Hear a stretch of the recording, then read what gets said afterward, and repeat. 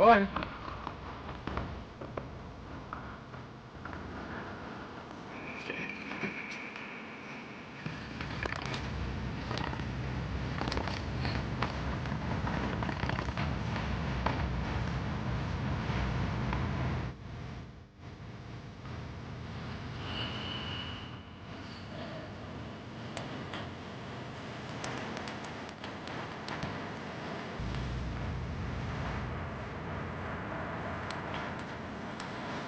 Hi, Stephanie.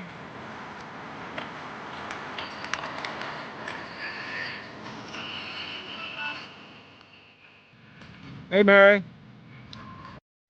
Out here partying. Dance party night.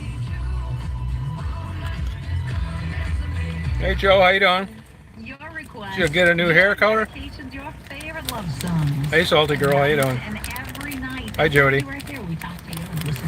I just got Daisy a beef jerky.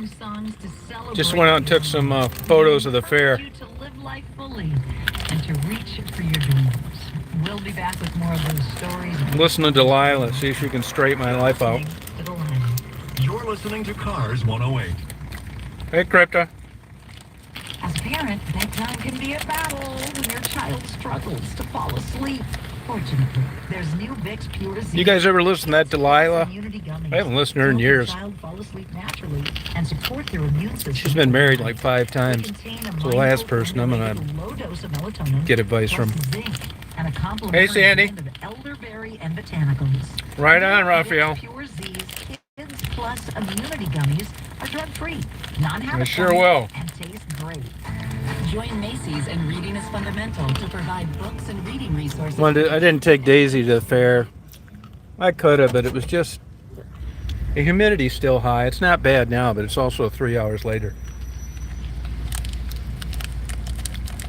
I sure will, Jody. Want my little Daisy girl needs some attention. If I get on the computer when I come home without taking her, she will drive me absolutely crazy. Bite my socks, pull my shoes, start scratching my leg.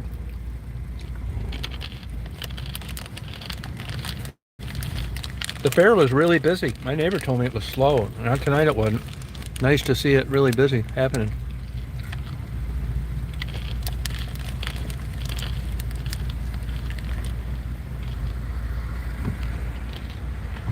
I was going to get Daisy a hamburger, but McDonald's was closed at 11. Hey, Rita.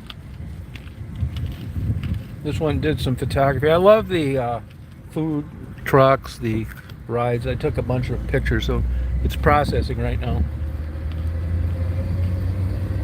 Summertime, supposed to be bustling. Everything's closed. McDonald's, Culver's, Big Boy, Arby's. Can't get help.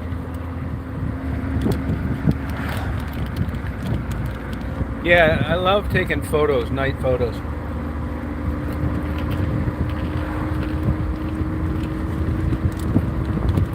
They should be close to be ready when I get home. I just came up the gas station to get Daisy a beef jerky. Hey, Indigo. All right, Jody. Try not to fantasize about me when you're in there.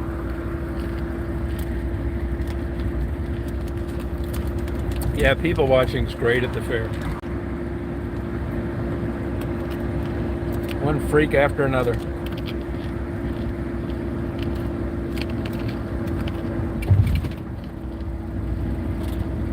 Jennifer, how you doing?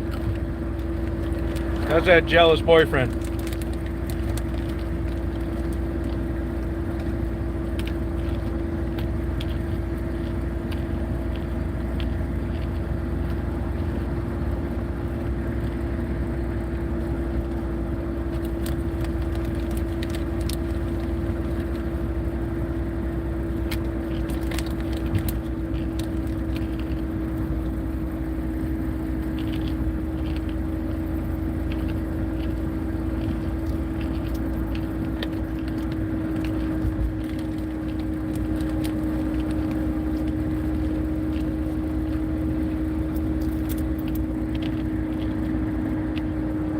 corn nuts.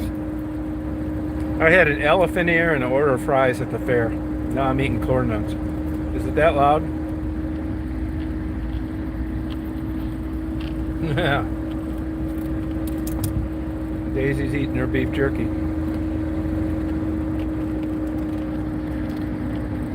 Oh, sorry about that.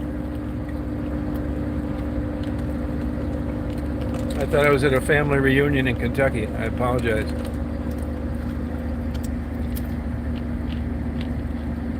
No, you weren't annoying, Jennifer. I love it when you drink.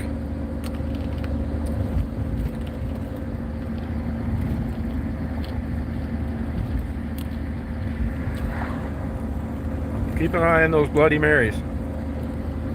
Your inhibitions got lowered. You had endorphins releasing, and you went with it. You don't have to apologize. You're having a good time. You broke free and had some real legitimate fun for a change. Don't be, sounds like you might be Catholic. Poor girl. No wonder you feel guilty.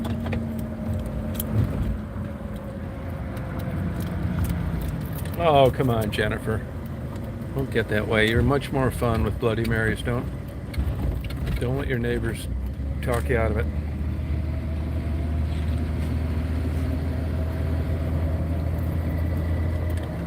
Got my Daisy girl. Man, it was 88 today. Bunch of bullshit. It's gonna be the same tomorrow. Bunch of bullshit. That's why I live up in northern Michigan. It's like Florida up here. I get a hot day here or there, but not this bullshit. This is nuts.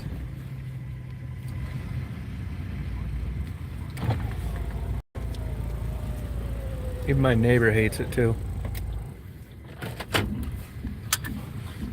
He almost died of COVID, that's the guy.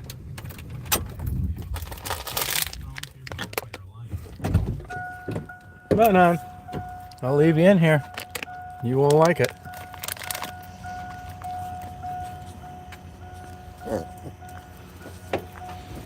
That sucks, David. Let me see how far along my video is. I want to upload it. I played the song Blue Magic, Sideshow, is the background music.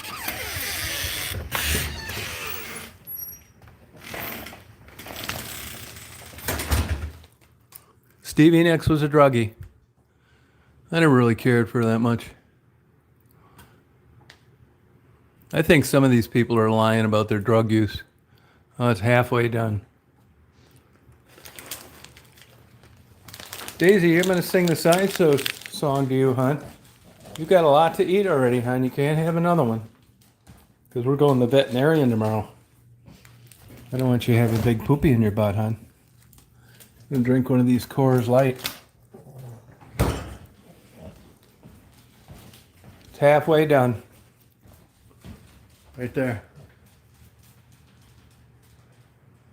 Come on, hon. Let's go outside. Oh, chase something.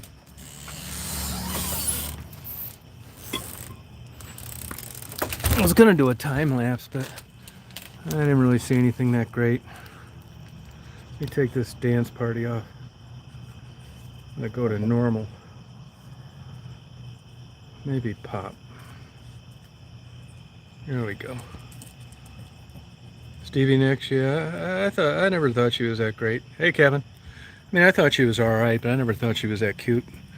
You know, I'll tell you one thing. This is why I don't believe the story totally. If you ever read medical studies on cocaine use, it isn't like other drugs. It absolutely trashes your cardiovascular system, and it's cumulative. And when you're actually using, you increase your chance of a heart attack like 2,000-fold at the peak of the drug. And, you know, I can give you a Robin Williams, I've said this before, Kirk Gibson, the Detroit Tigers, Bob Probert. A lot of these people, big-time cocaine users at one time. Leads to dementia, other neurological difficulties. But if she did as much cocaine as she claims she did, I doubt that she'd be this healthy, and I'm not saying she's a perfect specimen of health at 72 or whatever she is. Same with Keith Richards. If he did all these drugs, I mean, he looks like he did drugs, I get it, but not to what they attest to. Same with Jimmy Page. I don't buy it. It is, Kevin, yeah. Yeah, well, she'll end up stroking out one of these days, you watch. Or sure, Linda Ronstadt's a big coke user. It catches up to you.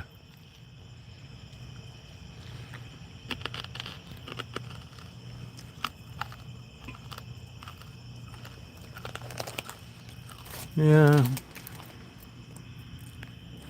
I'll open this light beer.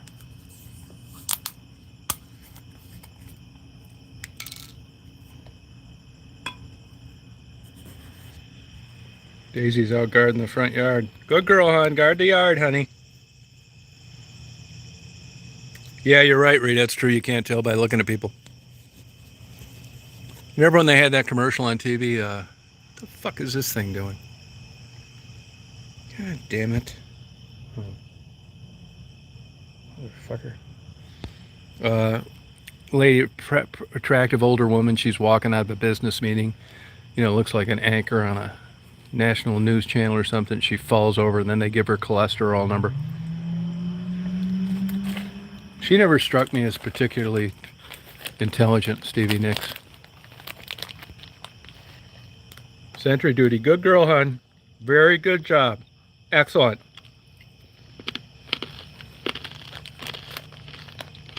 Oh, really, Joe?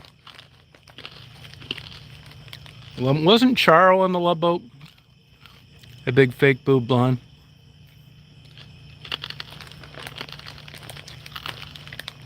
Love Boat. Yeah, I believe that, Kevin. I believe it. You know, she's a world-class flamenco guitar player. Does anybody know that? Go on YouTube and look at Charles. I mean, she gets like $200 a ticket to play places. Killer guitarist, seriously. That was just a big act. Yeah, you're right, Crypta. Sure can. Yep.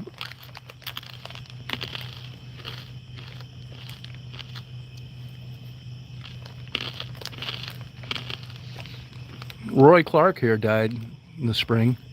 Another killer guitar player. I'll tell you another absolutely shredder. Glenn Campbell.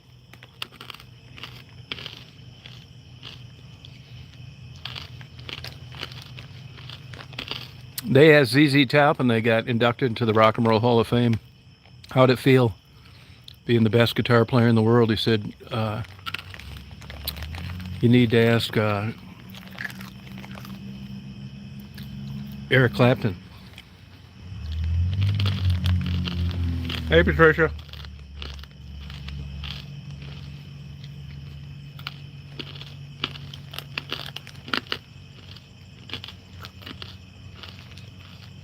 Oh, yeah, Van Halen. Yeah, you know, but he was a big-time tobacco chewer, smoker. And that had actually caught up to him about 20 years ago. So I don't know whether, you know, if he quit using, I don't know the circumstances behind it.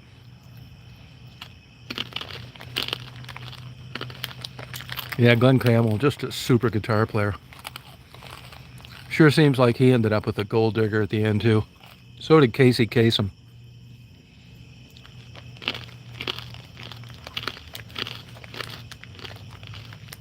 Oh, really? Wow.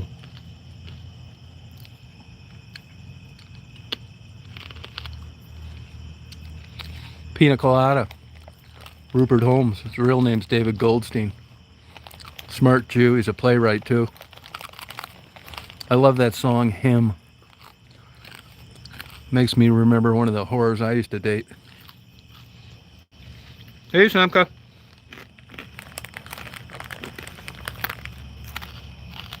My neighbors, I saw them at the fair. That's my neighbors.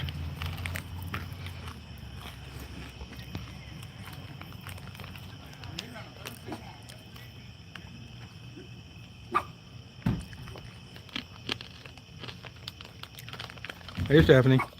Chet Atkins, yeah. You know who one guy? You know, there's certain people that kind of get blackballed in sports and in the music business. I don't know whether they screwed a producer's wife or, but something where people just kind of. I've seen it happen in sports and the music industry.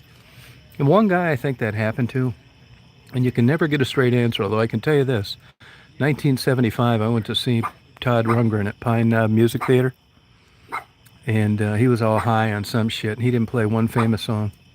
So maybe it was drugs that got him in trouble early. But Todd Rundgren is just a fantastic musician, and he just doesn't get any airtime at all. They kind of ignored Iron Maiden, too. It's weird. You never hear a Jim Croce song on the radio? I don't get it. Hey, Todd. Good job, hon. Good job. I do not know those people. Great job, hon. Good job, girl.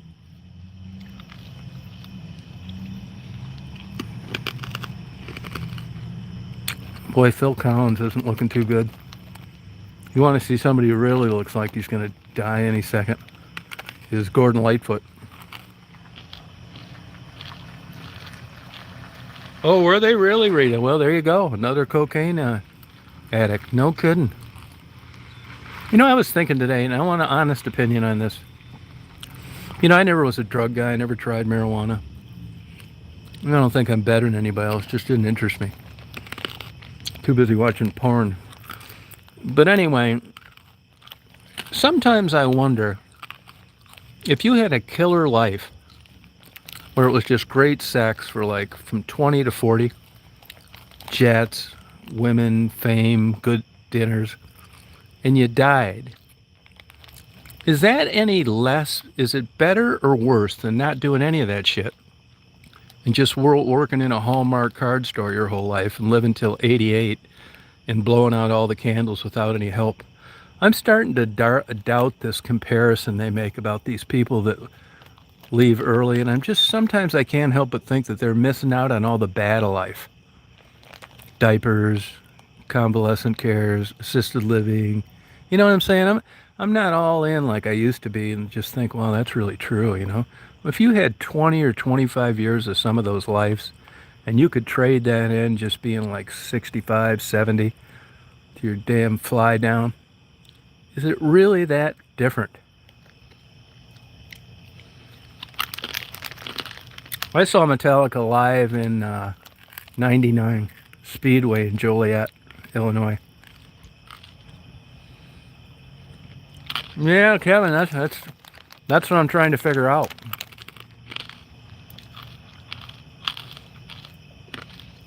Oh, Christine, what do you mean for my age? You just leave that part out. Your husband's a good-looking guy, Christine. You've been drinking again. Have another one on me.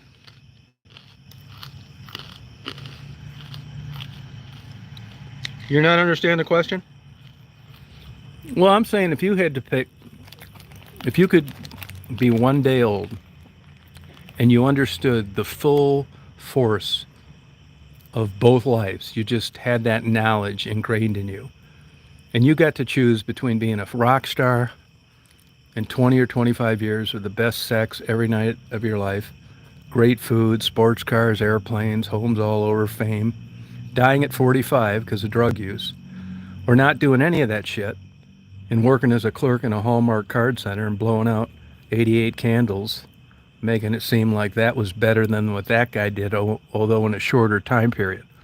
Because personally, I don't think life's that great after about 45. You know, I met this guy where I take Daisy swimming. He's like kind of a well-known horse and dog trainer. And that came up the other day when we were drinking a coffee, and he's 75. He said this getting old just absolutely sucks. He hates it so bad. Oh, sorry about that, Christine. Yeah, outside today, yeah. So what would you guys rather do?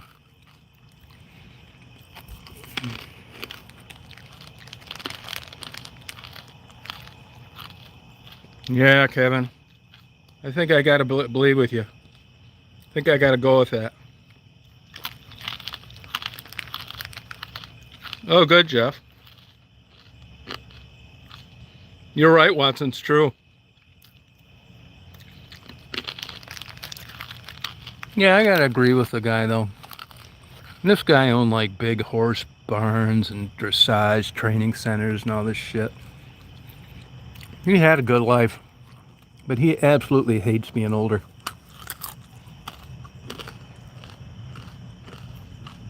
Yeah, I think that's a myth, Nicole.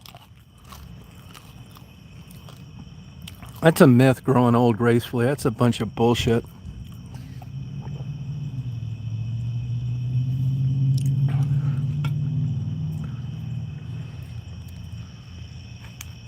$50. How do you feel about it, How do you feel about it, Christine, getting older? And don't forget, I've seen pictures of you when you were young.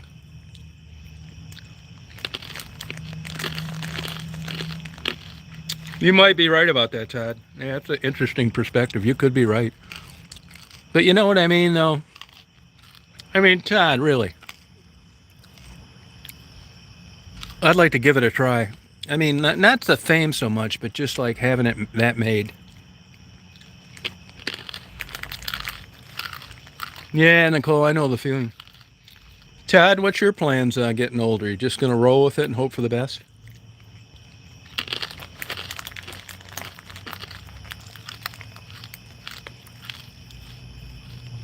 I don't think he does crypto. I don't think he does have a day job as an airline pilot. He's checked out, but I'm pretty sure.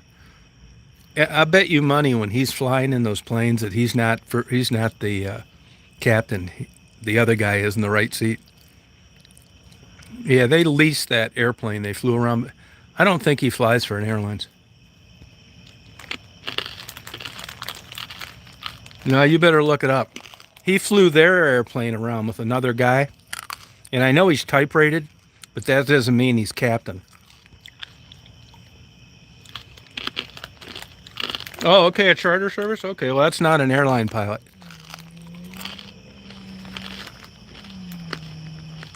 There you go, Doting Quinn.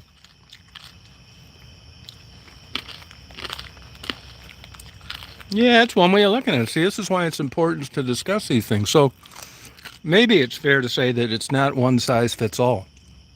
The way it worked out with Simca, if you're pessimistic and a half full guy like me, that answer sounds foreign to you. But if you're like her and life worked out that way, I seem like a grumpy old kook.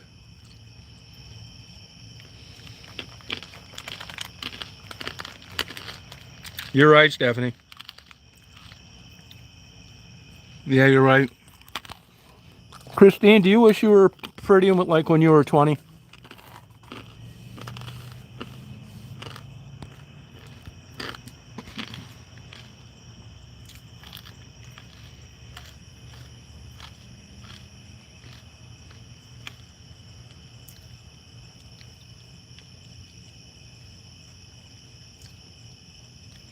When I was in my late teens, early 20s, I was going to college. Working jobs, going to college, take a year off here and there.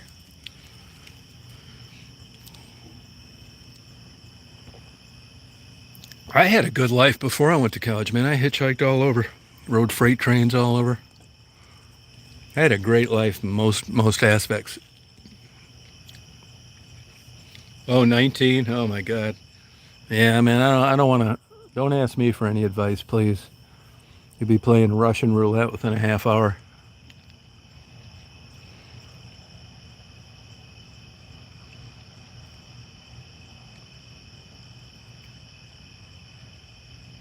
Yeah, you might. That's a good way of looking at it, Todd.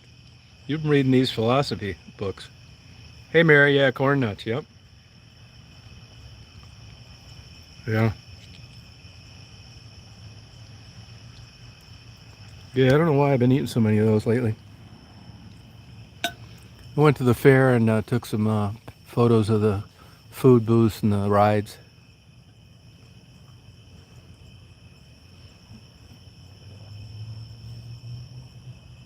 Hey, Nicole, how you doing? Yeah, I got the ranch one. Somebody told me to get those. I actually like them. Daisy, you doing sentry dog work? You know, Simca sent me a photo of a Affin Pinscher. Anybody familiar with that breed of dog? Affenpinscher, Affenpinscher. I never even heard of one, but man, I'll tell you, it's funny on those some of those dogs. Like 8 out of 10 look like just like Daisy, and 2 out of 10 don't, and they're pure breeds. And Daisy weighs about twice as much as what they say the high limit is. I wish I knew it was an Affenpinscher because I'd go out and buy that Clerk of the Red Roof Inn one. I'd like her to have a dog just like Daisy.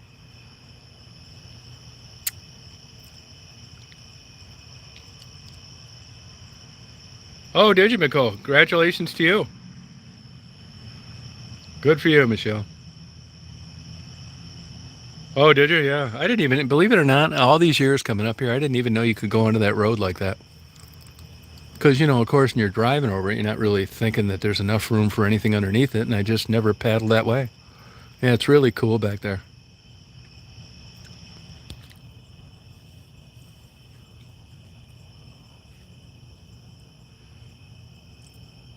I talked to the apple of my eye a couple times, Becky.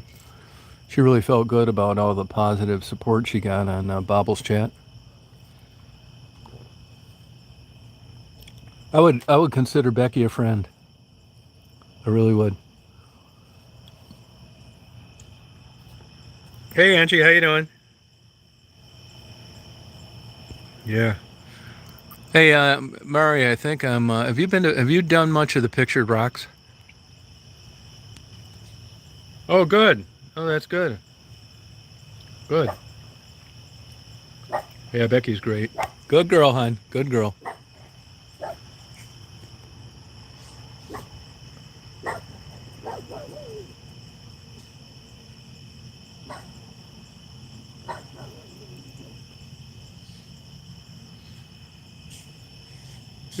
Hear that weird noise? What the fuck is that? Sounds like a sprinkler starting off.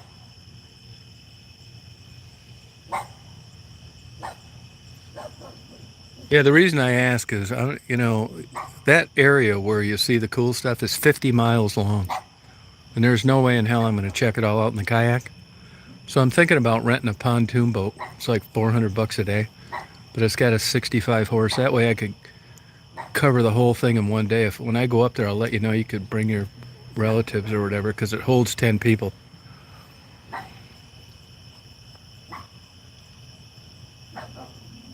No, that's what it sounded like, but it could have been something else. Some deer will make weird noise. They'll hiss sometimes, but usually they'll take off right after that.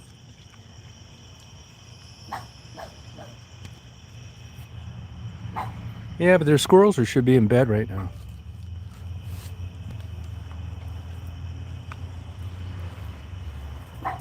Good girl, hon.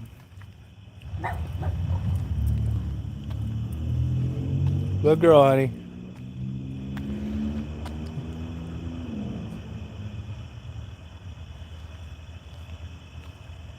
I don't know what the hell it is. It sounded like it wouldn't have been the sprinklers. It wouldn't have just, it would have either come on or gone off.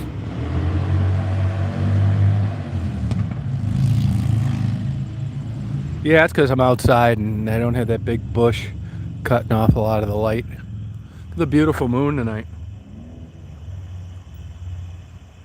Yeah, I'm not really into pontoons, but at 65 horse, that way I could get the whole 50-yard coast. I mean, there's like, you know, some well-known places, and might as well. You can knock it out, you know. But I hate renting that thing and not having other people get to ride around on it if they wanted to. I got her from my neighbor who used to live in that end house right there. Yeah, those are deer and they're making noise and they want to come out and eat this grass. And they see Daisy, so they're not. That's what it is. No, they didn't. I talked to the old manager. She moved. She said that what has to happen is these bushes need to get replaced. There's a certain point in a bush where you just can't trim them anymore. Because when you trim them down after they've matured, it's just all like trunk. It would look weird, and that's where these bushes are now. So they're just going to jerk them all out in the spring and put new ones.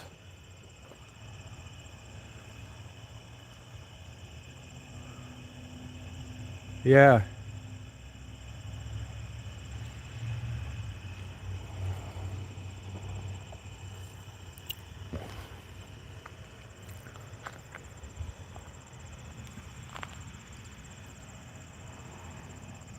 Yeah, I'm having a Coors Light. Yep. Yeah, see, this is how it should look normally.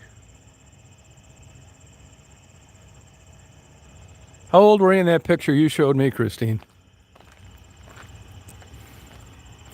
I was going to put my time lapse like on a tree trunk or something at the fair, but I didn't really see the nice setup.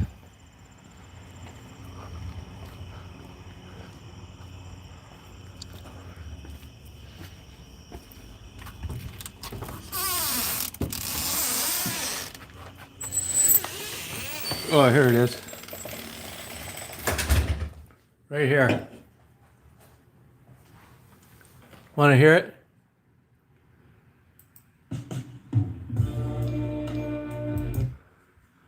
I'm going to upload it right now.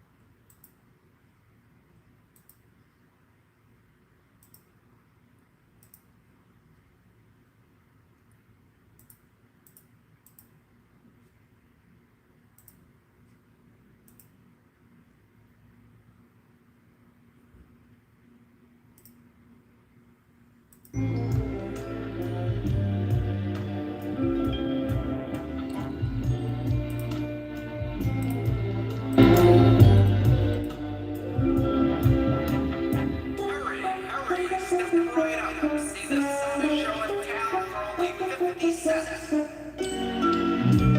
Step right up, hurry, hurry, before the show begins. Oh, congratulations, Barry. My friend, Hey, Frisky. stand in line, get your tickets. I hope you will attend. It'll only cost you 50 cents. Just Yeah, it should be up in about 5 minutes. what life has done to those like you. Yes, you did. Yeah, it's a great song. See the man with the broken heart. So that video will be up in 8 minutes. Now I can go back out. Look at Daisy. She doesn't like being out if I'm not out there. Oh, come on, hon. Oh, come on, honey. I'm coming out, Aff and Pincher. Are you a Aff and Pincher, honey? Huh? Are you Aff and Pincher? Are you or not? Yes, I love that song. For about 5 years when I was younger, I thought it was the Stylistics. But it's not. It's Blue Magic. Almost everybody gets it wrong. It's a great song. I love that song. So I put it to that thing. Be up in 8 minutes. Yeah, Becky. I love Becky. Yeah. Becky's actually, I mean, I shouldn't even say that. Becky is smart. Just gets caught up in this shit. It's a miracle she's still alive. What can I say? Hope she continues to improve. I hope so. That would really bother me if something happened to her. I don't keep in touch with her as much as I used to. But she checks in, and it's good to hear bobbles.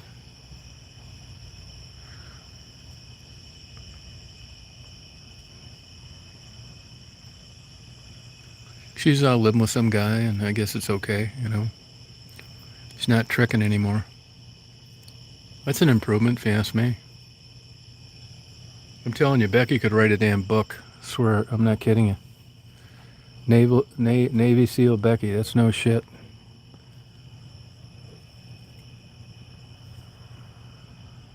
I saw Becky one morning before I knew her. I saw her walking out of the Crest, which is like a well-known place where you rent rooms by the hour. And she walked. It's funny with these drug-addicted girls sometimes. It's a long walk from the Crest to the Stroll, but she would do it every time. She didn't want to spend the 15 or 20 bucks for a Uber or something. She'd rather walk. No wonder she's so damn skinny.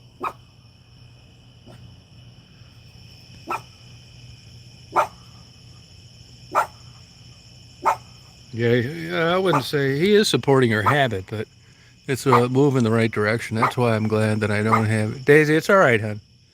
I'm glad I don't have a degree in social work because they'd take my license away. Hey, Beatnik, how are you?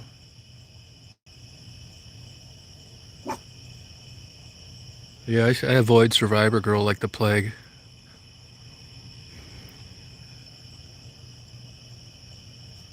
No, I'm not sure where that is.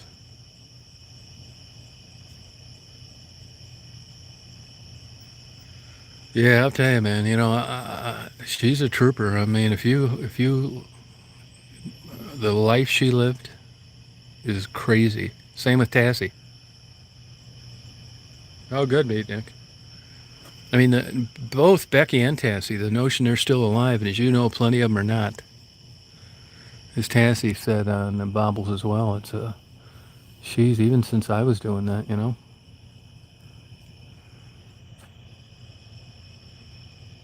Yeah, I mean,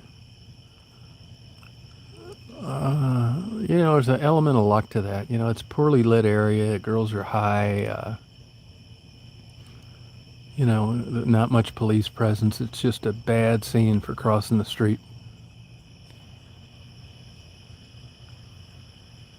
Yeah, I agree. Tassie should write a book. I'm telling you, I wish anybody got any TED connections. Becky and Tassie both. That damn TED Talk would do records. They wouldn't need to do any of that teleprompter bullshit. Just come out there, pull up 2 lawn chairs, and start talking with a microphone.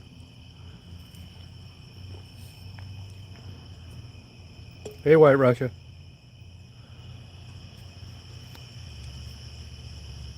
It's the worst, yeah. Yeah, Ted Triple X. Oh, they're big. They are. They really are. It's just a, you know, it's like a lot of things. I mean, it's a culmination of things that line up to get them in there, keep them there, and make it very difficult to leave.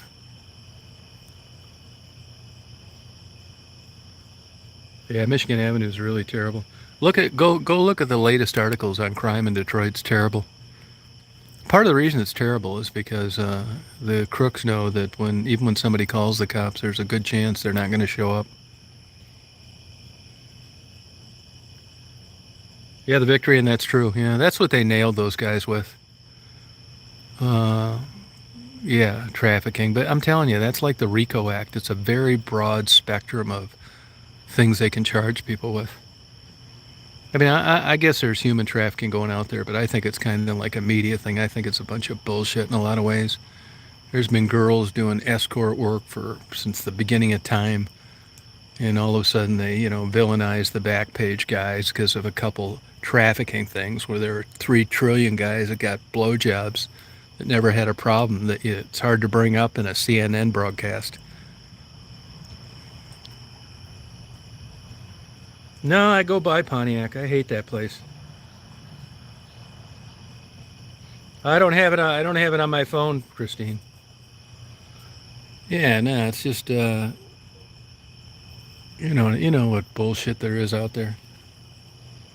Chips and dip. That's exactly right. Yeah, Tassie. I love talking to Tassie. You ever look? Nobody hassles Tassie either. No, you don't get many bad negative comments. She's just above board, straight out. Yeah, Tom talk. I should do that. Hey, Kay, how you doing? Hey, Kay, I want you to look up Affen Pincher. Affenpincher. Look up Affen Pincher. See if you like that kind of dog.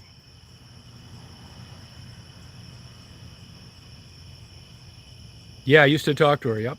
Until I found out she was ripping everybody off and lying. That's the end of the road, at least meeting people through me. I don't wish her any ill will. I mean, but I just don't want to have any affiliation with her. Once I catch you conning people, taking pictures of rehab places that you didn't even go to. See you later. Bozo the Clown, that's right.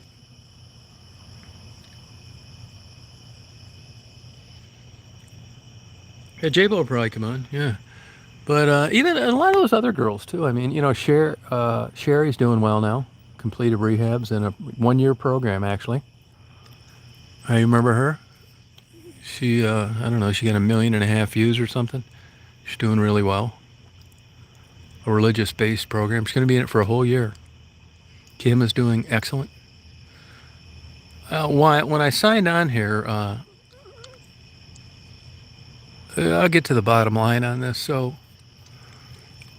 I was friends with Jesse Dunn for a while, and then there was kind of falling out, and it basically involved Ollie, who's a troublemaking pig from Prince Edward Island, and I haven't talked to her in a long time.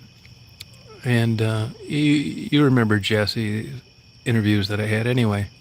So her brother got killed, super traumatic deal, hit by a guy on a bike over there where I go to Taos, and I have heard from a few people that things may be not going so hot. So sometimes you just have to take the high road on things. And I put the word out that I want to talk to her and check this out. And actually, she texted me right after I signed on. I'll get it back with her tomorrow. But I got a real thing about doing what I can to keep these people from relapsing or fucking around with some other drug of choice.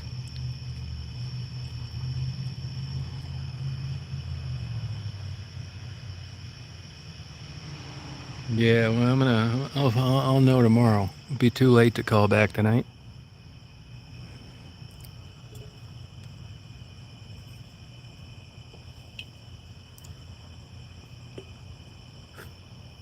Who's that, White?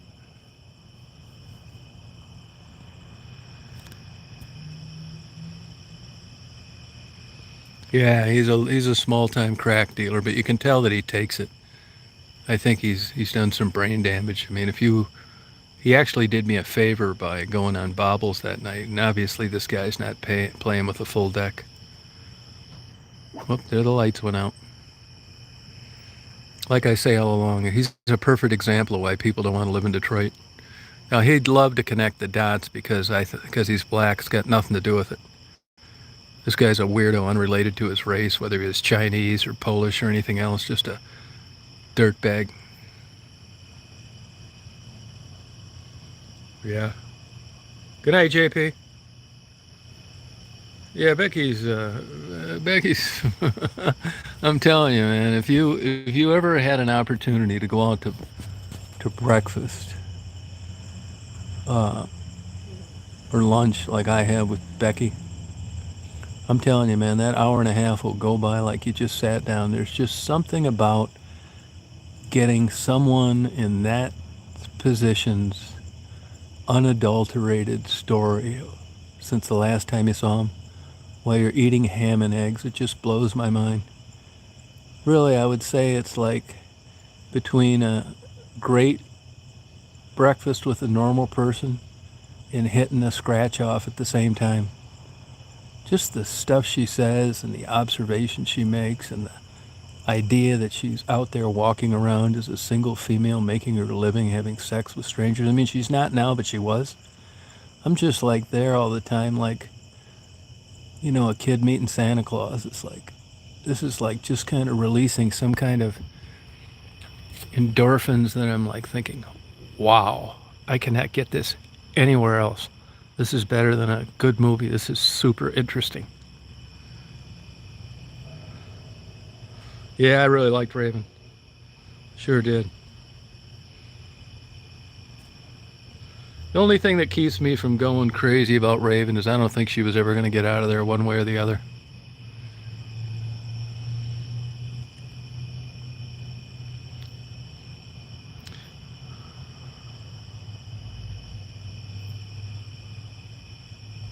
Yeah, it's true.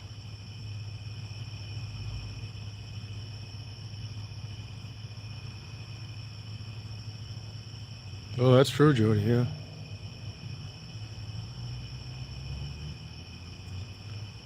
Only drugs I ever pushed on my girlfriend was birth control pills.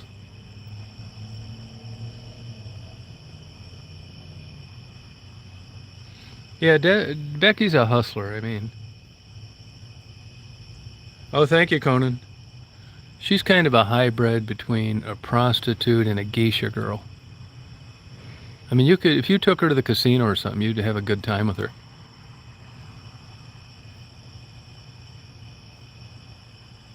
Oh, thank you, Nicole. You know,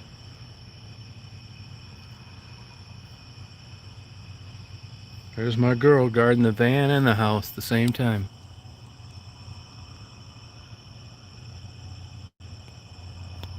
It's true, yeah. That's my girl, hon. Good job. I didn't take her with me a lot of the day today. Too hot.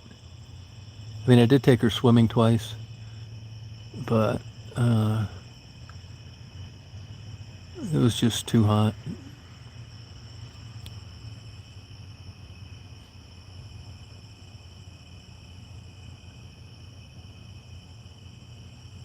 Yeah, I think it took a while. I mean, I bet you money there were when Tassie first met me.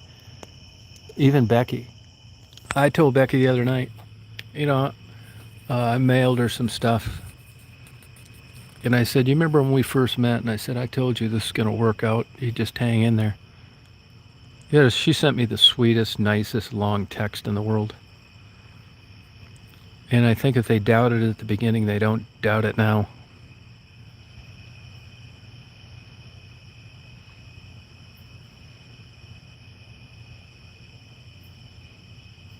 Hey, Mark, how you doing? Hey, Cheryl. All I can say is that to me, if I went back and you fall into shit by, you know how life is, right? Or doors opening and closing. And I would have to say that, I just down there taking photos and see those women. It's like I thought, oh, that'd be cool. Maybe I'll talk to one someday. And just how it kind of happened. And that's got to be like in my top 25 events of my life, I would say.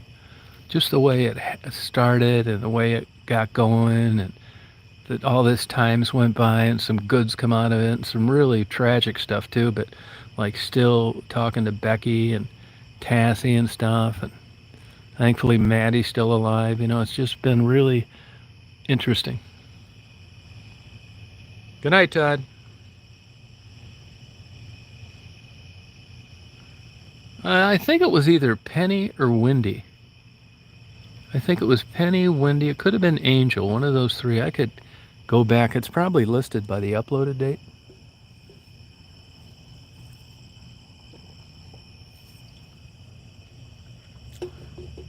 Yeah, I mean, as much as it easy as you'd think, like it's no judgment, it's not even that. Honest to God, I never. I mean, when I was young, my buddies and I, we'd go down there and get blowjobs, prostitutes, and stuff. It used to be the Willis Show Bar in Anderson's Gardens. So, I knew about it and everything. And, but, I kind of like, that was a short time in my life. And it didn't even, like, I never even, like, thought, like, didn't even really register, you know what I mean? I mean, when I was down there, I wasn't thinking of the good old days or anything. I was just thinking these girls, you mature, right? As a person, you start looking at them like, God damn, their health and their tragedy in their family and that kind of thing.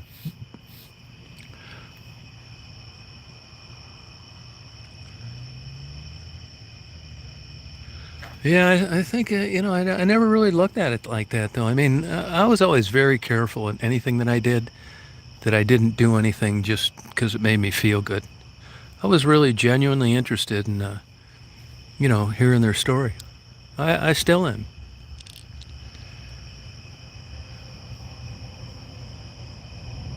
Good night, Todd. To Diana? From where, Christine?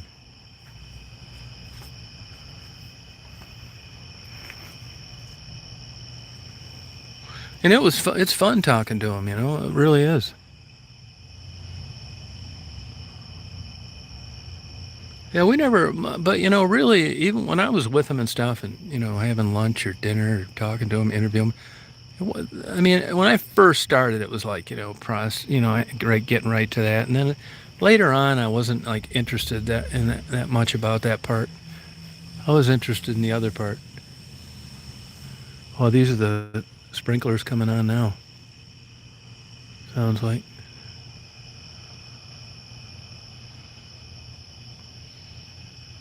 Yeah, every weekend. Yeah, it was a good time. Yeah, I didn't have anything else to do. Yeah, I don't even know if that's really true. Like, I guess they felt all right. I don't know how to. I mean, you really don't know what they think. I mean, I don't know how to answer that.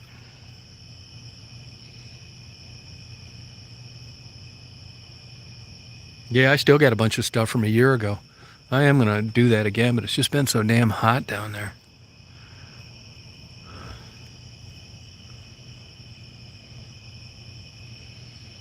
Yeah, I don't know.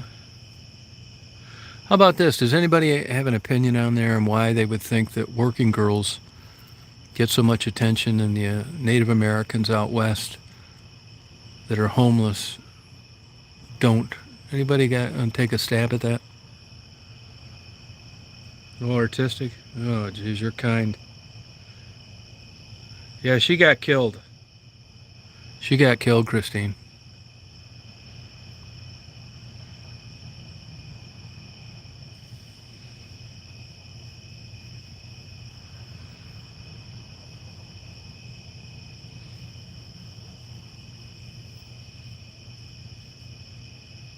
Oh, okay, Beatnik. Yeah, you might be right about that, Jeff. Oh, okay, Angie.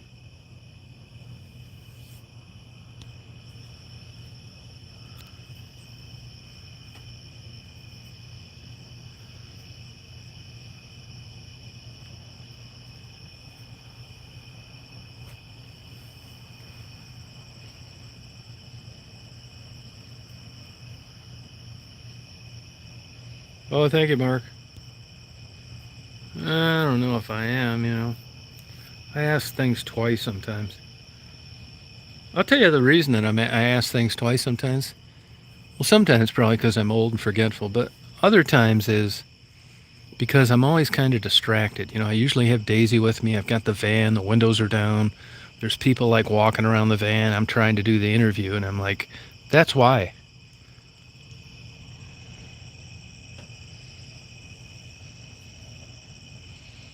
Oh, okay. Yeah, Roxanne. Yeah, I never really looked down at him though. I mean, I don't, I don't really look at it like that. Yeah, it could be something about that though, but I don't know that the working girls are actually glamorized. So if that's the case, then that wouldn't apply. I mean, you got people desperate, been getting trashed for years. They're not in much of a better situation now than they were when the trashing first started. So why isn't that more interesting to people? It's somebody getting shafted. I mean, there's damn squirrels that get hit by a car that get GoFundMe's more than human beings out west that really could use some help.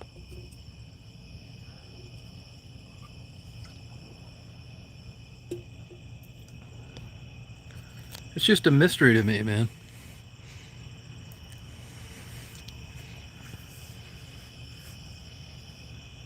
That beautiful moon. Yeah, it is, but if you listen to the interviews, we're not really talking about sex. We're talking about their lifestyle, their use.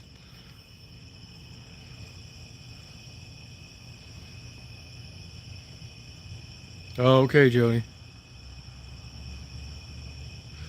I got one guess, and I'm not sure of this, is that it did seem like quite a few had drinking problems. And it seems to me that an alcoholic gets a lot less play than a drug addict for some reason.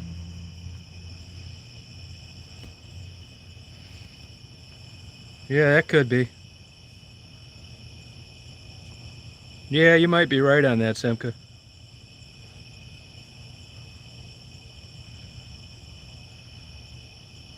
I think so too, Mark. No, I'm not.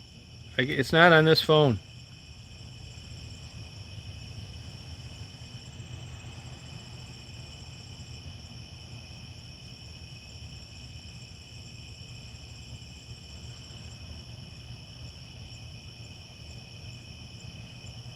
Yeah, you're right, Sue. Oh, okay, Jody. Yeah, I mean, I don't know what the hell to do. Now, as you get older, when you're younger, you think, why are people tying themselves to giant redwood trees? Are they smoking bad marijuana? What's going on here? I mean, I agree, say the redwoods, all that bullshit, but when you get a personality that would actually go to that extreme, people quit eating for different things. Now that I'm older, I can see why people do some of this crazy shit because everything else has failed. You tried to do it everything the legitimate way. You tried to write your congressman and legislator and president. Other members of the cabinet didn't do shit. You've been traveling out west for the last 40 years. Taxpayers' dollars have been subsidized think tanks like the University of Michigan. They've been around for fucking ever, and what good has it done? I know every spring a bunch of Jewish kids from West Bloomfield and Yonkers take a private charter bus down to Detroit and they go help the black people clean up their yards and then go back and, light the fondue and the filet mignon and talk about how dangerous it was the whole day they were down there where they got a blister on their pinky. I mean, what the hell's going on here? All these think tanks and nothing's getting better right down the street from Detroit.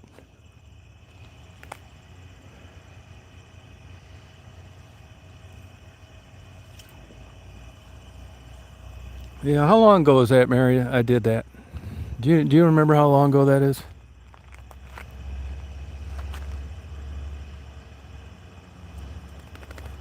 No, I don't think you'd need any. I don't think you'd need any credentials. I don't know. There's this guy Vlad DJ or some shit. I don't know how that guy gets all those interviews. I think he was a DJ. Maybe he's got good connections. I mean, if I was tight with a Jewish publicity agent, I'd be home free. But I'm not sure I want to do that kind of stuff. I'm all interested in talking to interesting people, but like there's just some people I wouldn't want to talk to, like an actor or actress, Kardashian. It would be so boring. Oh, good. Well, I highly encourage Bobbles and Becky to create a friendship and run with it, and I hope they do. They got along well. They liked each other, so best of luck to them. Like I've said all along, I'm all for people getting their own channel, heading their own way, doing their own thing. It gets to the point with, other than for views, why would I go back and do more interviews with Becky? For views. Yeah, not happening. There were things I wanted to do, updates, but I've covered everything, maybe more than once, and I'm not doing it anymore. So if it's, besides, when you get with Bobbles, it's different questions, it's different dynamics from different subscribers. I'm all for it. I hope it helps them both. But I just don't want to go back to the well too often.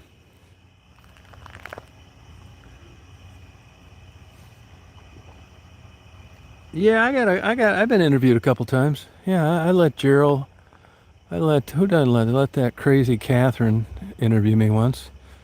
I let Gerald and Maddie interview me once. I don't mind being interviewed. I would do it. Uh, yeah, I've done it a few times. I mean, I don't really care. I mean, I don't like talking in front of a camera for too much. Really, I don't know. I mean, I'll do it if I have to, but just the thought of someone staring at my face for 2 hours while I talk is like enough to make anybody unplug it. Yeah, that's her, Jennifer.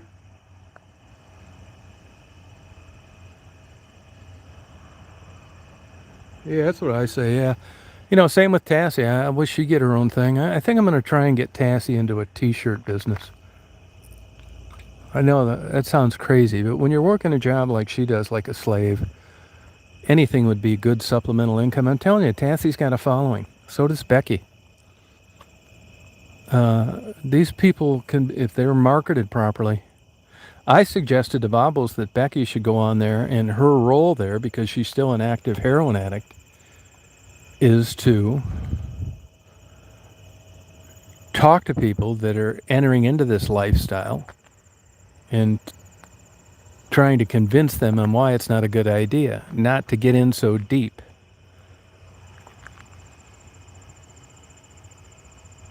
Yeah.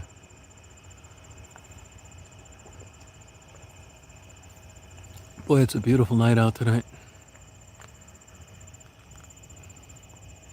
Yeah, so I wish, like I say all along, I'd rather get along with people than not, but I'm not going to jump through too many hoops to do it. So Bobbles and I made up. I'm fine with it. I'm glad I did. No. No, I was thinking about going up to Munising, but now I'm doubting it. No, I haven't been doing that lately. I mean, I know it sounds like if you were a big rip-off, a scammer, I've learned enough how, if I was that kind of guy, how to do it. Really, and like I've said all along, the popularity is in blue-eyed, blonde-haired, white, drug-addicted prostitutes. I can show you any way you want, any analytic that's ever been published. But I don't want to do that kind of shit. I really don't. But, if you wanted to be a scammer, you could set up so much stuff because people love hope, even if it's false hope. You could just pluck these people out of the neighborhood and promote them, and they were on their way to rehab. And on one hand, it's nice to see that people are that supportive. On the other hand, it's kind of pretty apparent that there's some people that really don't get what's going on, and that there are a certain amount of people that need money for drugs that never plan on going to rehab. So, the dynamics of it is skewed right from the get-go.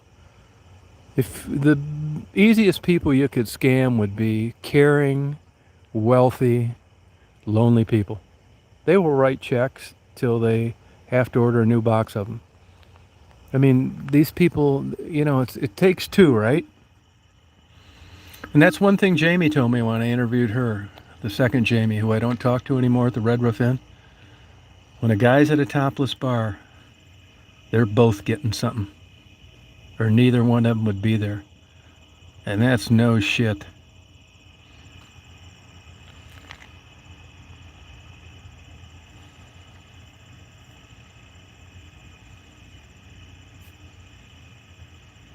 Yeah, people are really gullible. I mean, I can see how people get ripped off and conned. And if you do something like this long enough, it doesn't take long to figure out what works and what doesn't. Yeah, I mean, there's definitely a formula to making it really fly, which I really don't kind of ignore. I mean, you notice these people, they couldn't say anything more about me anymore when I quit doing interviews. There's nothing left to do. What are you going to talk about? Stuff that you already talked about 2 years ago? It ended their channels.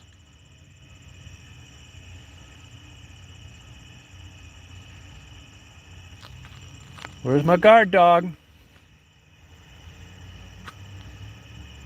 Yeah, I think I'm street smart. Yeah, I do. Yep. I would say I am. I mean, I'm not an all-pro or anything. I'm not going to be at the All-Stars show, but good enough.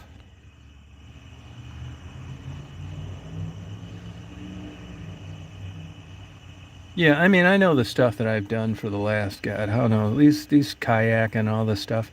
I mean, I like it. It's what I like doing, but you're not getting any popular YouTube channel or doing it. Clouds, trains. It's not happening. Yeah, she's a manipulating con artist. The big thing that got me with her is going over, taking a Uber over to a rehab facility like she was in it, and she was lying. It's game over then. And she was fleecing older, lonely white men. What she would do is she'd say that her life was in danger, which is not true, because she's lived with the same guy forever. But she'd make up this convoluted story, and I think they probably got in arguments, and she'd get someone to fund a hotel, a Red Roof Inn or the Holiday Inn right down the street. And then she'd come on the next day, thank you for paying for my room. Oh, you saved my life. And what they didn't know is there were 35 guys that paid for a room that night. So once I connected the dots and I had a couple guys get a hold of me in this kook in Indiana, when I put that together with the fake photos of the rehab, it was time for us to part ways. Strange, yeah. Yep. I'm gonna get a dragon's milk now. Yeah, she's nuts too. She's nuts too.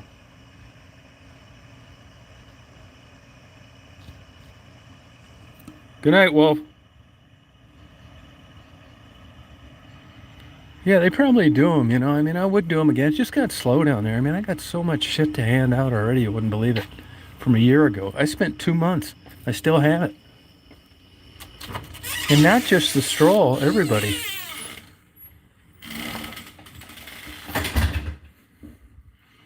Oh, processing 99%.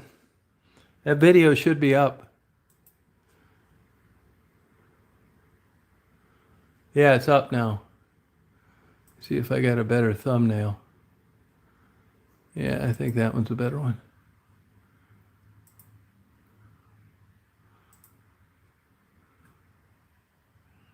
Oh, good, thank you. Now I'm gonna hit a dragon's milk. I've really gotten in some bad habits. But they're so fun, I enjoy them so much that I can't come up with anything plausible to break.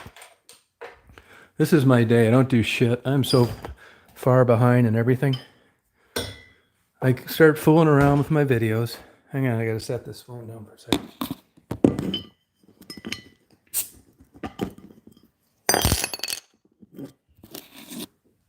I get up in the morning, I fool around with my YouTube, make a couple things. First I get a coffee, say hi to the girls. Then I take Daisy swimming. Then I go fuck around at the lake for about an hour. Then I'm coming out, hon. Then if it's not too hot, I go kayaking somewhere. Then I get something to eat. Then I go take Daisy swimming again. Then I go to Barnes & Noble. I fuck around, maybe kayak some more. Then I get home like I did tonight. I went to the fair tonight, got home around 11 something. I fuck around some more, delete all the negative messages on YouTube, upload like my fair things. And then like today, I haven't been doing that many lives. I'm a moody guy, You only see me when I feel like talking. Then I think, well, maybe I'll do a chat, you know what I mean? Went out and bought some things for my kayak, these abbreviated poles I'm going to put in, articulating so I can get a different camera angle. And then if I don't stay on a chat all night or fuck around bobbles or do one of my own, I go and I read for about 2 or 3 hours, usually science. I ordered $300 more of books today. Some on chronic pain, the gate control theory of pain, and I bought a really good book on salmon. I had to buy that one new. And then I fuck around till about 4 o'clock in the morning. Take Daisy out. Sometimes I stay up till 5. Then I sleep till 12. get up and do it all over again. Now tomorrow's going to be another ball burner, and it just doesn't make sense to, like, you know, I would like to get on a better schedule, but I like staying up fucking around like this. Late, nobody's out here, and now tomorrow I'm not missing out on any primo weather. It's too goddamn hot by 10 o'clock in the morning. So I'll get up, be a ball burner about noon, take her swimming, start it all over again. Yeah, this is a recent publication. You know, salmon are a fascinating fish. Personally, I think they've ruined the Great Lakes with them. Especially when you've got governmental agencies that are being subsidized by taxpayers that are experimenting with this for nothing other than commerce. They've got these Great Lakes so fucked up. All they can do is get their PR people to talk about zebra mussels. Yeah, they're not responsible for that. But this salmon thing is a mess. So I like salmon worldwide, Atlantic, how they switch from saltwater to freshwater, their spawning, the different kinds.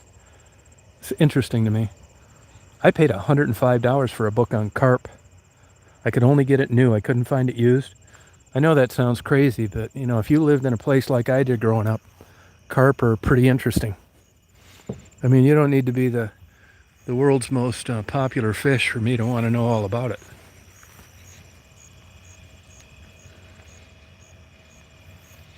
Well, I don't know. See, if you read studies on that, though, it's really hard to put two and two together. They say that fish are better eating something live rather than pellets. I don't know what to believe on that, to be honest with you.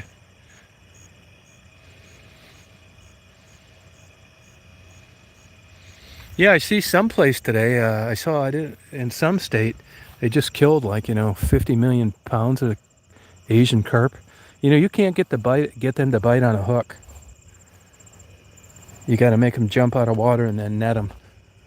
I know some cat food places are buying it, which is a pretty good idea.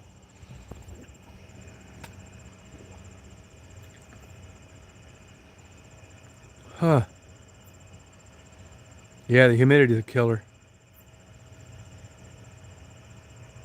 Hey, Lucas, no kidding, $8 a pound.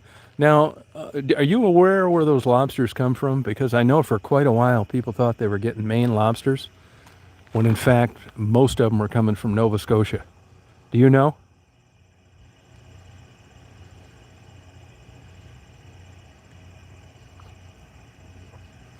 No, I got to take Daisy to the vet tomorrow. She's got to get her shots.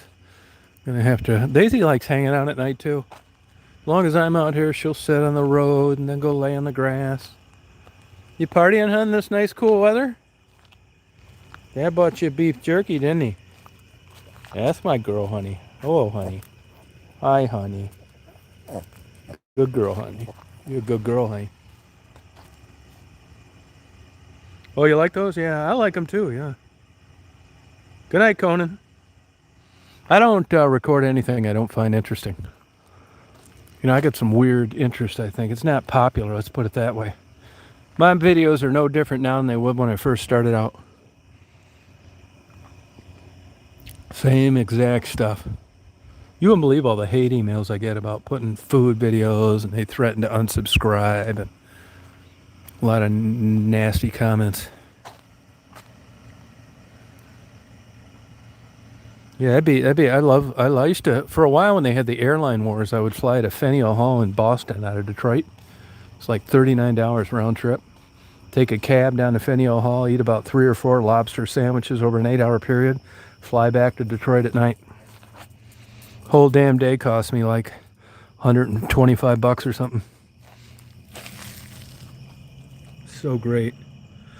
When I first started making some money, about 82, I'd go rent a suite down at the Rensen in Detroit, and I'd get a room on the top facing the river where you could see Canada. I'd do it in the winter mainly, and rent it for a week. And I remember I was getting it for like $133. That was back in '83 a night, but it was worth it. It was just like they had kick-ass restaurants. I'd go over to Greektown. I didn't have any dogs.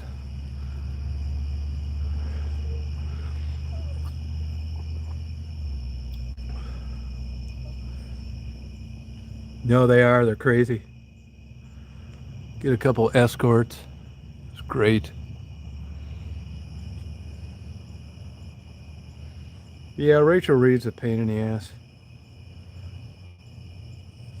Yeah, I shouldn't. That's not completely accurate because yeah, that was a lot. But the way that it would work is they'd offer these deals on Friday, Saturday, and Sunday, and I'd pay up the ass on the weekdays, but I get that premium deal on the Friday, Saturday, and Sunday, and then I was like a regular guy doing it and stuff. So believe me, I don't mean to make it sound like it was that much. In that combo that I just mentioned, it was a lot. It wasn't like staying at the Super 8, but it was worth it.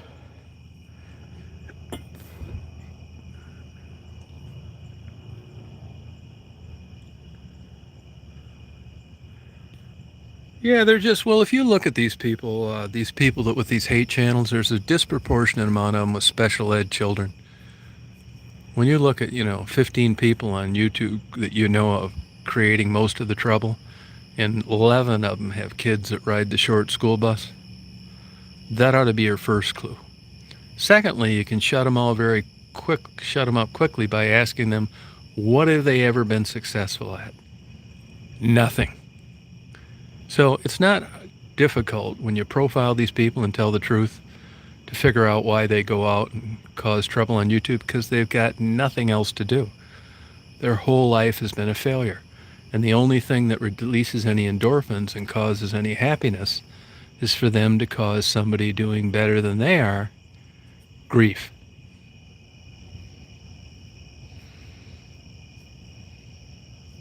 Oh, you don't like those, Angie, huh?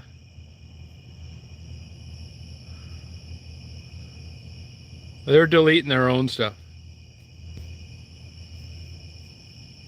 Yeah. Look, and I'm not saying, physically challenged, mentally handicapped kids, it's terrible. It's too bad. I wish it didn't happen. But I'm just telling you this as a fact. When you look at these people, you got a pretty high number of them all having something in common. Oh, salmonella, yeah. That can happen anywhere, though, Angie, to be honest with you. Yeah, salmonella. I had a buddy of mine, that guy I know from Atlanta, he got that damn shit cleaning out his wife's turtle's aquarium. You'll be sicker than a damn dog for a few days.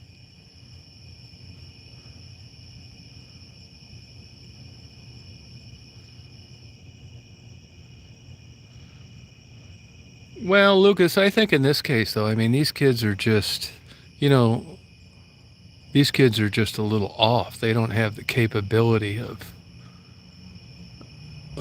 a normal realm of existence as a kid their age.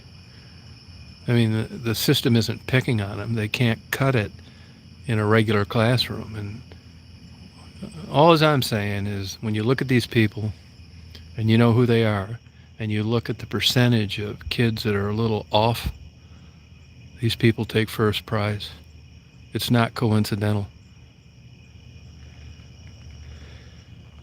Yeah.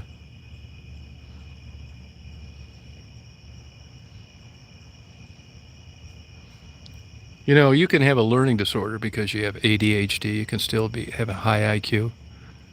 But when you've got a genetic consequence going on, like fetal alcohol syndrome, whatever they call it, stuff like that, you can't help but wonder if that had something to do with this. Hey, Beckwoods, how you doing?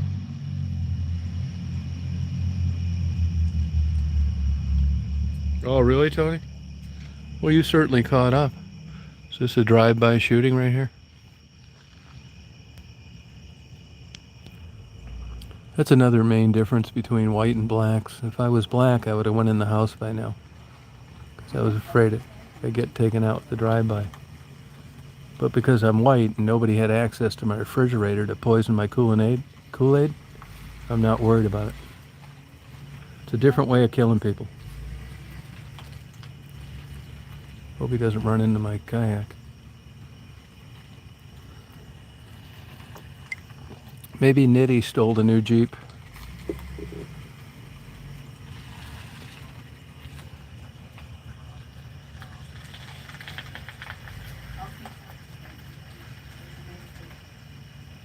Good night, Mama. Party all night. No, but I talk to them all the time. This week they went out to their Traverse City place. They have a fantastic place out in Traverse City. Like 100 acres in this prime spot. And the daughter was coming into town. So no, they're gone all week. I did see him. When did I see him? Let's see, what's today? I saw him Sunday. Oh, West Branch is a good town. Yeah, they're excellent people. They're nicest. My buddy is like a real life walking Jesus Christ. He's a good guy. I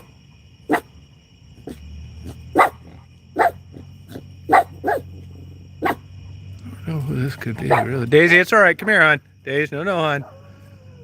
Come here, honey. How you doing? Daisy, he's not taking the kayak. Daisy, it's all right. She's going over to talk to this guy. Daisy, he's not taking the kayak, hon. See you, Christine. Yeah, Anthony's a good guy. She thinks you're stealing the kayak. What'd you say? She thinks you're stealing the kayak. Nah, never. Yeah, I know. Come on, Daisy. Come on, hon.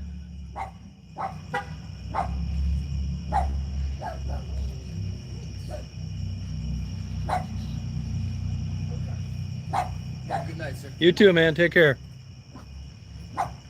Daisy, come here.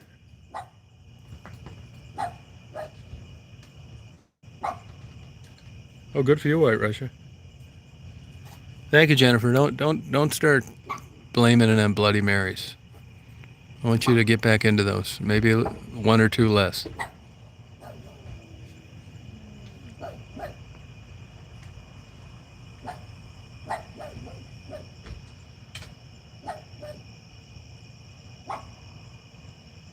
I'd like to tell you something now, but I'm going to keep my mouth shut because I'll seem like a jerk. 108, god damn it, I would kill myself. This is such a good night. Beautiful night. I may stay up all night.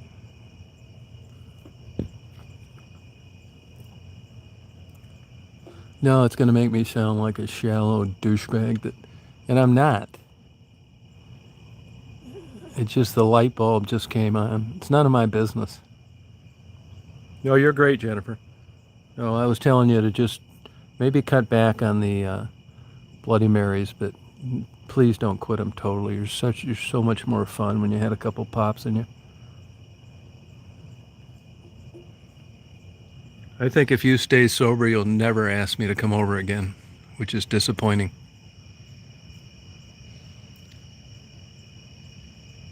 No, me either, Indigo. I got dropped off in Katy, Texas one time in the summer, and I didn't have any money, and I paid someone to, I was hitchhiking, to get me about 100 miles down the road. Yeah, I couldn't handle it. Even today, it was 88 degrees here. My Astrovan air conditioning doesn't work. I would get it fixed, but it's just such a pain in the ass. I got 2 lines on 2 other Astrovans.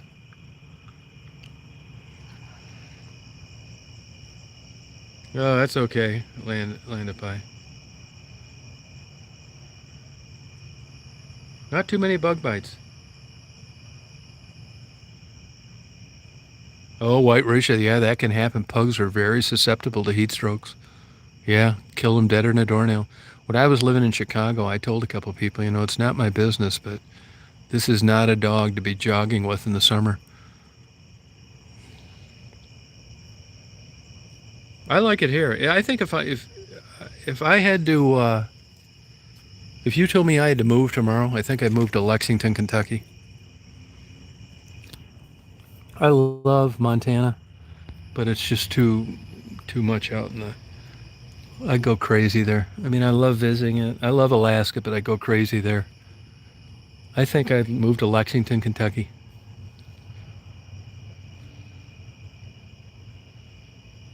Hey, Bex, how you doing?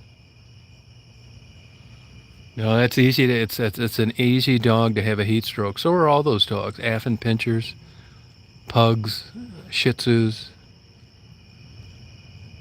Yeah, I really like Lexington. It's just kind of like. Well, I'll tell you another beautiful town, Glasgow, Kentucky.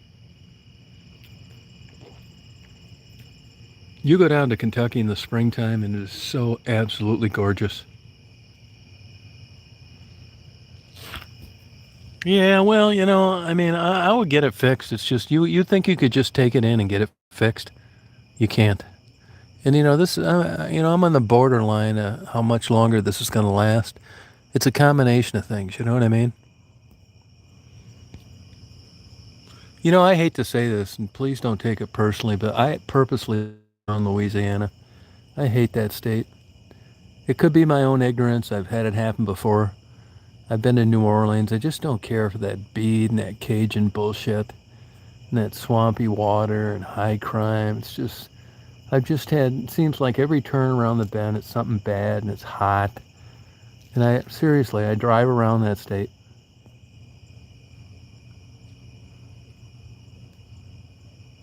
Yeah, I should have went down there, but I was in a mental hospital. Yeah, well, I don't really care. I read a lot about it. I saw pictures of it. Yeah, I'm sorry about that. Yeah, I like Kentucky. Angie girl, I've got a Questar 7. I don't know how familiar you are with telescopes. Questar 7. The truth of the matter is I did astrophotography. I was going to do some this summer, but the truth of the matter is it's the winter that's better here or higher up like Barrow, Alaska. And really, unless you're a millionaire, you're going to get, the images are still bullshit. Even with, I forgot how much my telescope, I think it's probably worth $3,500 now. I think they were $6,000 new. And it's good, and it's better than, one you get for $189 at a hobby shop, but it isn't like what you'd think. People are always emailing me, asking me questions about cameras, and, I got a lot of experience with video and cameras now, and I tell them, man, it is not what you think. It is going to be an improvement, but, you think you're just going to be like sending these into National Geographic. I mean, you're not.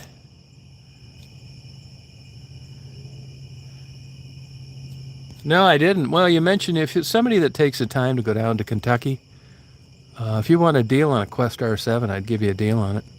I've got the solar filter, all sorts of add-ons. I don't have the clock timer, though, so you're chasing planets the whole time. That's an expensive telescope to own, by the way, and they will rip you off for any kind of maintenance.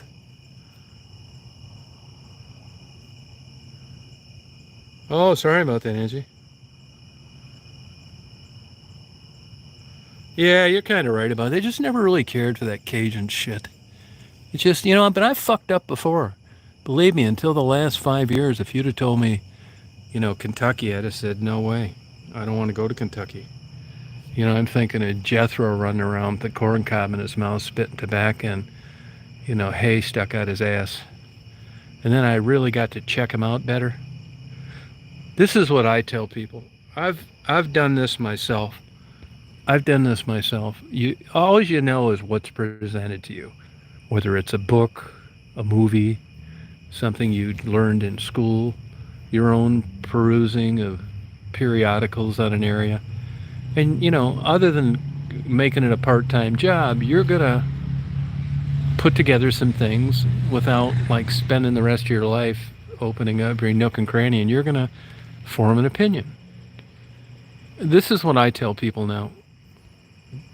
And I still fuck this up occasionally, but I'm a lot better than I used to be. So, just like Becky, there's improvement. Is I don't give an opinion on any place until I've spent a week there. I don't. Unless I spend a week there, I keep my mouth shut. Because it's just an ignorant comment. And I'm not saying that a week will suffice for an accurate description of what the place is really like. But every place has its good points. Like, I love Oxford, Mississippi. I love Tupelo, Mississippi. I love Tunica, Mississippi. I do. I love those places. I think they're just beautiful places. I love, well, I don't love it anymore, Deadwood, South Dakota. I love Rapid City. I love Havre, Montana. Yeah, you're right, Salty Girl, yeah. Yeah, I just don't care. You know, it just strikes me as drinking, beads. I don't like tomato-based stuff that much. That's why I like New England clam chowder. I just crime, this fucking blues. I hate blues. You know, the guy here is a good guy. He owns the Tim Hortons. They're from Windsor. He puts on the blues festival, but this COVID has kind of derailed it. Honestly, I just don't like the blues. It doesn't interest me a bit. I want to just shoot myself after the second song. And I'm not saying that popularity is any kind of litmus test for the validity of something as being real. All as I can say, there is a relationship to it. There's a relationship to views and subscribers in YouTube. But if you look at blues in general, it's like it struggles everywhere. Even in a place like Chicago, the famous people went out of business. There's just not much of a market for it. Now, does that mean it's absolutely shitty? No. It's just like, you know, I know when I hear a good song. Like the other night, I was fooling around playing copyrighted songs. And there's something to why they're so popular. And blues just doesn't get it for me. I just want to hang myself by halftime. Yeah, I don't like that Creole gumbo bullshit. Oh, thank you. Yeah, I just don't like them. It doesn't interest me.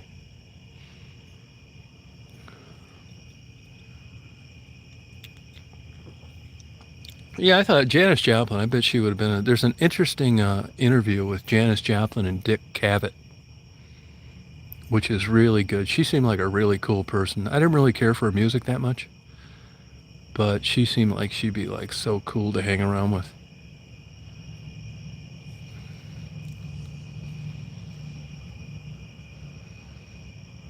Good night, Land of Bye.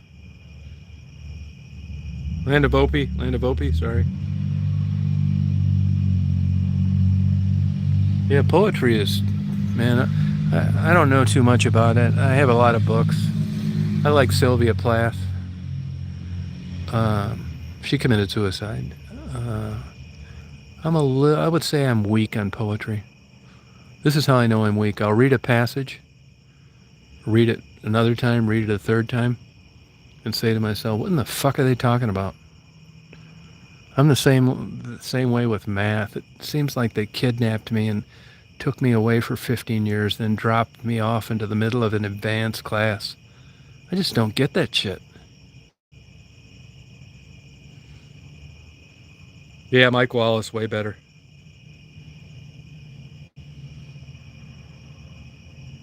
Walt Whitman too, yeah.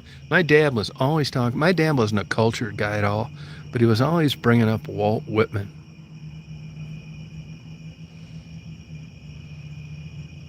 Oh yeah, my enemy. Yeah, symbolism is interesting. Yeah, it's a huge subject matter in architecture and like a lot of things. Look at Daisy sitting over there in the street.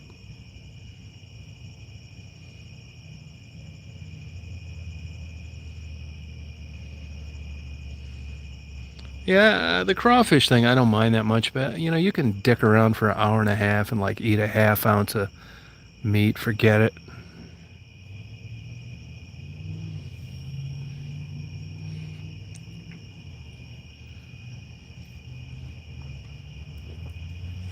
Yeah, I mean, I love seafood, but I just don't like that tomato-based stuff. Yeah, they have them at Walmart, Nicole. Yeah, you're right.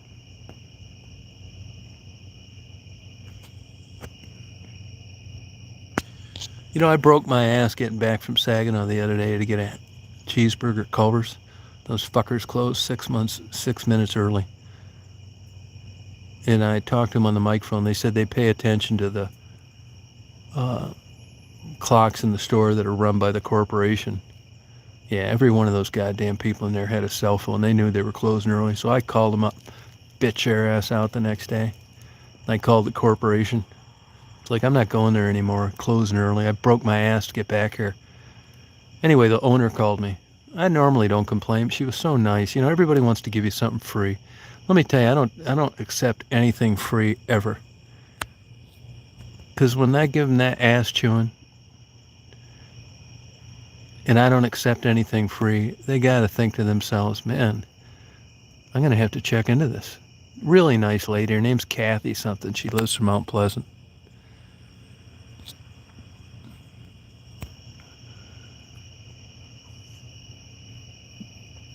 It pissed me off. The only thing I regret is calling them a bunch of dumb fucks as I drove off across the street to McDonald's. I didn't keep my cool. The wheels came off. All over a cheeseburger I wanted.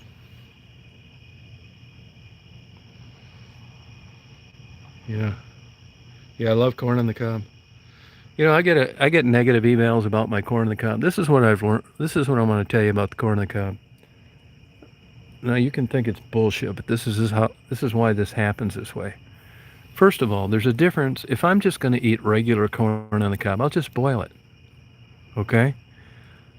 And when I buy that match light charcoal, and what that is, that's charcoal that you don't need to relight 50 fucking times if there's a 2-mile-an-hour wind outside. It's worth it to me. Now, the downside of match light charcoal is that it burns pretty quickly. And if you wait till the flames totally die down, you're not going to have enough firepower to cook a big steak at the end of the deal. You will with regular charcoals, but not those. So, accidentally, because of this time frame, I thought I'm just going to put my hamburgers and my corn on the grill when it's flaming hot and just keep an eye on it. I mean, you're not going to go in and watch 15 minutes of TV when you're cooking corn like I do. Your ass better be out there. You better have a pair of tongs, and if you got meat, you better have a spatula, a metal one. And I've learned through doing it that way, accidentally, because of the time rush, the food tastes so much better. Now, I'm not kidding you. I cook my hamburgers and my corn in about 5 minutes, all of them, because I got like that crazy flame. My grill is right on top of those coals, and I charbroil it. People say I'm burning it, it looks like shit, I don't know how to cook, blah, blah, blah. Well, I can tell you, as far as the taste goes, with the wood that I use, cherry wood, that stuff tastes so good. I mean it, man. It is so much better. The corn, too. Like last week, I just ate all vegetables. Why? Because they taste so good doing them that way, like a little bit charred. I go in, I put butter on them, salt, just eat the hell out of them all. It's not dry. It's not dry. It's not dry. It's not on there long enough. Now, once in a while, I'll singe some of the kernels, like it'll have a burn mark. People don't think that corn should look that way. Let me tell you, it tastes good as hell. It tasted like roasted. So damn good. I'm going to keep doing it that way, too. Now, you know, another thing, too. When you're using that match-like charcoal, don't go cheap and like try and stretch the charcoal. I've done that and it bit me in the ass. I fill that fucker right up to about a ½ inch from the thing. You couldn't fit anything in there. I leave a couple divots for the cherry wood. But if you go cheap on the charcoal, you're going to start having one hamburger not done and the other one is, and some of the corn's done, some of it's not. So for another 50 cents, just bite the bullet, fill it up, the whole goddamn bowl, soak it with charcoal lighter fluid, put a match in there, go to town.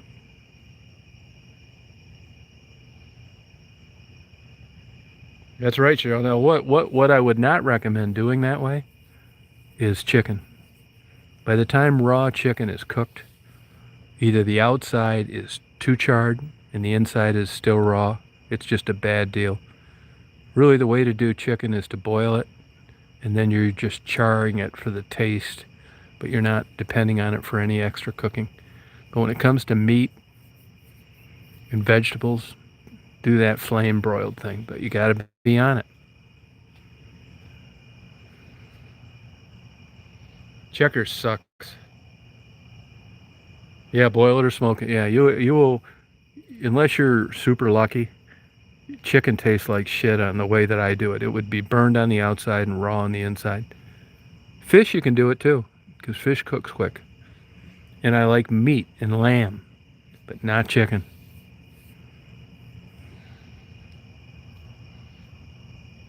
Yeah, that's a good idea, Indigo. That's a good idea. I gotta try that. That's a good idea. Olive oil. It's so damn good. Sometimes I eat like 6 corns. I just eat them like one of the Three Stooges would. Like I eat. Takes me like 5 minutes to eat 6 corns. I just want to like not have it sit there and get cool. Shit, yeah. I'm serious. So damn good. I mean, if I was on a date or something, there's no fucking way that you caught about a deal breaker. It's like, hey, would you like to come over? I'd like to roast some corn. I really like it. And have this lady just watch me deep throat 6 inches of corn in 5 minutes. Why, she's fiddly fucking around there from being a French finishing school graduate, just taking a bite here, a bite there. Oh, here comes the train. If I didn't have a couple Dragon's Milks, I'd go set this camera onto the wheels. Can you hear it? No, can you imagine that, just having somebody over? It's like, how many corns would you like? Everybody, when you first meet them, you don't know jack shit. They say, oh, I just 1 ear is fine. It's like 1 ear, huh? It's like, okay, well, I'm going to eat 6 ears. And I'm going to warn you in advance. Now, you're going to think this is a little strange, but I told you, just like my YouTube channel, there's no fucking around. I'm not trying to win a popularity contest, and I'm going to eat these 6 corns right in a row, one after the other. And I'm just going to toss them in the garbage as I finish them off. And I hope this doesn't offend you in any way, or think that there's something wrong with me. The only thing that's wrong with me is I don't like cold corn. She'd say, oh no, nobody challenges you under those circumstances. She could be thinking, this fucking guy is crazy. But I'm not going to say anything. She said, no. It's like, I don't blame you for not wanting corn that's not warm. Go ahead, add it. And I just peel these damn things off like shimp.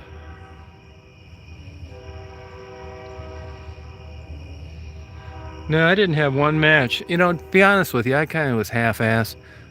I don't know if I got emails or not. I got like about 14, like they send you a star, a smiling face or some shit. They were all beasts. I wrote them back in a cryptic way and said, am I going to need a hunting license to date you? So I didn't have any expectations.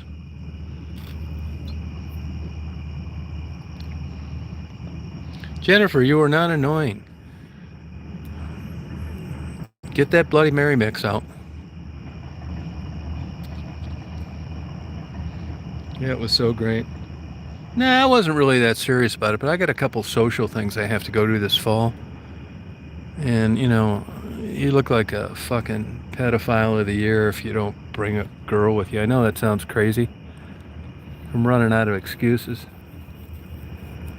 So I'd like to, it's almost impossible at this age, I think.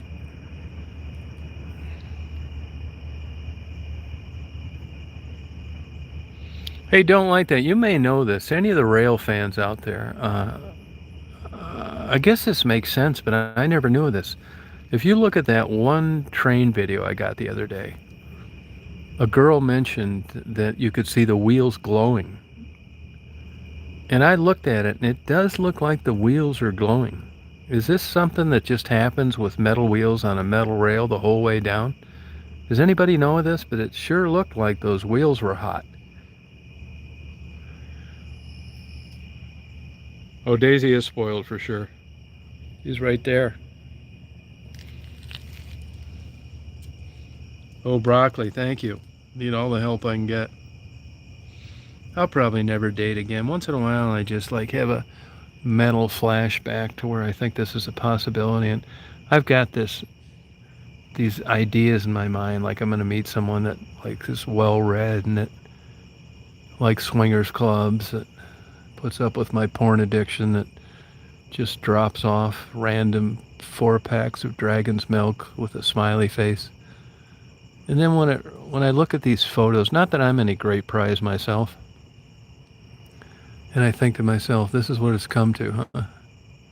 So I'm just like, half-ass like pursuing it. There's some nice women on there, but honestly, I didn't see one that I really gave a shit about. And it's not like they gotta be really pretty or anything. I just didn't find anybody that interested me. Just said, fuck it. It's back to jacking off again and wishful thinking. Which isn't all that bad, by the way.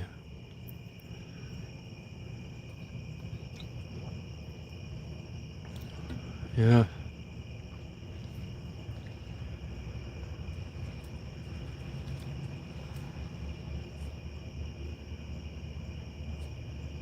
Yeah, it's weird, Jody, isn't it? Yeah, that's bullshit.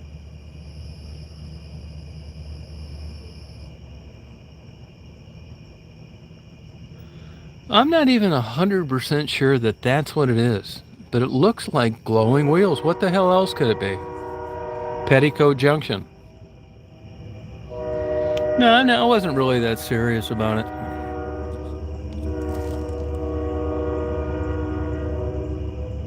No, not really.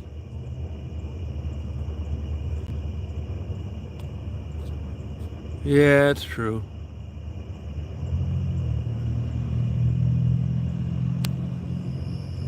Yeah, I knew that, Bopuck, yeah.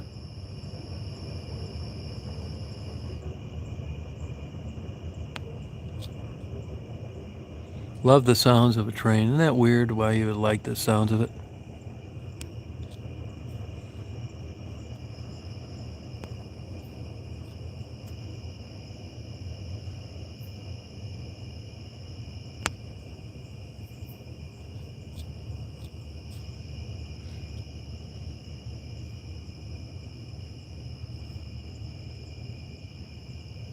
Yeah, white noise, yeah.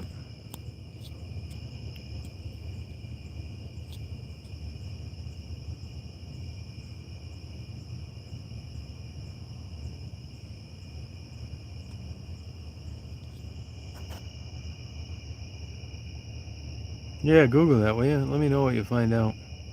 Good night, Jennifer.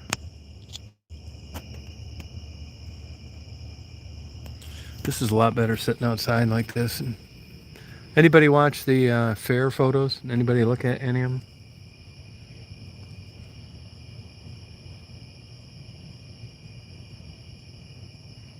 Oh, did you, Salty Girl? Good. Yeah, I like it too, Rachel, yeah.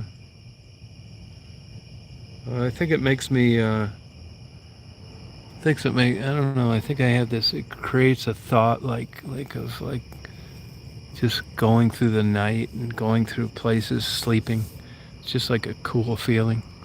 Sometimes when I'm not kidding you, ever since I got this new mattress, I don't have any problem with sleeping at all. A lot of times I think of flying a plane. It's crazy, isn't it? Good night, Jennifer. Don't worry about it. You let your inhibitions take a second seat to a good time. We're all adults, and we're behind you 100%.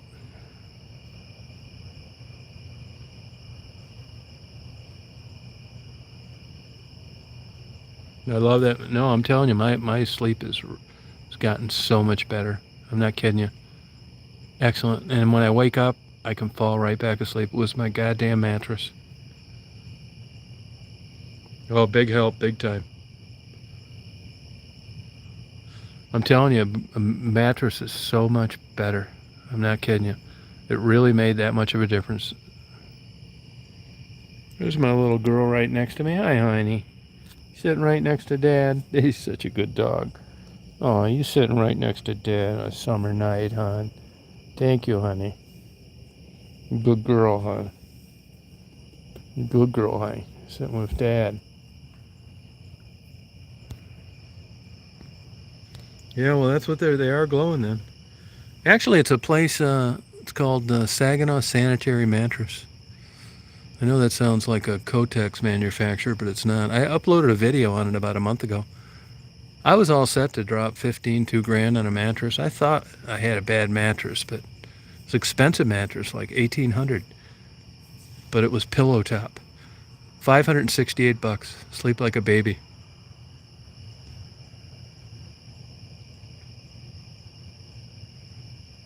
No, Angie, what size bed do you have? Mine was 568 for a full size. They got all sizes there. Plus, they can make custom mattresses. Yeah, Sanitary Mattress Company. I got lucky, man. I was like, just got lucky finding it. Same with getting my conversion of my Nikon D800. Sent it to some guy out in Oklahoma. It's about ready to get bent over on that, too. On the other hand, I'm not a guy that's always looking for the lowest price. No, doesn't it sound like something like that? Sanitary mattress? Like, what the fuck? Oh, it is interesting. Don't like that. Oh, well, she was right then. It looked really cool.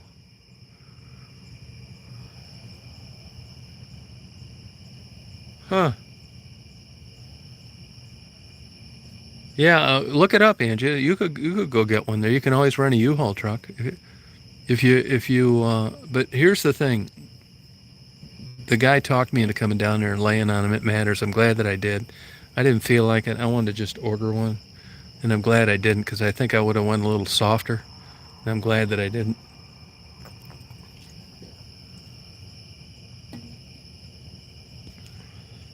No, but that place is good. Look it up. Saginaw Sanitary Mattress. It's not that far from you. Go right down there, 69. You'd be right, go north a little. Oh, wow, Jody.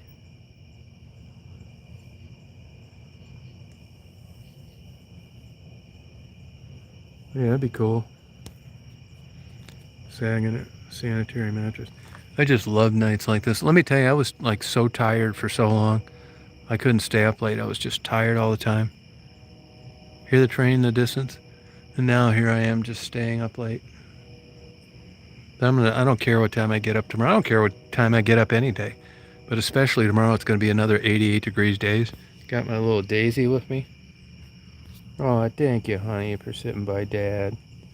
Thank you, hon. You're sitting by Dad. That's good, girl, hon.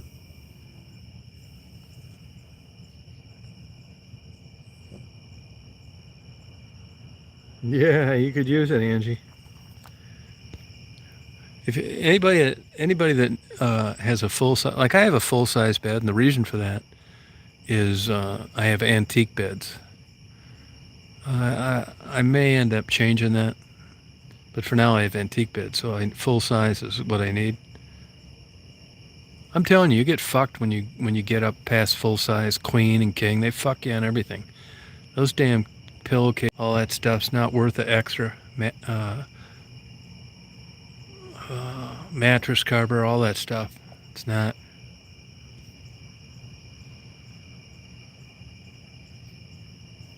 Right, Simka? Yeah, I had a king size for a long time, but I just got tired of getting ripped off on all that shit. Goddamn sheet is $10,000. I always get the cover, like, it goes over the mattress. They rip you off on that. I just don't think king size is worth it.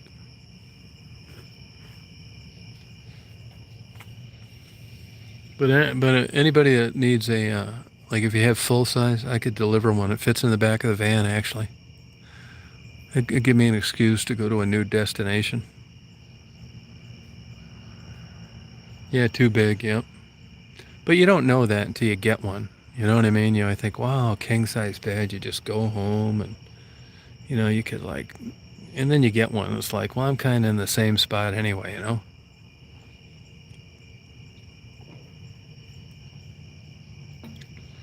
Oh, queen on the floor? I'll tell you, that's where I know I'm getting older. I mean, I haven't worked out in 2 years. But I noticed, man, I'll tell you, you don't think shit of it when you're young. But when you get older, man, I don't know about sleeping on the floor. You'd have to, get up. I noticed getting in and out of this kayak, too, is not, as easy as you'd think it would be.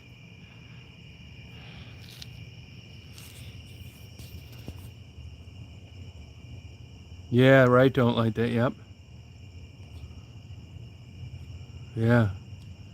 I'm not shitting you. Yeah, you're young, man. You get on there, pop right the fuck up, go to the bathroom, no big deal, scrunch down, get on the mattress. Yeah, it's not exactly like that now.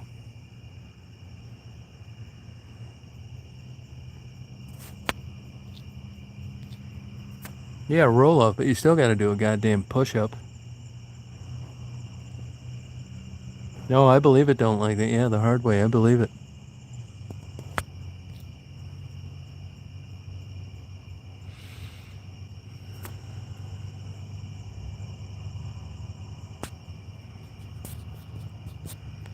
You know, I like this real cold weather shit. And for a while, I was on the sheriff's list of like if somebody got lost. Yeah, I got all this winter gear and all this bullshit, and I got all sorts of nav equipment and survival shit. And I bought a new tent like 2 or 3 years ago, one of these kind that you could like use on Mount McKinley, you know, at 20,000 feet. And I thought I was going to do some winter camping, but I'm telling you, I hate to say this, but as I got older, it's like, I don't think so. I'm afraid I might freeze to the floor. And if I didn't freeze, I may be like so sore from sleeping on that, something like that, that I wouldn't be able to get out of the tent. And they would find me dead. Hey, Luana, how you doing? Yeah, good seats, a big deal. Yep. Yeah, where you been lately?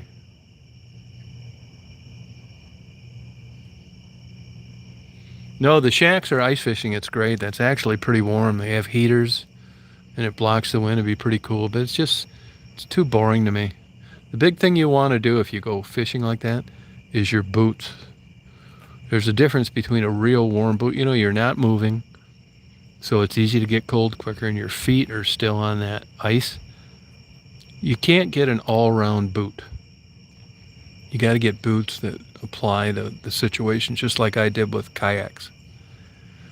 A good warm boot for sitting on your ass and not doing anything is much different than a boot you're going to try and walk 10 miles in the wintertime. You're not going to get a combo unit that's going to work either. Yeah, that's how I feel, Mia, yeah. Yep. I think I want to finish this bedroom, and I think I'm going to hit out on the road. I'm going to wait later this year, though, October, maybe even November.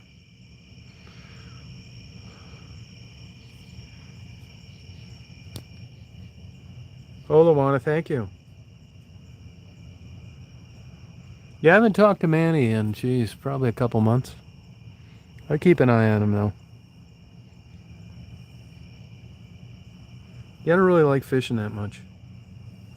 Got my Daisy girl with me going to veterinarian tomorrow, honey. Yes, we are, honey.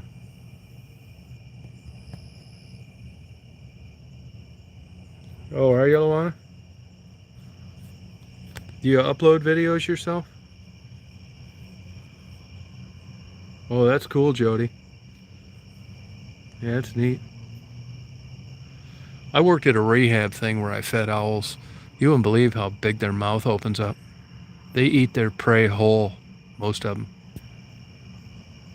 Yeah, regular, yeah. I gotta get some more flea and tick, and I got enough heartworm things left. I gotta tell them I gotta get there early so they can put a muzzle on her. I don't think she'd bite him now, but she used to.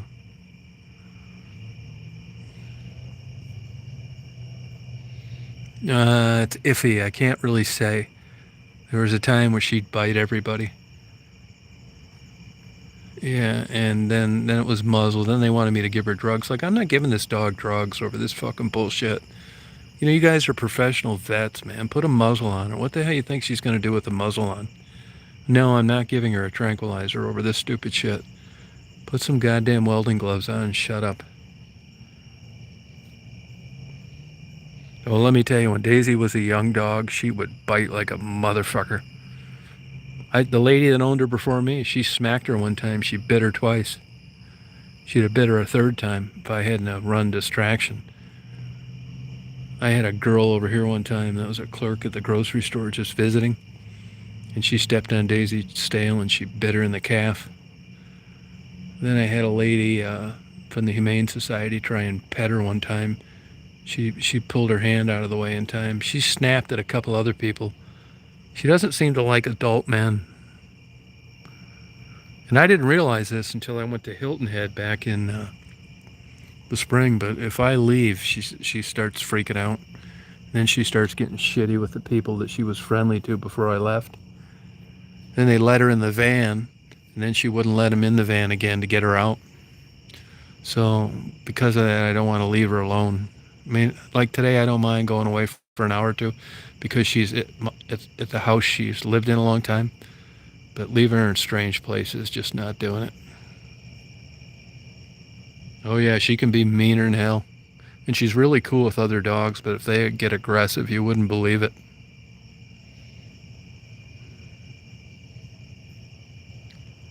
Oh yeah, they'll regret that. Yeah. Yeah, they will. That was actually a buddy of mine, right? He was dropping something off in my van. He didn't know she was in there.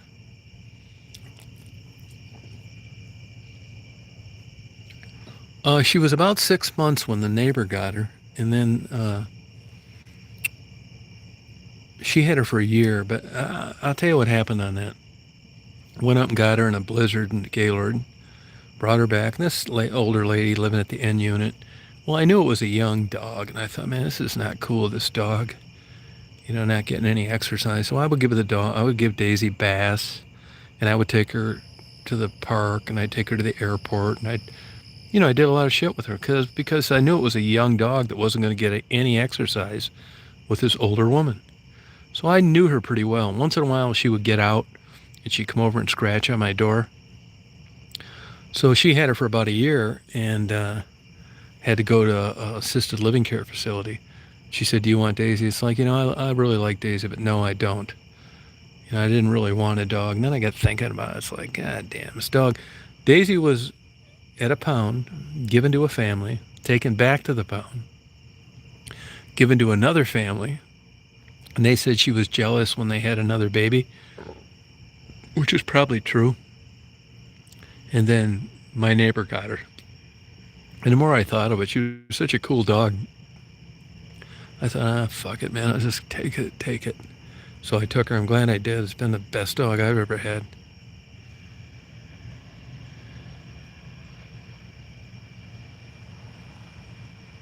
Yeah, she's a great dog. Yeah, I couldn't. I mean, it's like owning like a monkey, not a dog. Like, she's the best dog. No problems. He's just sitting here now. I mean, I spend every minute of every day, minus like a hot day like today. Sleeps with me. I mean, she's got it down. I mean, we got a regular routine. I have fun with Daisy. Like, I don't want to subject her to any marathon kayak trip. I think she goes along with it, but I don't think she's in love with it. But the other day I took her and she fools around, does different things, and I have fun with her.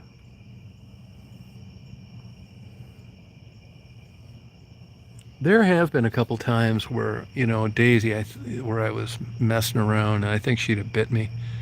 And actually, I kind of gave her extra respect for that. Because, I'm not into like teasing dogs or teaching them tricks or all that kind of shit. But I've messed with her a long time ago with a couple of her rawhides. And I thought, don't do this, man.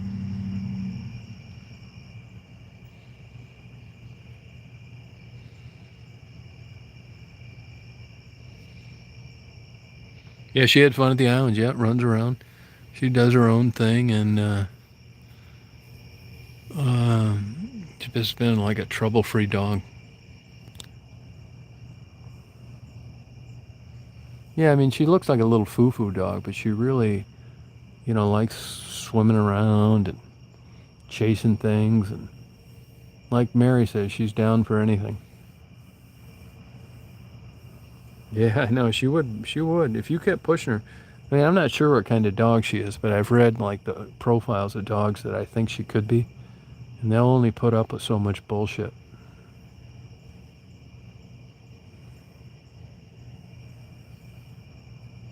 Yeah, she listens well, yeah.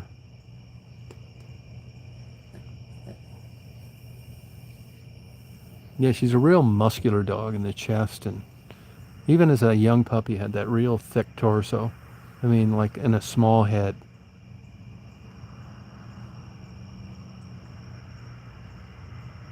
You know, it's funny, I was down at Carrollton when I went to see Christine the other night, and there was a long boat ramp, and the water wasn't as clear, and it was like maybe 20 feet instead of like, you know, 10 feet. And I went to the end and I let her in, and she swam about 10 feet, and then it seems like she got scared. She didn't want to keep swimming to the ramp. She wanted to like try and get on top, so I went and pulled her out of there.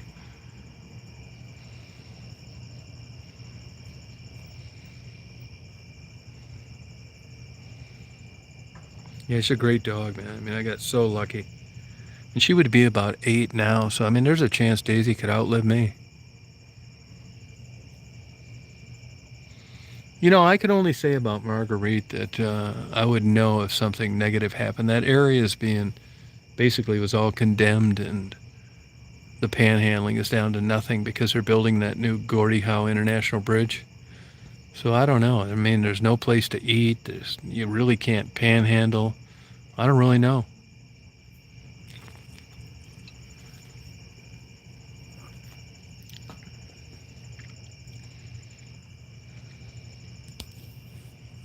Yeah, he's an idiot.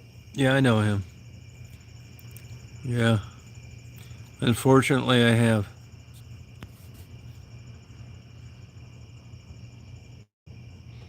Yeah, we have a good time. I mean, I really like take Daisy around. No, there's something wrong with him. I think he's fried his brain with crack.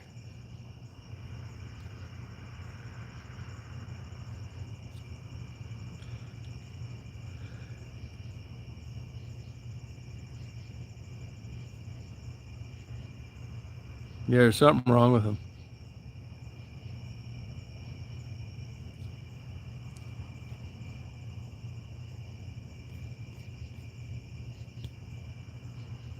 Those were some impressive oak trees I saw. Those were really cool.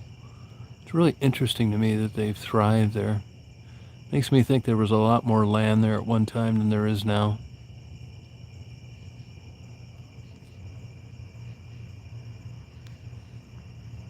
Yeah, it shows. Yeah, you're right. You don't know why I jog my memory, but I can tell you this. Like, when you get on YouTube and stuff, people will figure stuff out. They really will. You try and bullshit somebody or you know, thumbnails or clickbait, they will catch you right away. People see through bullshit. It's really kind of surprising to me, but they do. Oh, thank you, Luana. Yeah, beautiful trees. Nah, it didn't interest me, Angie. Nah, it didn't really interest me. There's a million kinds. You know, you can get that and what do they call that? Skiing, cross-country skiing just didn't interest me. I looked at Argos the other day. But, you know, honestly, the reason I was thinking of maybe getting one, and then I looked at hovercrafts. I know this sounds crazy, but too many people are drowning in the Great Lakes. I want to do like a video on that. And, you know, sometimes in the winter, like, I'm always keeping an eye out for like guys that maybe fell through the ice. I got all the equipment for it. I mean, not all the equipment, but enough to like save somebody. And I was thinking about getting like a hovercraft or something to just like, because a lot of these law enforcement places can't afford it. These people don't know what they're into when they're out there fucking around. They don't. Good night, Rachel. Oh, you gotta go to work, you poor girl. You have a good day today. Good day today. I love Muncie, Indiana. They got a fantastic camera shop there. I used to go to a marble show every year at Kokomo. I love that place. Yeah, Luana, why don't you send me your contact information so I'll look you up and come down there. I love the whole state of Indiana.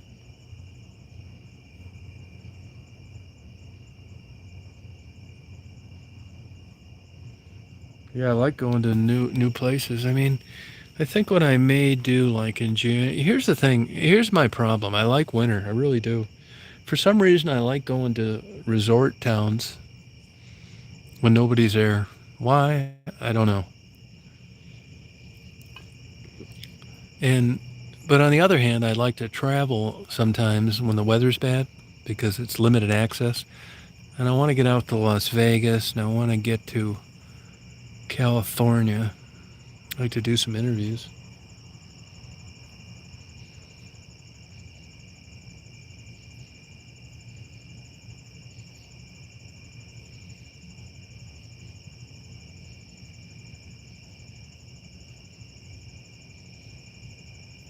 Really? Why is that, Angie? Oh, it's tasting really good, yeah.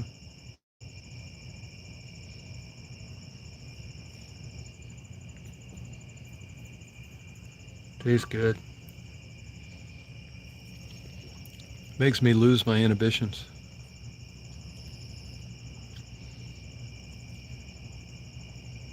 Yeah, hardly anybody. That's what I like. So I'd like to go to California. I mean, not California. Yeah, California, like Skid Row. And then I want to go to Las Vegas. Oh, wow. Is that what time it is? 1:30 a.m. Probably. Something like that. Let me look. Yeah, 1:30. Yep.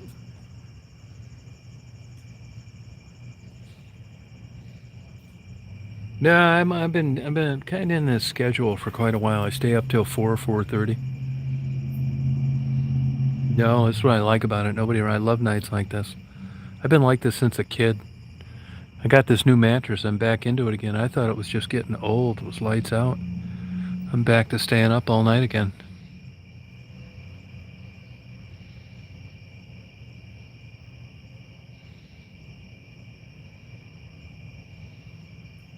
Yeah, Davenport's a good place. Yeah. No, it's hot here too. I bet it's 80 here. It's just crazy hot weather. Tomorrow's going to be a ball burner.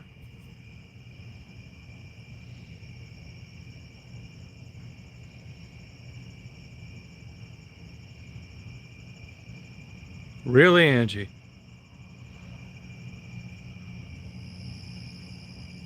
Where is that located?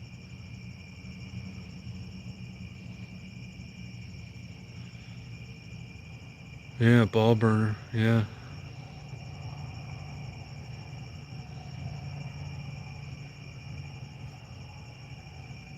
Yeah, I mean, there's tricks to that. I'm telling you, man. Yeah, I've had sleep problems up the ass.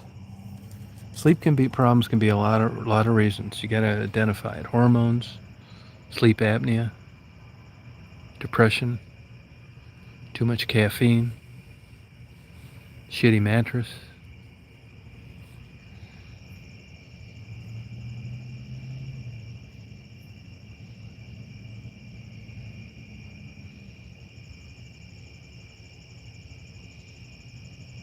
Oh, you're lucky you don't like that. Iowa's a beautiful state. I used to go to a Amana Colonies every year for a marble show. It was so great.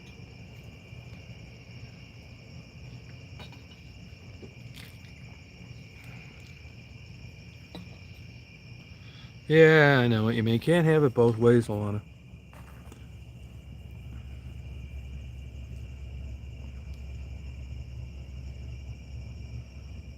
Right on, Thomas.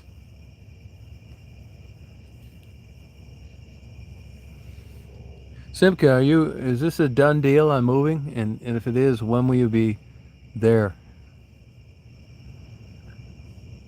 Oh, good, Luana.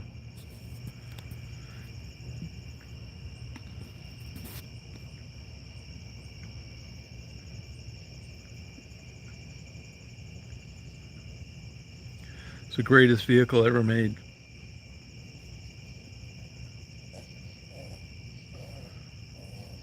Oh, thank you. Don't like that.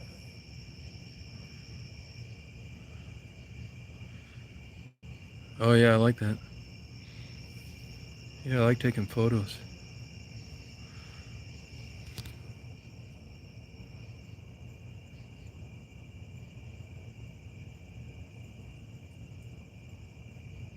Oh, you like that, Luana, huh? Yeah, I'm West Branch, yep. West Branch, a good town. Telling you, man, the fair is like the old days. You think it was 1960?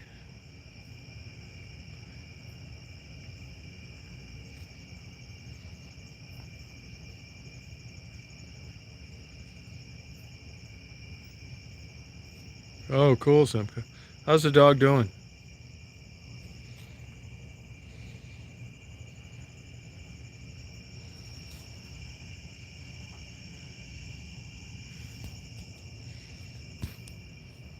Yeah, it's a nice fair.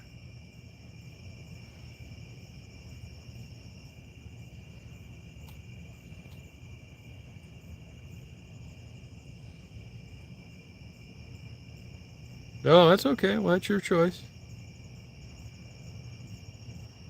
Yeah, it's a big political controversy, Thomas. Yeah, I put it up, Angie. I put it up of the fair. Yep.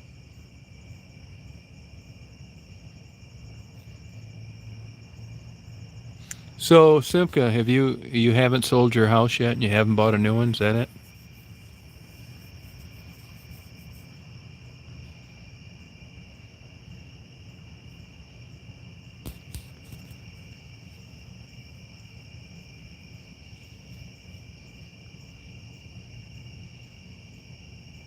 Good night. Oh no. Oh, Blue. Good night, Indigo. Yeah, they got some country singer. They really got hosed on a country singer a couple years ago. They expected a big turnout, and it really hit them. Actually, it took away all the profit for the fair. So they got some no name out there this year. Yeah.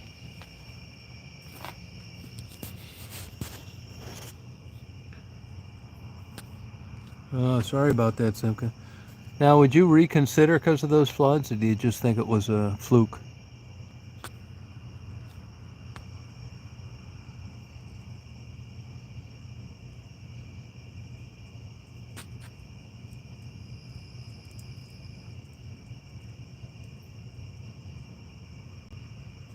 Oh, okay, Simka.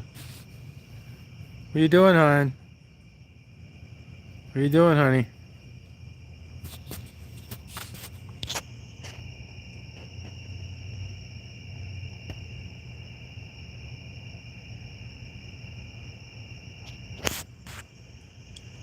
Oh, that'd be fun. Don't like that. What part of Mississippi?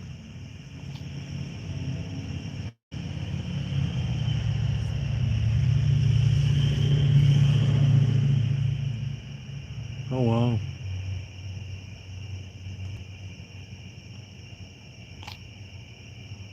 Yeah, Simka, I'm telling you, man, it's just my opinion, which doesn't mean shit. I know this. But there's going to be another a real estate burst. A bubble's going to burst. I would sell that goddamn place and just make it part of contingency that you're not leaving for 6 months. These crazy values are not going to stay there longer. I've had that happen with my Florida house.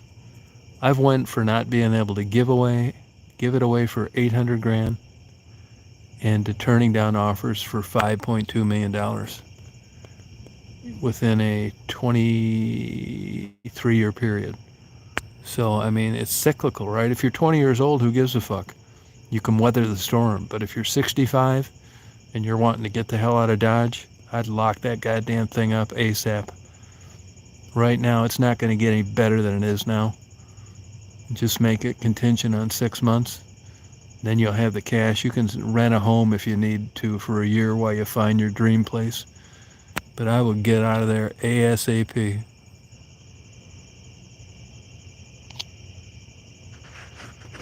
Seriously, man, that's crazy what these nut jobs are paying for Florida homes. You couldn't give me a house there.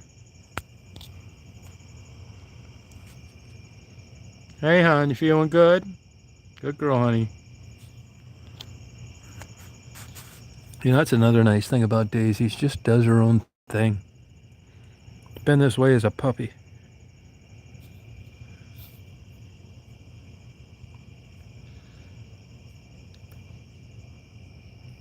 I've went full circle in Florida. I'm not kidding you.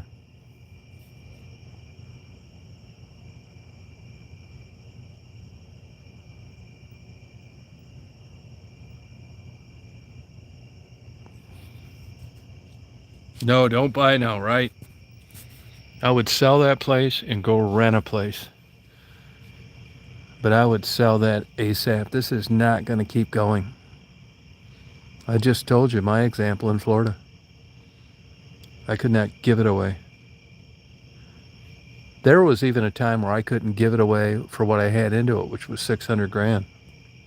And that was in 1999.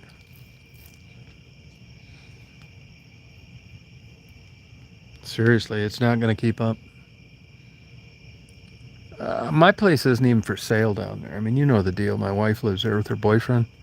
But there's somebody that stops by once a week wanting to pay that for it. It's crazy. It's nuts.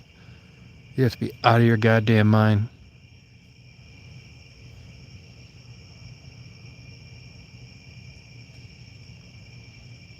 It's just a guess. I don't know. Believe me, every smart Jew in the world out there, if there was somebody that could figure it out, they would have by now. People way smarter than me.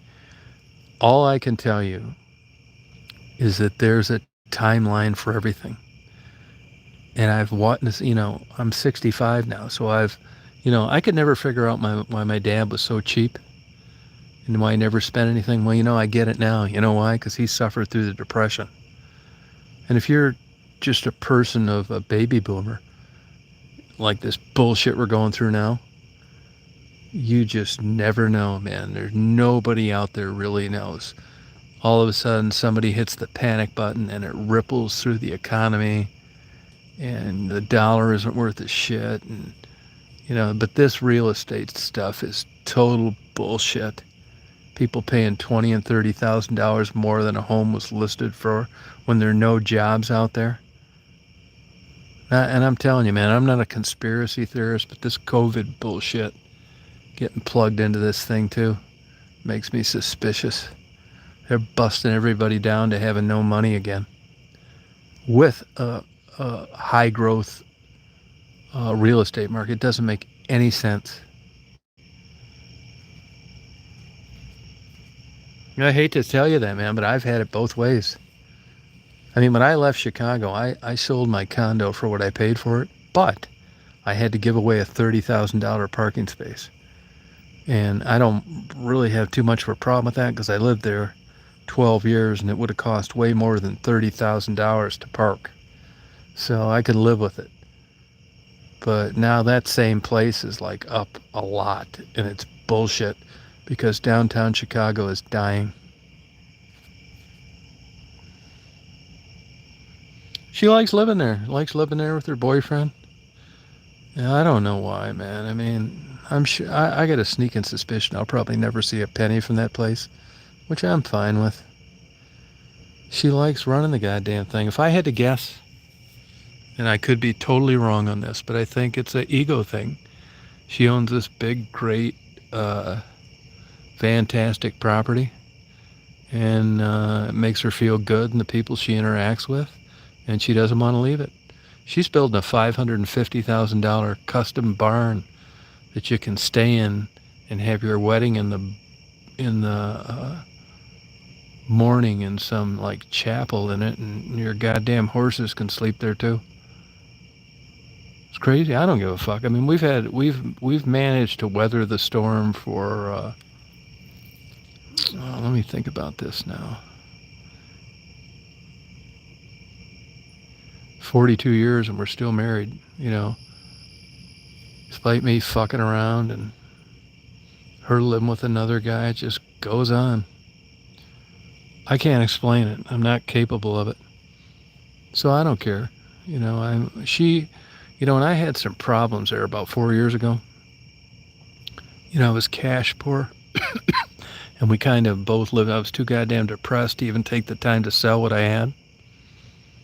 And when things got tough there, rather than me pulling the trump card and forcing a sale, I didn't have the energy to go through a divorce. I told her, hey, I'm fucked here temporarily. She said, well, let me take $100,000 out of my retirement thing and you don't have to pay it back. Well, she did do that and paid a penalty, and I got out of my problems, sold all my shit, got better, and I paid her $100,000 back, $100,000 back, but $100,000 back. But for her to do that under those circumstances just speaks volumes. So I'm cool with it all. I'll tell you the truth. I don't care. I'll probably never step foot on that place again, but I'm fine with that.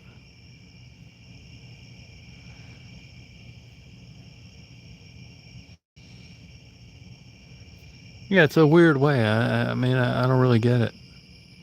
I don't really know why. I can't explain it.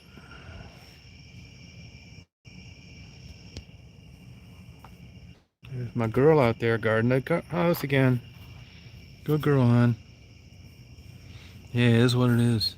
I haven't seen her since like 2007. Now, I think I would have got paid off, but the mom split the estate into 4 things. Instead of just her and her brother, it was her brother and 2 grandchildren. I'm not really sure how much money was doled out, but I don't even ask. But I think if it would have been her and her brother, I likely would have got a check sent to me.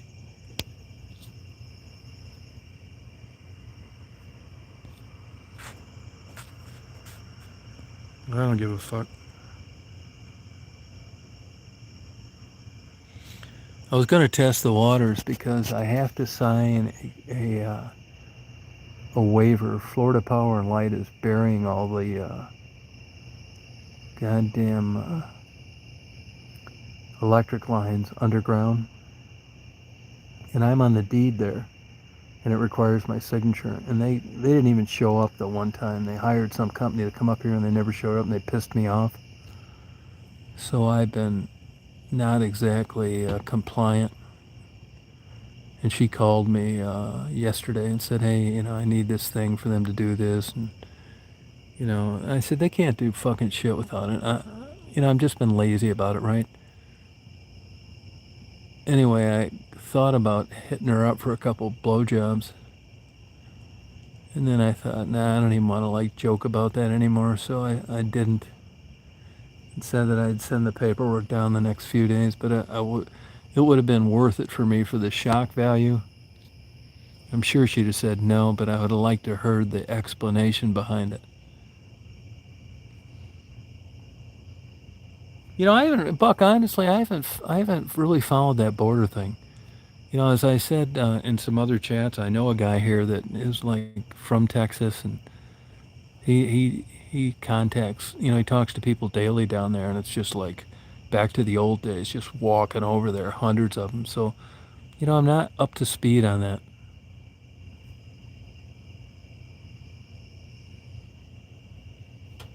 Yeah, I just thought doing it, what the fuck, man? I mean, what I have to lose, right?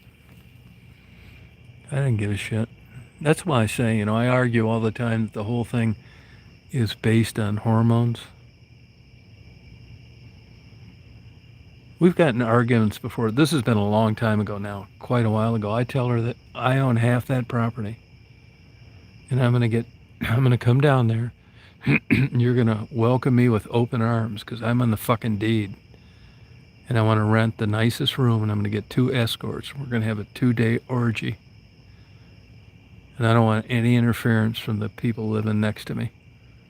What can she do about it?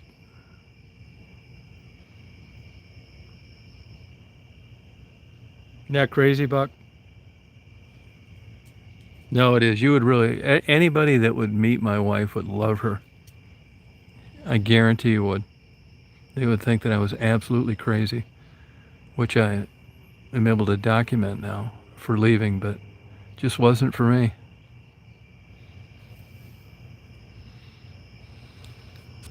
Yeah, fuck cuddling. I'm not really a cuddle guy. Except when I was young. And you don't know anything because cuddling is the preface to a blowjob.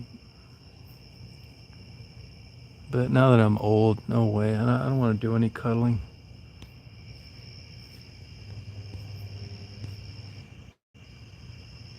And honestly, I'm not even so sure I want any blowjobs. I think that's so hardwired in a guy's brain that he talks like he wants them even when he doesn't. That's how entrenched it is in my psyche. I think I'd rather just drink a dragon's milk and talk on YouTube.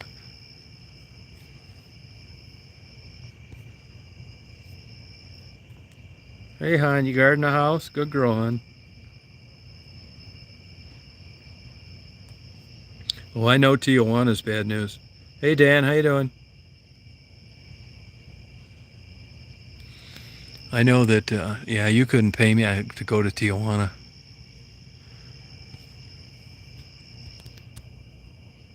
Hey, Letha, how you doing? What do you want, hon? Daisy wants to go to bed. What do you want, honey? What do you want, babies? What are you doing there, huh? What are you doing? Come on up here. Come on. Hi, honey. Yeah, it's probably true. I didn't mind doing it when I was younger.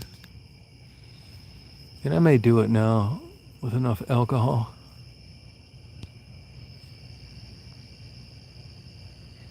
But she wants to go to bed. She wants to go inside. I know that. You want to go beddy, honey? Huh? You want to go beddy? Tell you, this dog's got me trained.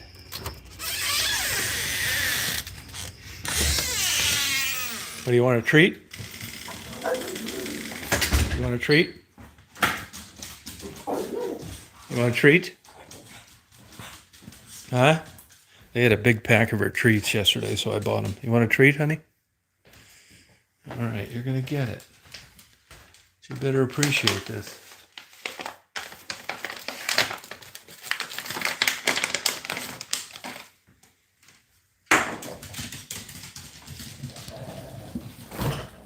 I'm going to drink my last dragon's milk.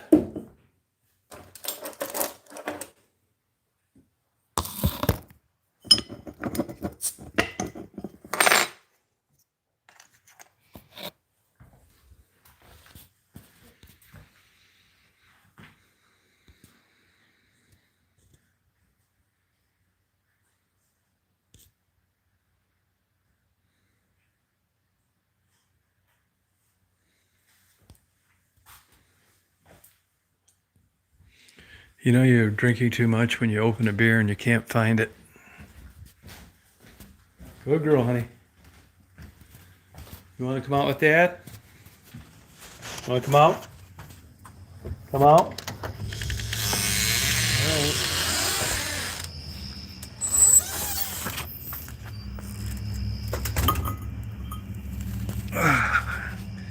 This is such a great life. Oh, get that dragon's milk. Are you a beer drinker, Frisky? Do you drink beer?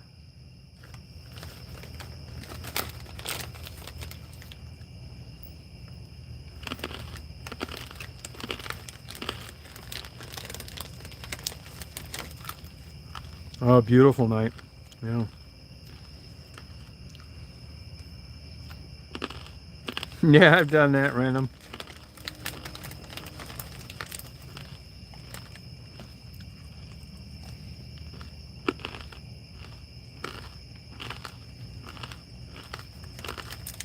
Oh, I'd love to do it. Yeah, I'll do it.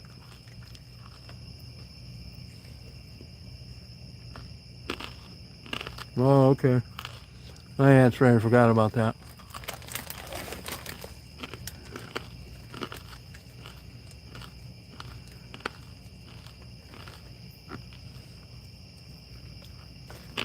These corn nuts are good.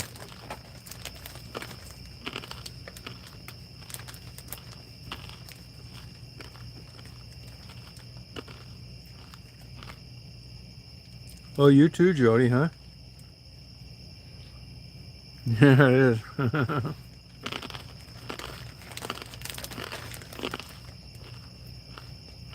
Yeah, if you drink too much of it, it will.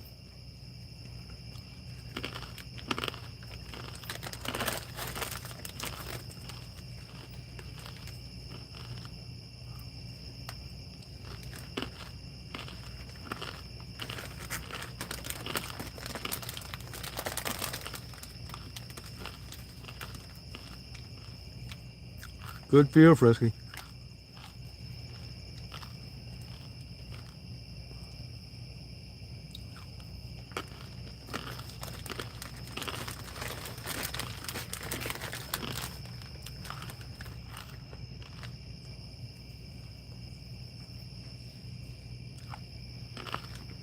Oh, good for you. I don't like that. Yeah, pretty much, Lucas.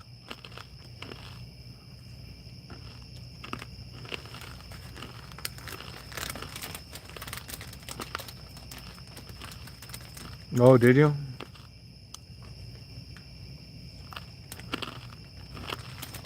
Yeah, you're right, Julie. That'll do it. Right, Angie. They're good. Really, Cynthia?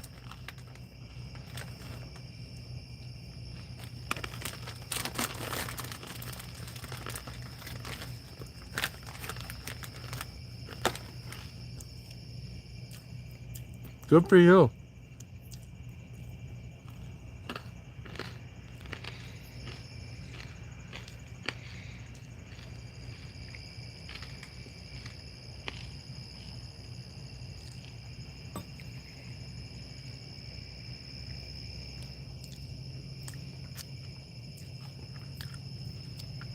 No, I don't think so either, Frisky. I've never heard of a Jewish alcoholic.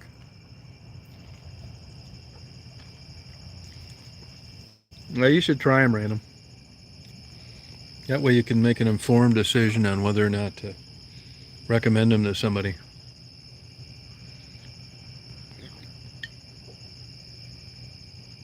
I mean, I will agree that I'm disappointed that humans, me in particular, have evolved to where that I would be more attracted to a feeling under the influence of alcohol than being sober. That's fucked up.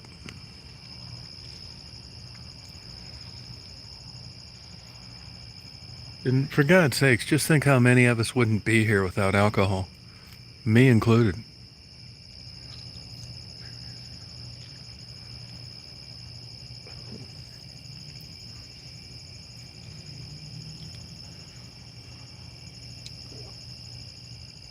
You know, I hope you guys would at least consider special consideration for me, because if I'm on Match.com, I'm going to need all the goddamn booze I can get my hands on.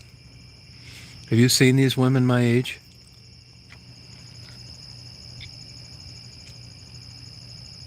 Yeah, I like to lower mine. Yeah, I sure do. I think that should be a part of AA, that if they can get more women willing to lower their inhibition sober, then more guys will quit drinking. I know they do some places in certain circumstances. Yeah, I do. Yeah, Thomas, two beggars. Yeah. I tell people I clicked through 238 profiles that were recommended to me, and I wouldn't let one of them blow me.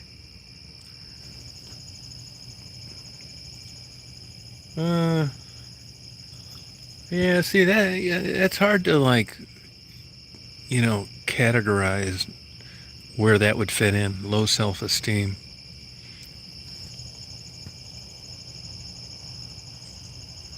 Oh, interesting, Cynthia. No, she was too fat. Yeah, there's something about that blindfold, and that's an interesting thought.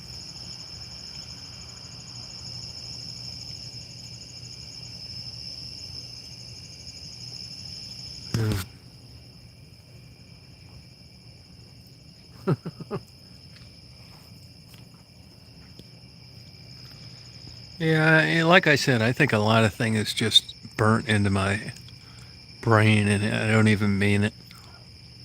But that's a testament to how strong and significant that is over the lifetime of a straight male. Yeah, she did have a sexy voice. Yeah, she really did.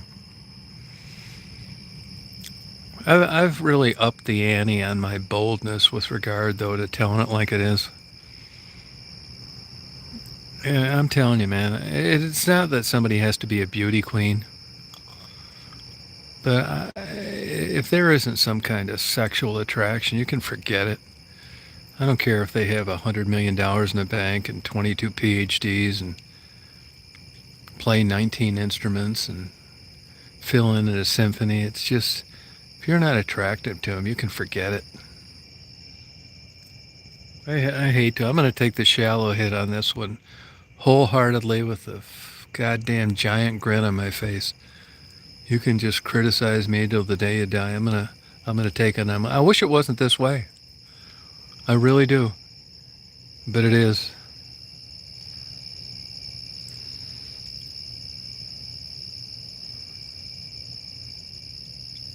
Yeah.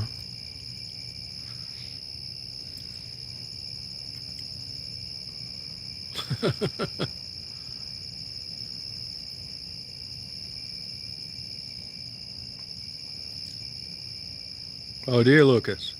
That's all right.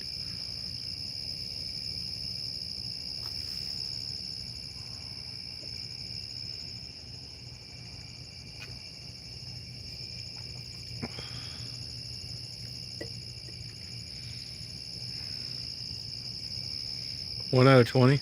Yeah. Okay.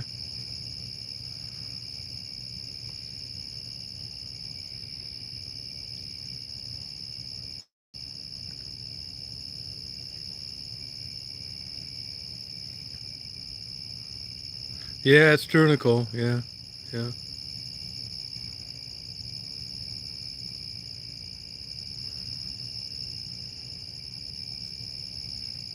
Yeah, human behavior, man. I tell you, it's interesting.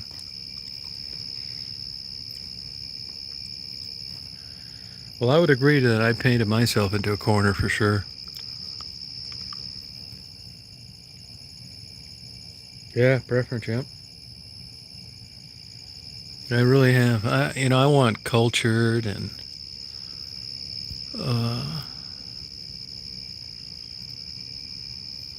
big tits, bisexual, good job, puts up with my bullshit and bad temper. Yeah, I don't want much, do I? I mean, the truth of the matter is, I knew before I left Florida, I knew when I was about 36, like, you know what? I'm not really into this bullshit. I mean, I like these women, but I know this sounds shallow and you probably, don't like it. I don't know if you do or you don't, but I just thought, I'm just not really into this marriage stuff. I knew about 36. I was even kind of weaning out. I've told you guys this before. Once, like, you could get porn and shit easy on the internet and stuff, you didn't need to know going into some bad neighborhood. I knew that the likelihood of any romance in my future was pretty limited. And I was right. Because I had one girlfriend, 98, and I remember thinking, this girl's really nice. I like her. She really liked me, but I just don't want to put up all this fucking bullshit. I know it sounds fucking shallow and shit, but I thought this is going to be impossible. And I couldn't wait to get rid of her. And then I had one a little bit for about 8 years ago, but my until the day I die is pretty much spelled out. And even though I talk this shit about thinking this, once that I was able to get over that, back in the day, dating and girlfriends, it was a means to an end. I mean, VCRs, all that bullshit. And once that, the world exploded with other ways of getting that, I knew the likelihood of me having like a girlfriend or a wife was like pretty goddamn low. You can call me a psychic and a fortune teller, but you know what you're like. And it's been that way for a long time. I think if I'd have waited a year or two longer, I probably would have never even got married, but I kind of got an ultimatum. And at the time, I was thinking, well, it's never going to get any better than this. I might as well go give it a whirl. I'm glad that I did. I don't regret it. And I'll take full responsibility on why it didn't work out. It just, I got thinking, this is fucking bullshit. I mean, it's fucked up. It's mental illness, I would agree with. If you compare it to like a normal, healthy relationship, I would agree with that. Yeah, just like I just couldn't play. I just don't have enough to offer for like what would be considered on any professional standard a healthy relationship. I just couldn't fucking do it. I know it's fucked up. It's not that I'm a bad guy or like I think women are second class. It's nothing like that. It's just, I don't know. You can't have it both ways. I think I have really a low skill level when it comes into like long-term relationships. You could say, well, you're selfish. You still want all this bullshit and still want to be married. It's like, there's an argument for that. But once I determined that was a reality, I thought, well, man, I probably just ought to need to cut this loose and go out and live a better life and get a big 10-incher. Good luck to you. And that's what I did.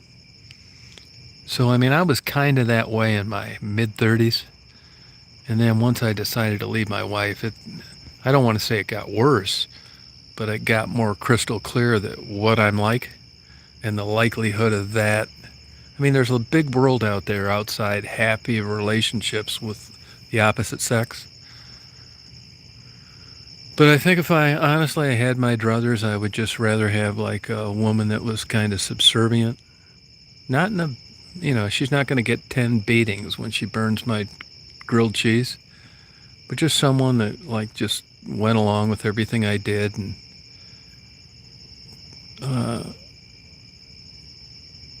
I don't, I'm not necessarily convinced that that's the right way to go, but I think that's the way I evolved. I just want like kind of like a Linda Lovelace that likes opera.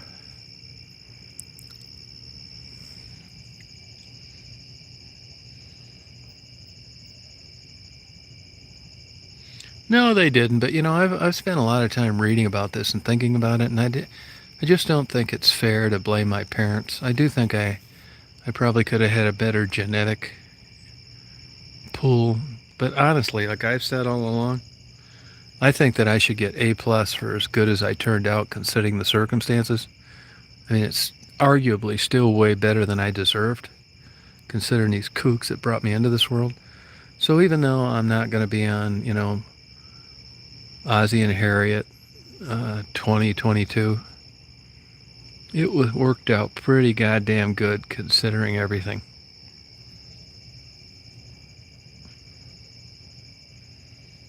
Yeah, it probably did affect you, but that's the way the world is, you know what I mean? I mean, you just, I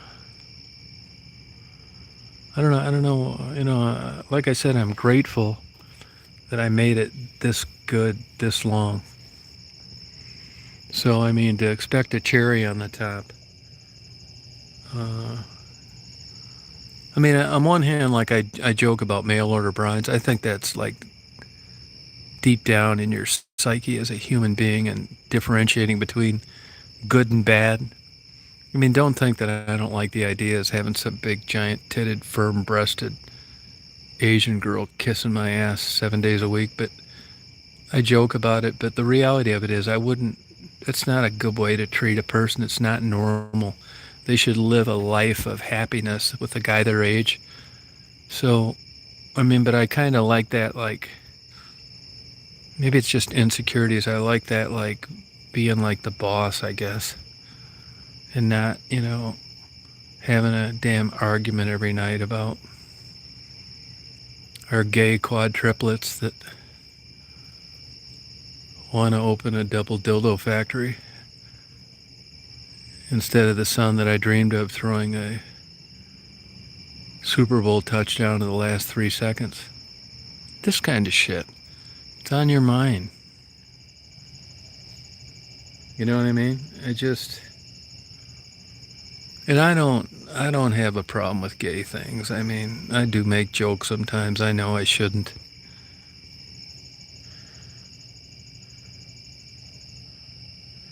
Yeah, it's kind of like that, but honestly, if I had my druthers, if I tell people all the time, if you're going to have if there's going to be a gay child born and it's going to be yours or mine, I hope it's yours. Does that mean I don't like gays? No. I want my son to throw a 3-second end of the 12th round knockout punch in the Olympics, or a touchdown at the last play of the Super Bowl. I don't want him with a big fucking 9-inch cock stretched across his forehead and a couple balls on each side of his nose, holding hands with his male lover, living in Key West at a wedding that I'm forced to attend. And I don't need to apologize for that.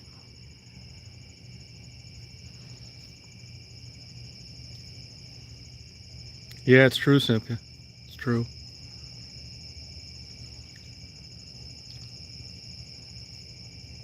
You know what I mean? So I have expectations.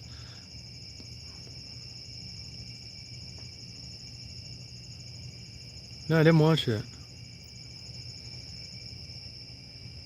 I mean, I don't have any problem with that shit, but if you ask me, it's like nowadays you get penalized for giving an honest answer. That's my honest answer.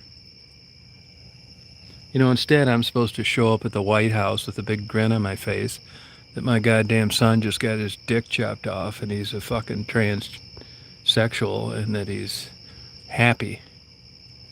Why they adopt their twin Ethiopian boys. Fuck it. That could be salty, girl. I found the biggest challenge is it's one or the other. It's either I'm friends with some 550-pound beast with a PhD that we just have great times talking on the phone that I wouldn't bang for $10 million, or just some bimbo with a rockin' body that's dumber than a box of rocks that may likely take my credit card out of my wallet while I'm not looking and running up to 10 grand. I could never split hairs between the two. Was a total rockin' bimbo, bisexual, crazy woman, or just some beast that I wouldn't have sex with for all the money in the world.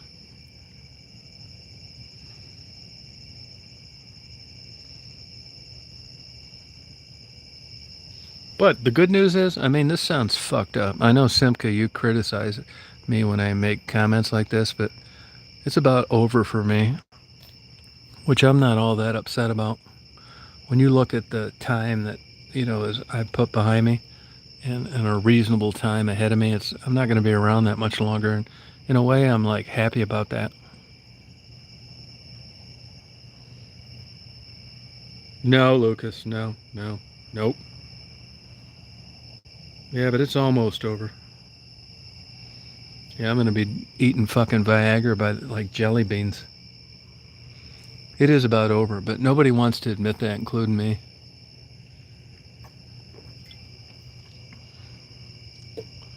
Yeah, everybody does that, Random. But it's an unfair comparison. Like I've said all along, I think it's hormone based.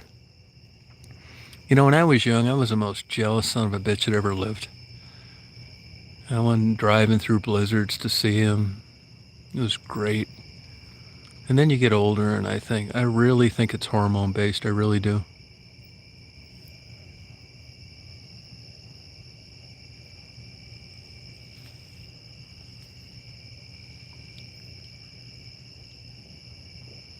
No, you're right, Salty Girl. Salty Girl, how old are you?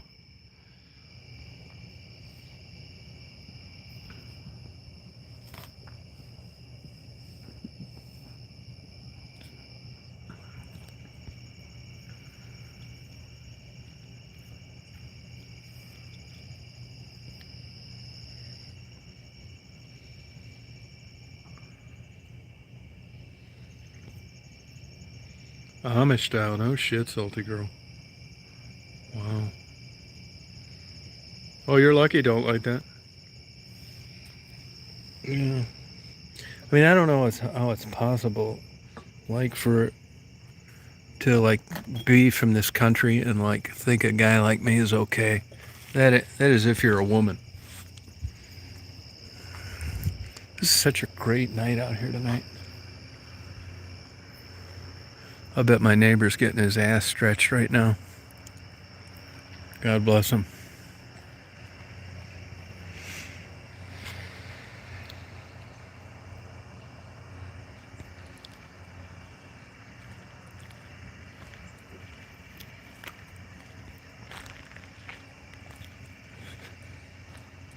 Yeah, I bet he is. I think this guy is warming up to me. I don't give a fuck one way or the other. Like I said, I've managed 2 estates for gay guys that died and been to a million gay bars, and I don't give a fuck about it. I mean, it doesn't interest me, and I had some good gay friends, but I think this guy like gets bad vibes from me. I bet if you put a gun to his head and you made him tell the truth, he thinks that I'm just some straight gay hater motherfucker, and I'll probably never get an chance to explain that to him. Although things are getting better lately. He's like warming up to me a little bit, but I mean, I can see how somebody'd think I was a kind of guy like that, and there's nobody for him to talk to. But I'm sure he's getting his butt buried balls deep right now, which is, I'm happy for him. That's part of the reason why what turned me off about Christianity, the way they treated gays.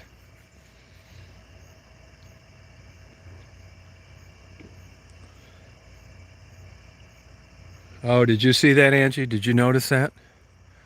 Yeah, that's exactly right. That's exactly it. And the reason he called me sir is because the guy that's getting it buried in his ass right now told him, I got this redneck motherfucker. He's, keeping these goddamn kayaks on this property he doesn't own. He's got a fucking dog. He just seems like some, probably porno watching, straight, gay hitting motherfucker, which is not true. And I could be totally wrong about this, but I get that kind of vibe. All my other neighbors I get along with great.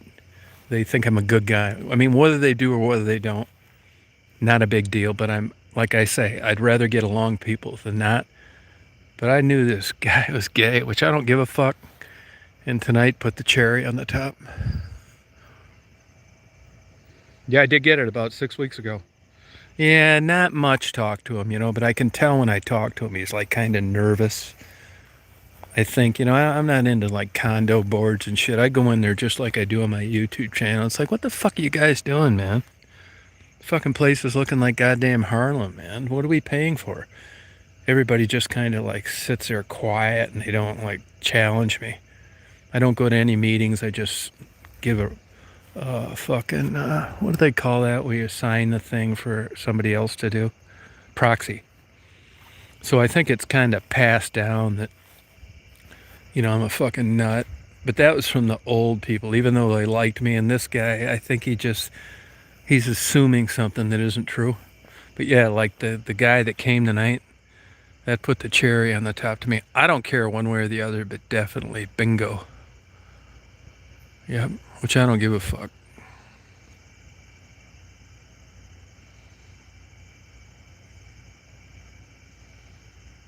That may be true, yeah.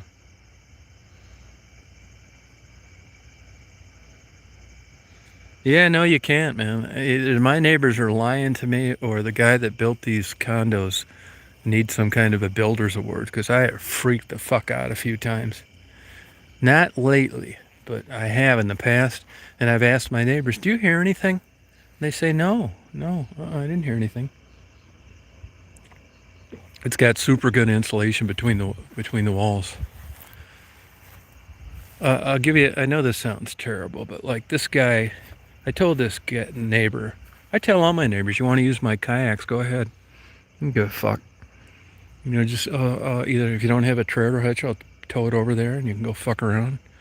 Really, I'm like that about everything, right? So I said to him yesterday, he saw me and he waved, and he didn't wave, like This happened to me in a junior college one time. You know, there's certain things that are like characteristic with gay guys. The voice, not always, but sometimes, and the mannerisms. And I don't know whether that's genetic or it's learned or I don't give a fuck, right? But I saw him yesterday and I said, "Hey, ever want to use this kayak? You're welcome to." And he waved at me like where your palms facing and the fingers are going up and down like girl wave. Not guy. And now this guy shows up tonight, so I'm pretty sure I know what's going on. Which I don't give a fuck about. But my intuitions were right. But I think if this guy really knew me, he'd think I was cool. But he thinks I'm just kind of like a Archie Bunker.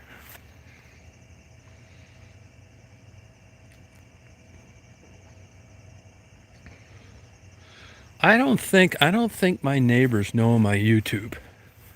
I don't think they do. Pretty sure. Now some of my old ones did, but I don't think any of the new ones do. This guy in the end, he's an eye doctor. I'm friends with his dad. He worked for my sister for 30 years managing McDonald's, but I don't really know this guy too much. I'm sure he knows I have a YouTube channel, but I don't think many of my neighbors do. Most of my friends, 90%, probably 99% of my friends don't know I have a YouTube channel, which I'm fine with.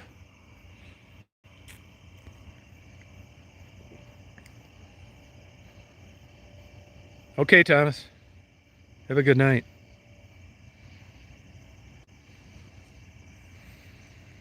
Yeah, he seems like a nice enough guy. I don't know what he does for a job, but you could just tell there's like a little, you know, friction there. You know what I mean? I think he sees me as an enemy. And I think when I said, "Hey, I want to use these kayaks," maybe he thought, "Oh, this motherfucker thinks I'm all right." You know, he's not. You know, I don't know. I could be wrong about all of it, but I don't think that I am, and I don't care. I hope he's getting it buried in his ass right now. No, I know. I say that facetiously. Like, oh, you think it's a gay relationship is all going to be boiled down to bury it in the ass? No, I don't. I'm kidding. I'm sure there's the same intimacy and all that bullshit. I'm just, summarizing it. Yeah. Yep.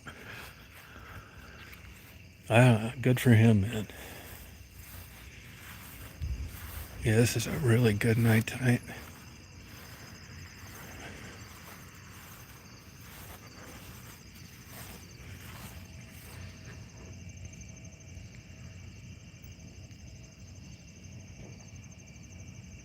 No, I think they don't pay attention like you. If somebody started dropping by and shit, I would end that pretty quickly. I don't want, good fences make good neighbors. I've been cool with all my neighbors. I haven't had any bad ones. I mean, I get along with them, but I don't know. I mean, for all I know, this is all biased, right? You could go to my neighbor, send a private detective over here and get tape statements like this guy's fucking nuts, he doesn't work, his fucking dog's pissing all over the place. I could be totally wrong about all of this.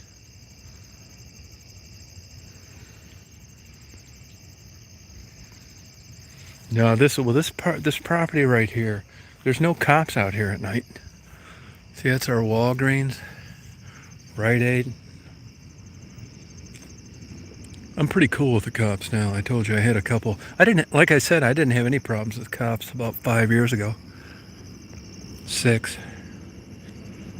And I had a couple run-ins with a couple guys here, but I think that's water over the dam. No, you're right, don't wait. You can get that. Well, that's one nice thing about a condo thing. Your hands are kind of tied, which I like. These fucking condos are selling for twice what I paid 10 years ago. I only paid 75 grand for this place.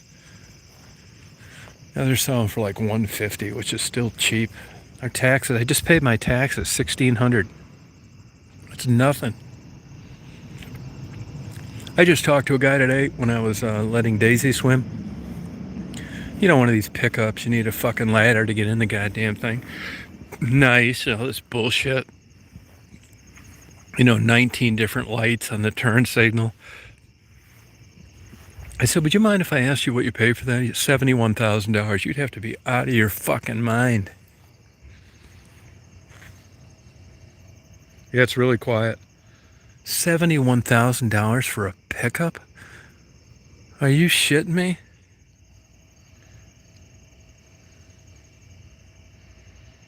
Yeah, building a garage with that's fucking nuts, man. There's no way. If I got a $71,000 pickup, I would sell that goddamn thing if I won it in a drawing or something. There's no way these pieces of shit are worth this. Oh, fucking unreal prices for everything. Fucking crazy. That's why I'm enjoying, I'm lucky. This is a fucked up time in America, but I'm lucky I'm 65. If I was 30, I'd be like fucking crazy, going crazy. But maybe not because I don't know the difference. But now I'm just going to take these like end days, fuck around and buy kayaks, paddle them around, sleep in, fuck off. If I can milk this out for another 10 or 15 years, man, I win. I don't know what this fucking guy does. He gets home about this time at night. But hopefully if I don't fuck things up, I'm going to just live this life till it's tits up.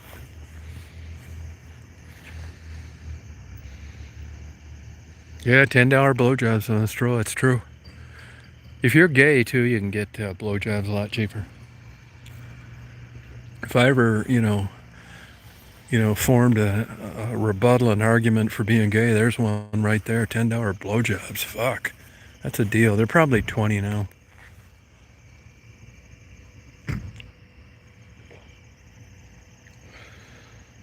No, I'm not doing it anymore. Hey, Angie. See, I don't know these people. We could really throw these people out of here because it's single family and there's two families living in there, but nobody seems to give a fuck. But the one lady came over when she first moved in. She said, I heard you're a really good guy. It's like, how would you know that? Well, this guy I knew that used to work at Shell. Anyway, she drives an armored truck. But I don't know if these are kids or what the fuck the deal is. But she's cool. One's on the end. She works for Red Cross. The guy is a retired school teacher. Then I got the other guy, insurance. Me, fire extinguisher owner, armored truck, fire extinguisher owner's son, emergency physician, optometrist.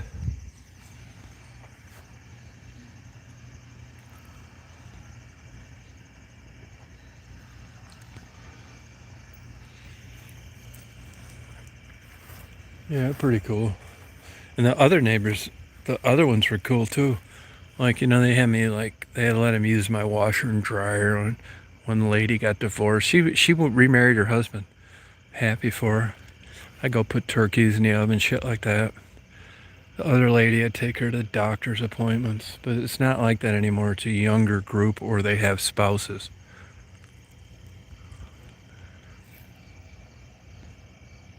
It's not that great of a development.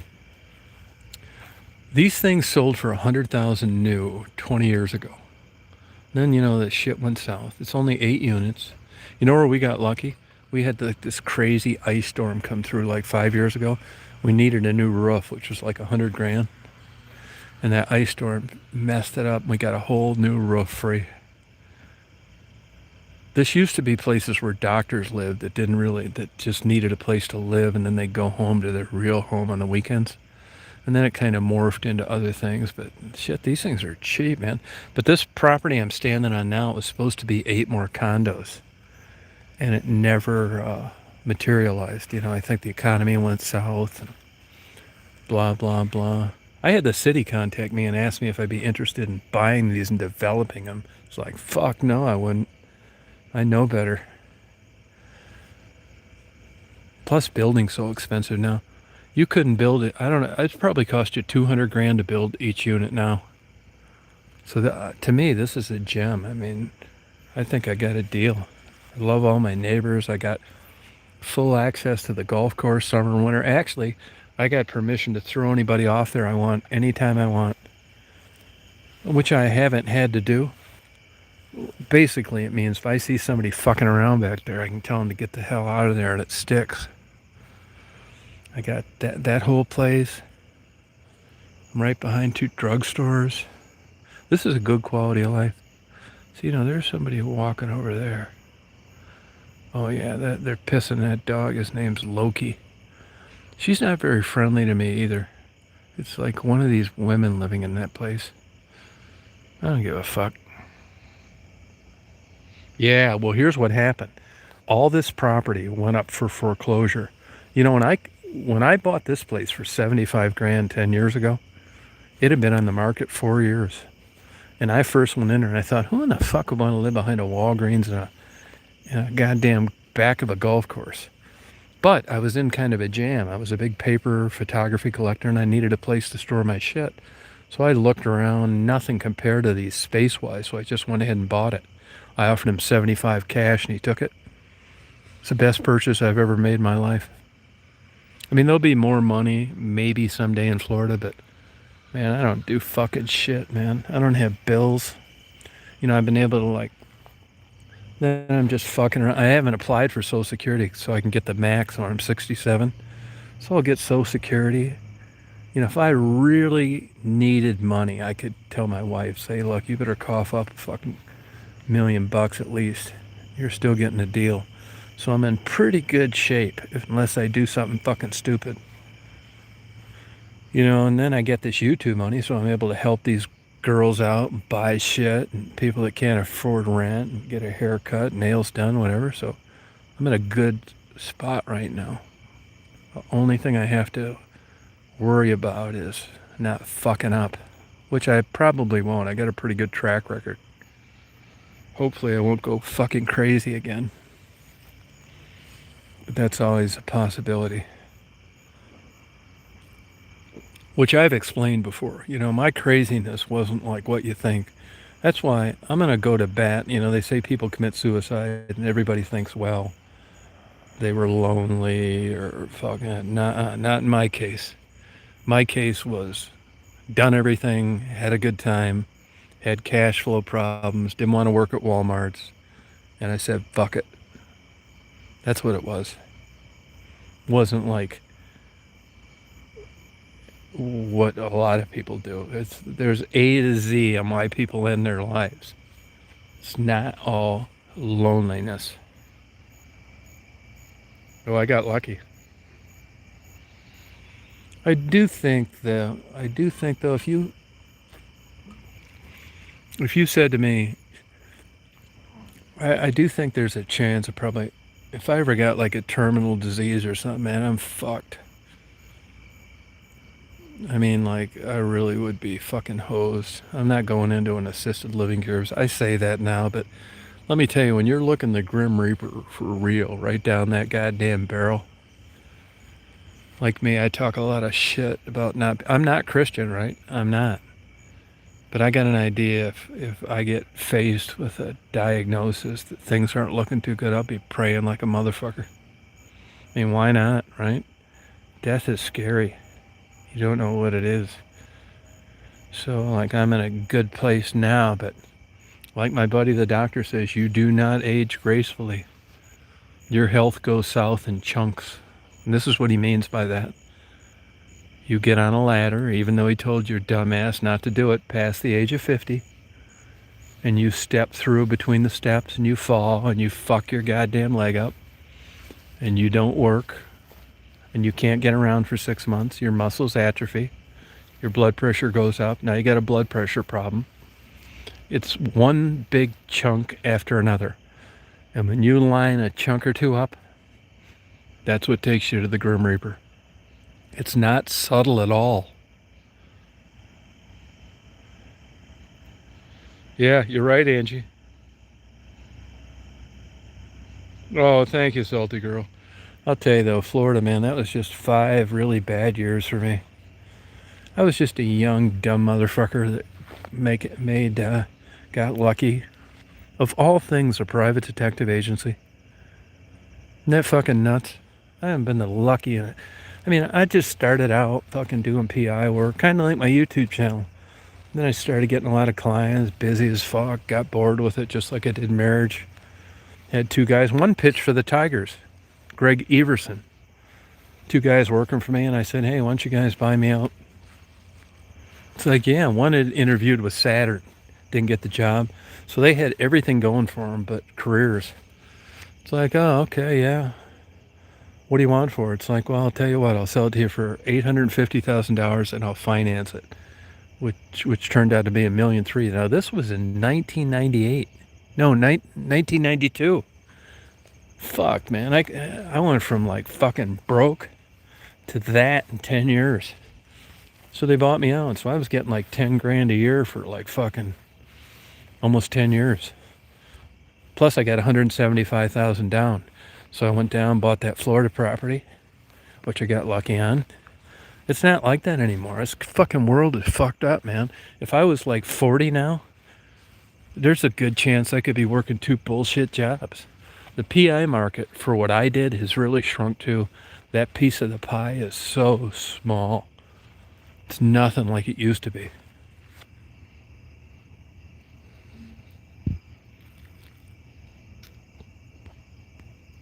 I mean, I know a lot of smart people ended up broke as hell.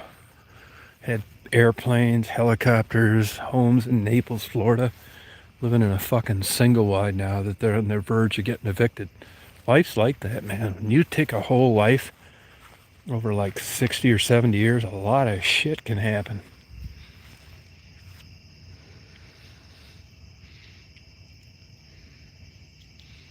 Well, that's good. You'll take care of me, salty girl. I'll pay you for it. St. John Lutheran Church.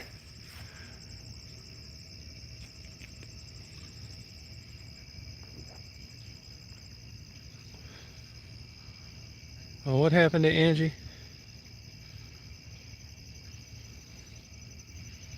Oh, that's too bad. Yeah, my parents were old when I was born, so I got to skip all that shit. You know, I haven't went to my parents' grave one time. And it's right over there. Right past, to the little right of that blinking red light. Past there. I've never been there one time. No, that's it, salty girl. 62. My mother died in 82 at 62 years old. Bilateral pulmonary embolism.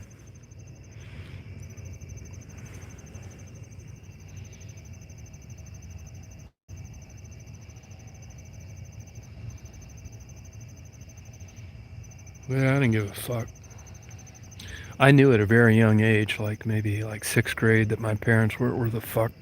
You know, because you're running into other kids you knew, parents, and it's like, man, how the fuck did I get born to these goddamn people?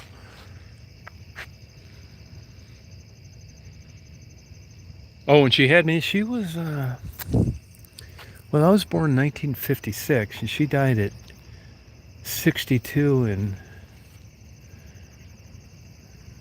82, so do the math.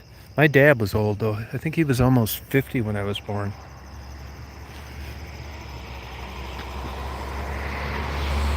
Hey, but I don't really bitch about that too much because, I could have been like one of these kids with, cancer or quadriplegic or some shit like that. Believe me, it could have been a lot worse. I know this. What are you drinking, Angie? No, I didn't give a fuck about him, to be honest with you. I'm kind of like that with everything. I mean, I'm really into like strangers and like working girls and animals and people getting fucked over. When it comes to myself, I'm like not like that. Like I said, I'm not good as a me, but I am with other people. It's weird. I'm not depressed about it or anything. I have an 81-year-old sister. I haven't talked to that bitch in 6 years. Her and my crazy nephew that's 60. 59 actually.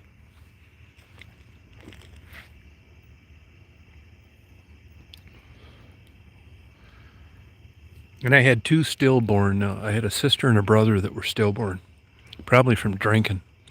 They left that part out. I was a RH negative baby too, so I dodged that bullet too.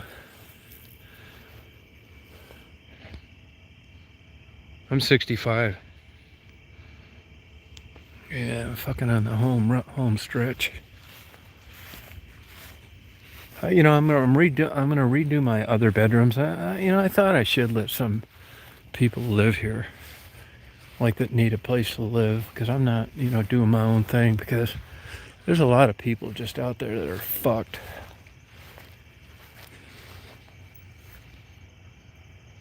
Yeah, I don't get along with her at all. Fucking bitch.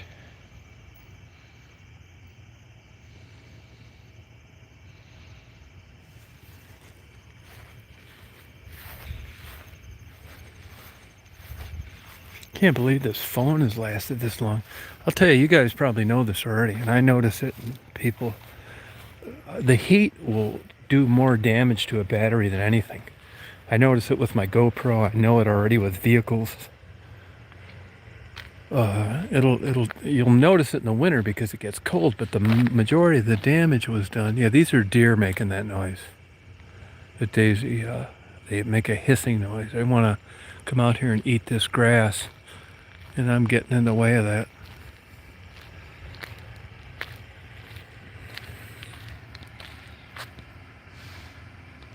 You hear them making that noise?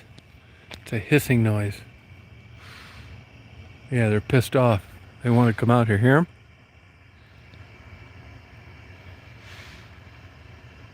them? She's just like a bitch. Crazy.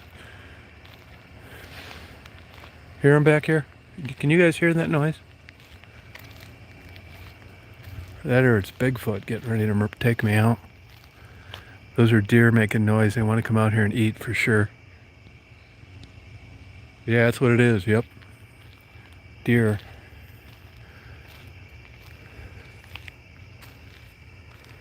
We had a super cold winter here about 5-6 years ago, and I fed the deer throughout the winter. And it got to where I could almost pet them, which isn't, I know you could say, well, that's not cool, but it's not what you think it is, because I could, nobody else could. If you came in here with a different car or you were a different person, you weren't getting anywhere near them. It was kind of interesting, to be honest with you. It was a great experience. It was a unique year of these deer would have starved to death. High snow, froze, crazy cold, nothing to eat. I had some live chats at the time. You'd see them up eating my bushes, and I thought, fuck this. I'm gonna help these deer out. Yeah, that's what they are, blowing. Yep, that's what it is. No, you'll be able to, man. I think I'm like in okay shape, but I can tell I'm getting older, I'll tell you that. Which, I mean, why wouldn't I be, right? There's my girl. I mean, that's the way it is. Hi, hon.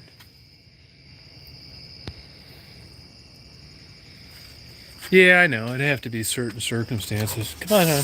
Come out here, honey. Let's just party, hon.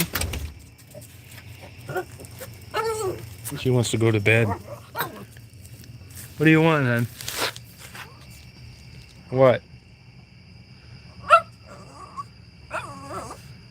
You want to sit in the van? You want to sit in the van? You want to sit in the van? She wants to sit in the van. You want to sit in the van? Come on. Come on over here. Come on.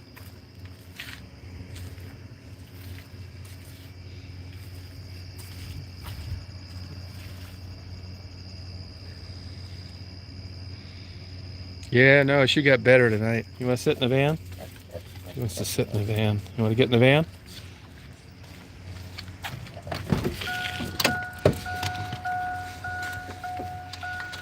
I borrow these big beef bones. One on the seat. Oh, wow. Look at that, huh?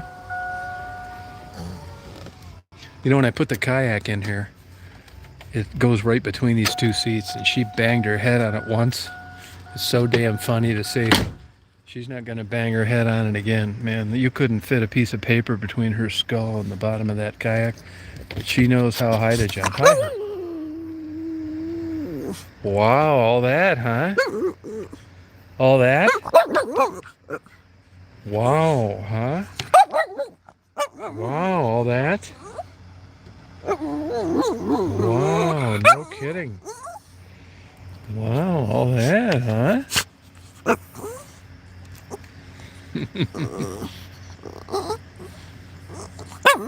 She's a great dog. All that? Do what?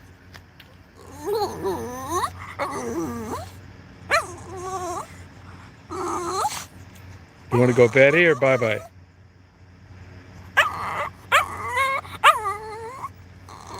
You want to go Betty or bye-bye?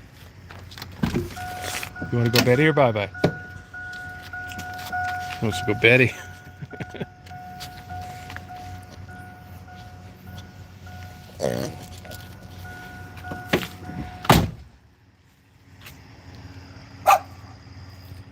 You want to go Betty or bye-bye?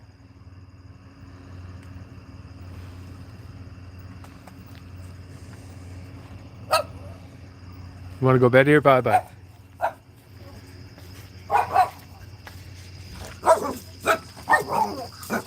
Oh, wow. No kidding. All right.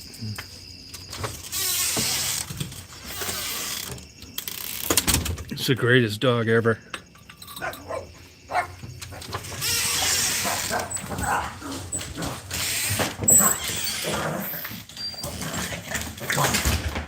Wow. Wow. All that? Good night, Simka. Yeah, she just ran upstairs.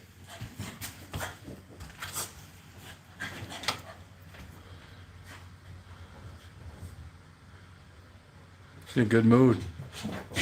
Wow, look at that. Wow. You kidding? Wanna go Betty?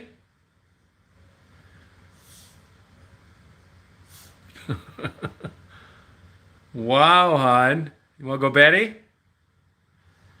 Or bye-bye? Wow.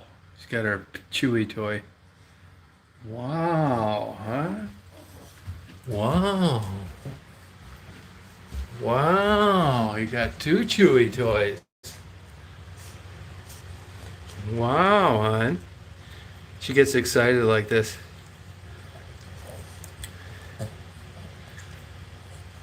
Wow, she's in a really good mood right now. Unbelievable what kind of mood you can get in. Wow, look at that. Wow, honey. It's a cool dog.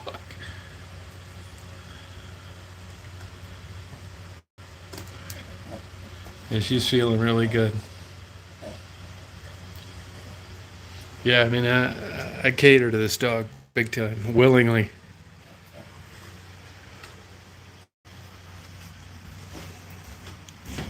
Wish I had some more corn nuts.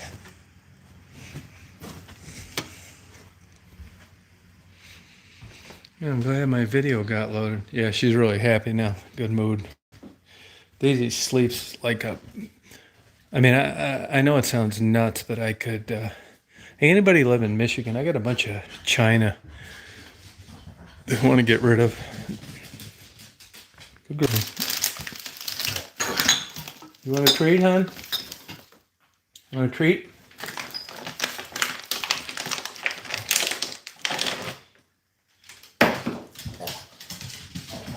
What time is it?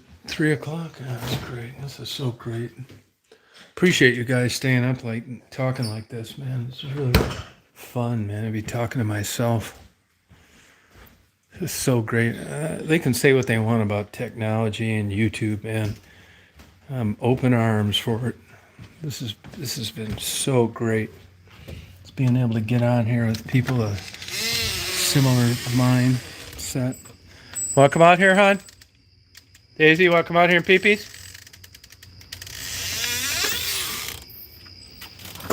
Just sit out, drink a nice Coors Light and party. Yeah, actually, Flower Fairy, if you're into art, I decided to quit collecting everything. And I was a big oil painting collector, ephemera, pros, negatives, photo albums, stained glass. If you're into art, I got some really cool shit. I'd be glad to give it to you. I'm giving everything away because I don't want to collect anything anymore. It's a mental illness, and I'm trying to rebut that.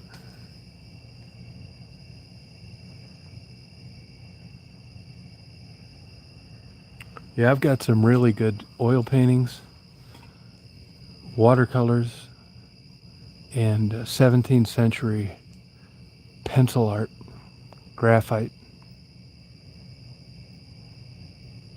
Well, I got two good oil paintings, Angie, really good ones. 1885 from Europe. I was really into stained glass for a while, oil paintings. Good watercolors, hand drawings. But like I said, I had a good time. It was fun. I was really into marbles too. Machine made and vintage. You ask anybody in vintage antique marbles, German or American made. I don't know if you guys are into that or not, but ask them, mention my name. I was so into marbles for 20 years.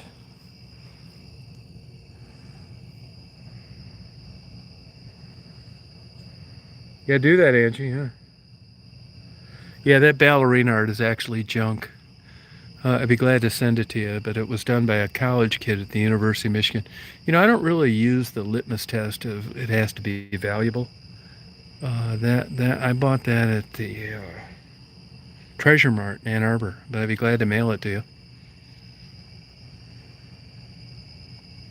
No, I was into marbles so crazy. The most I ever sold a marble for was $9,200. Like I said, I'm not bragging. It was mental illness. I know all the players in marbles. I have all the books. I know all the blocks. I know anybody that's in the world that's into high-end antique machine and antique made marbles. And some of the contemporary artists, Mark Bloch, Mark Matthews, Fritz, I know all those guys, Eddie Cease.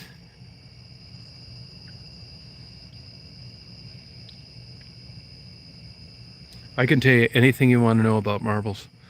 I messed around with a lot of like good antiques, and marbles was the highest learning curve. It took forever to get marbles down. Who made what, condition, blah, blah, blah. Yeah, but I was into marbles big time. Yeah, for 20 years. Yep. It was a good experience. I'll tell you what I do have. I'll make this a long story short. There were origins of marbles that there was always an argument as to where they came from.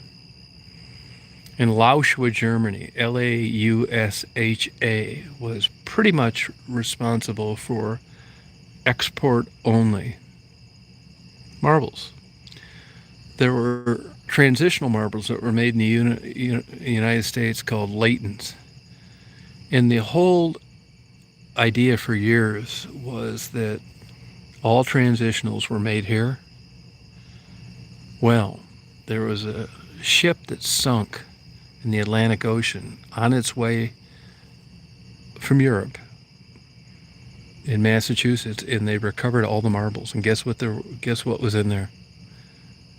Transitional marbles. Blew everybody's mind. It was kind of like Columbus landing on Plymouth Rock. Anyway, long story short, I sold all my marbles but a few, but I did keep the shipwreck marbles.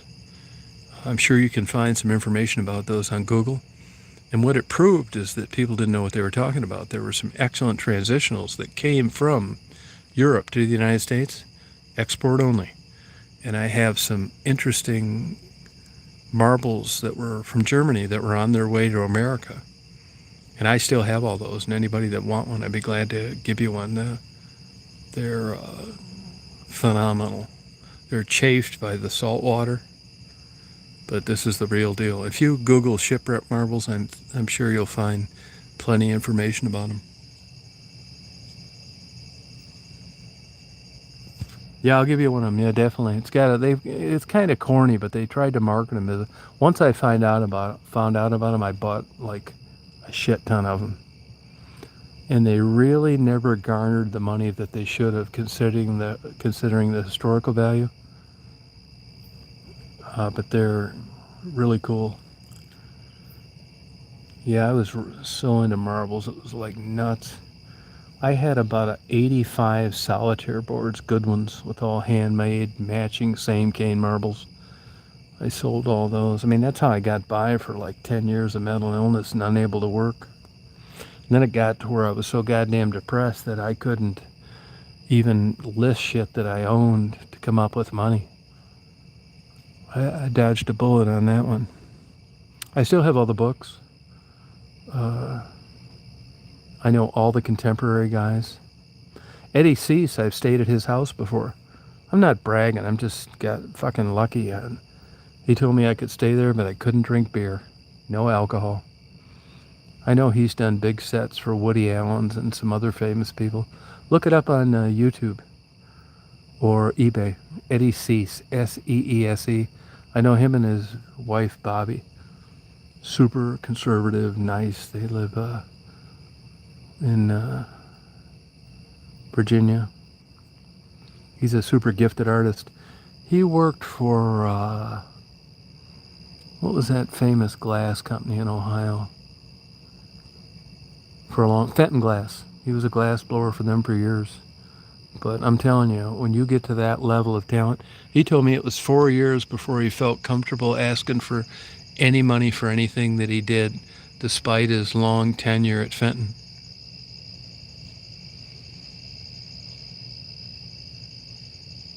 Yeah, I got lucky, no amateur man. I got lucky, a couple mental hospitals, and getting run off the road by cops.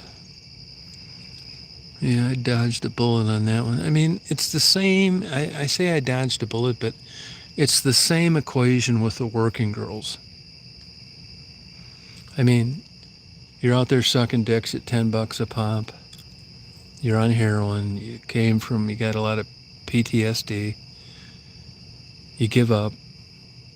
You're out there and some motherfucker like me comes along thinking that you may want to be a soccer mom and work some bullshit job like a fucking slave for $12 an hour. That's kind of the same circumstances I'm in, only in a different way. I did dodge a bullet there, but sometimes I think, where's the carrot or the pot of gold at the end of the rainbow? Would I have been better off just finishing myself off? Or limping along at a 65-year-old with a fucking bag of Viagra and a Match.com subscription? You see what I'm saying? I mean, in good conscience, I can't bullshit people, so I just remain mum when girls want to go to rehab. Because at this stage of the game, is it worth it?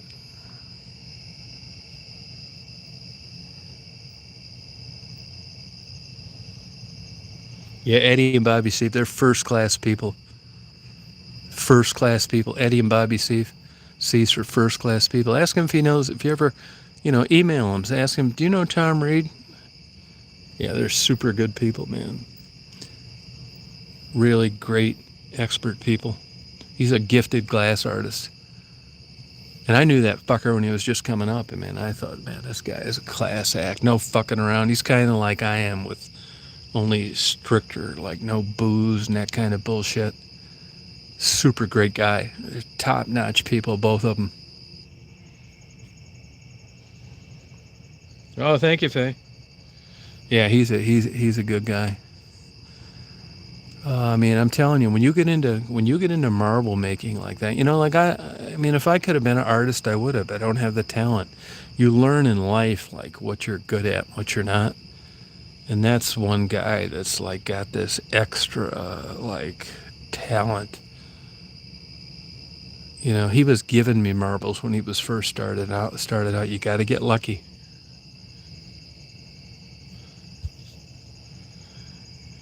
And I bought a bunch of shit from him that I didn't even really want, you know, trying to help him out at the beginning. Well, I'm glad that I did.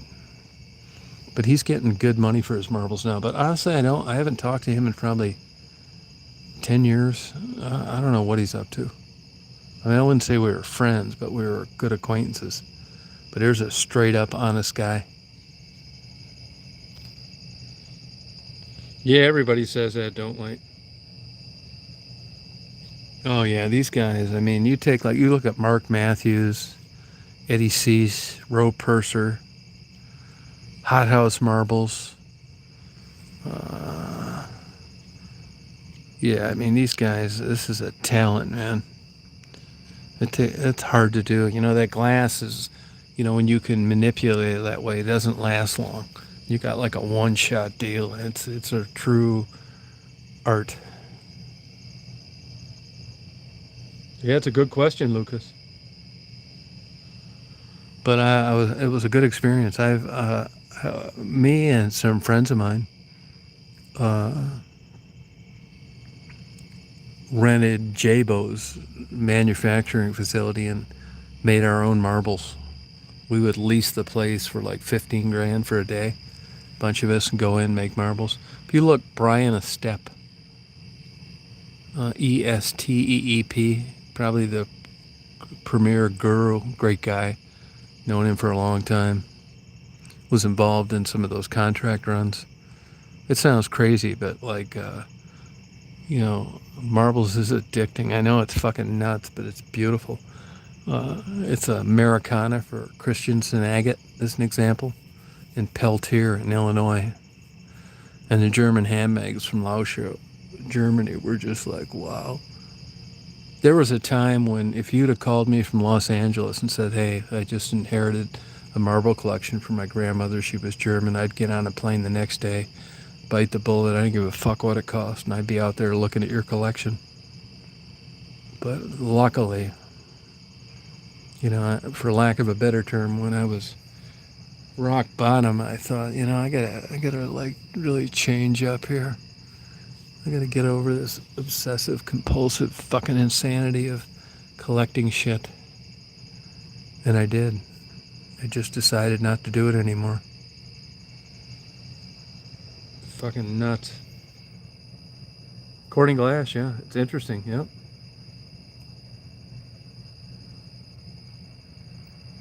It's what you make it. I'd rather put my time now into like, you know, I'm on the home run now. I think you got to be a certain age to like figure this shit out. I mean, if you'd have told me at 30, you know, I want you to go down and I want you to help drug addicted prostitutes get on their feet, I said, fuck you. Why, man? They're just down there.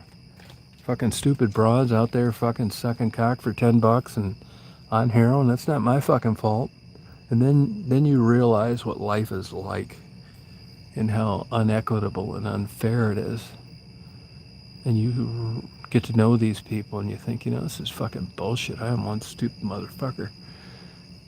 I think I'm going to try and like help these people. And not only help them, but you get like passionate about it. It's like, fuck yeah, happy to be a part of this.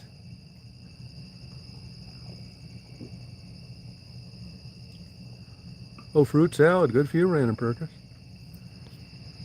Yeah, I got fucking lucky, man.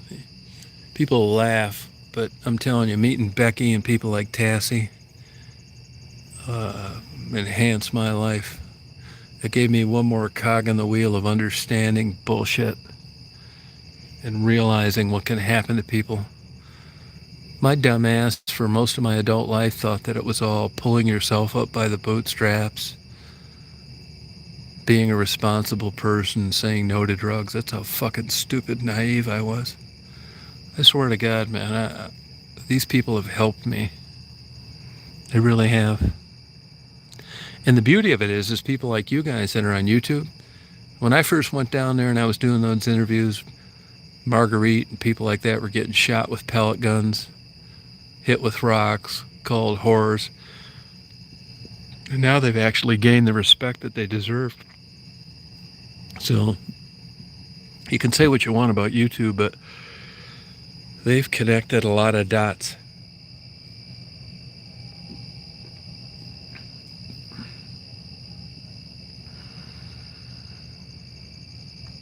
Yeah, you're right, Erica, yeah. I mean, I really, I didn't know a goddamn thing about heroin. I never even smoked marijuana, and I knew these girls were, selling themselves, and I thought, well, I'd like to know more about this. That's all it was.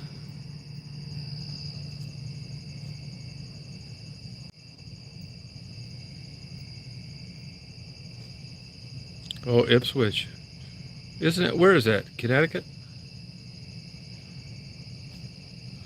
Yeah, man. I mean, these people were fucked from day one. Yeah, it's heartbreaking.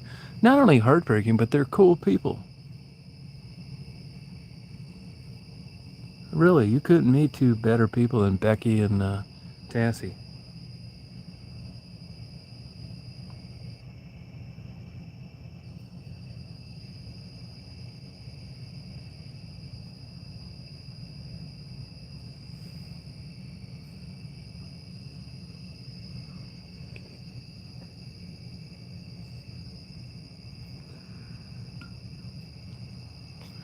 I hope Becky, I'd like to see Becky. I mean, I would be happy if she would just... See, that's the hard thing, man. I don't want to bullshit people. I mean, it's be on heroin, be fucked up, and bury your sorrows, or get sober, go to rehab, find God, work for fucking $10 an hour. You know what I mean? I mean, it's not like there's this big, giant, open, 10,000 acre field of grass being greener on the other side. That's the part I struggle with. Bad turn of events, yeah. Yeah, Penny, that was terrible. Yeah, Marguerite's still around, yep. Yeah, Becky's made a big, huge improvement. Now look, in case you guys hear it through the grapevine, you're going to think I'm crazy, but I don't bullshit anybody. I sent Becky $1,000 overnight Monday, and she got it Tuesday. And you're going to say, well, why in the fuck would you do that? Let me tell you why. I've known her a long time. She's not tricking anymore. She's in a relationship, and she's trying to do the right thing. And I've learned over time, it's just my philosophy, that I want to show people, and I told her this, and Tassie knows this too, that I'm going to be here for you one way or the other, whether you're on drugs or whether you're not. And if you get in a jam, these people aren't used to having people bail them out and be good, solid people that aren't trying to get into their pants. I'm going to be here either way. So this is a testament to what I told you when we first met, that I think that you're going to be glad you met me. And I want you to catch up on your bills. I want you to pay the back due rent, I want you to take your boyfriend out to a good dinner and know that this is going to happen whether you're on drugs or whether you're not. I don't give them any pep talk about don't spend this on drugs. None of that shit. Like I've said a million times, I'm glad I don't have a social work degree, because then you could take away my license. This is the way I've decided to handle it. I know I'm going to catch a bunch of shit about it, but I know Becky well enough. She could OD tonight. You could say, well, you shouldn't have done that. That's not why she OD'd. I don't send anybody any money, but I wanted. Becky has been around a long time. I consider her a friend. She had bills. She was behind on certain things. And she knows deep down that there's no fucking around with me. That I'm the fucking gateway to helping her if she wants it. And to me, that's huge. Could she OD a week from now? Fuck yeah, she could. Could Tassie relapse? Yup. But that's the way I've decided to handle it. And so far, I'm batting 1,000.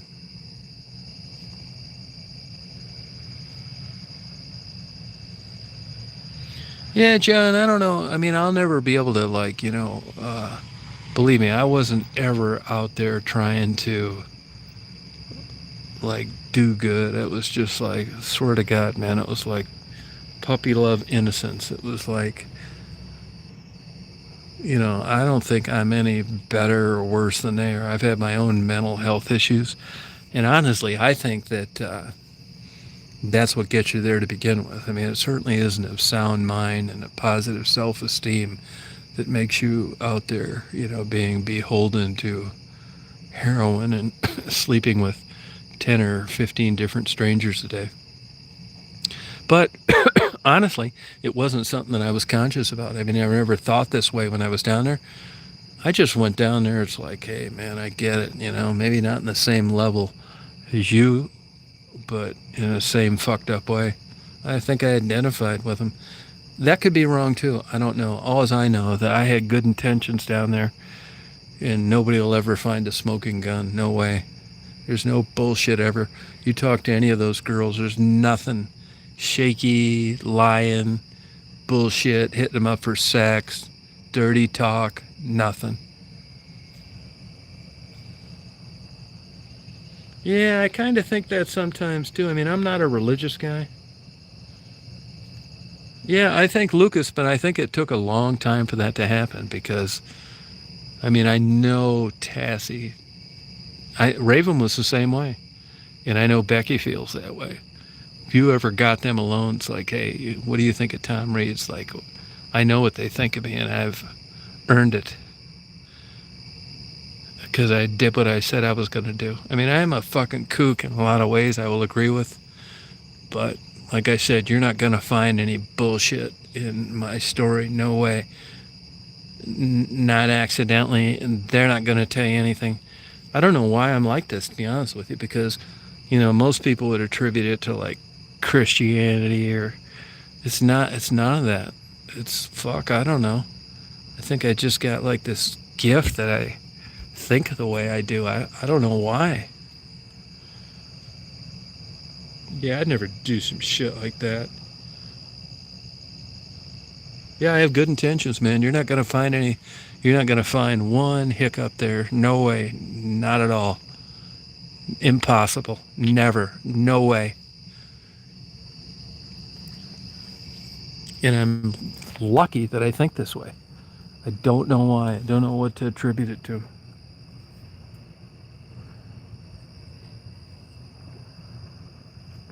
Yeah, one day I was with Becky eating breakfast, and I said, I hope you, this was probably a year and a half ago.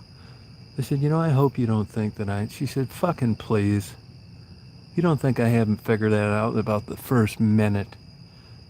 There's something wrong with you. Don't you think I know that by now? She cut me right the fuck off on that. And that was a good feeling. And Raven said the same thing too. I know it sounds cornier than hell because I'm not like a touchy-feely guy, but I got one hug that meant something to me in my whole life, and I would say that was from Raven. Really, I knew Raven really liked me, and she knew that there was somebody that could be on her side. It's just too bad it didn't work out better, but I know that's the way it is down there. Raven, I love Raven. No, not really, Sharon. So weird. I don't know how I got that. When those motherfuckers ran into my van that night, said something, were threatening me. Becky called me the next day and said, I'm going to get you a gun. The serial numbers are going to be ground off. And if they do that again, I want you to shoot both of them. I don't want you to give me back the gun. I don't want you throwing it in the fucking river and some fucking fisherman finding it or some security cam getting it. She said, that's the least I can do for you. And I'll keep my eye out for those motherfuckers.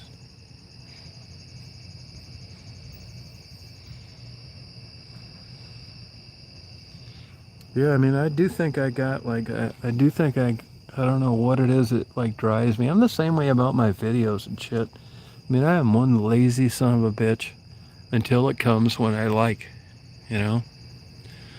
And, like, my YouTube bullshit, man, I just, like doing it. And even when I'm tired or not feeling good or have the flu or had a COVID shot, I still do it. And I can't give you any other examples of where I've been that motivated.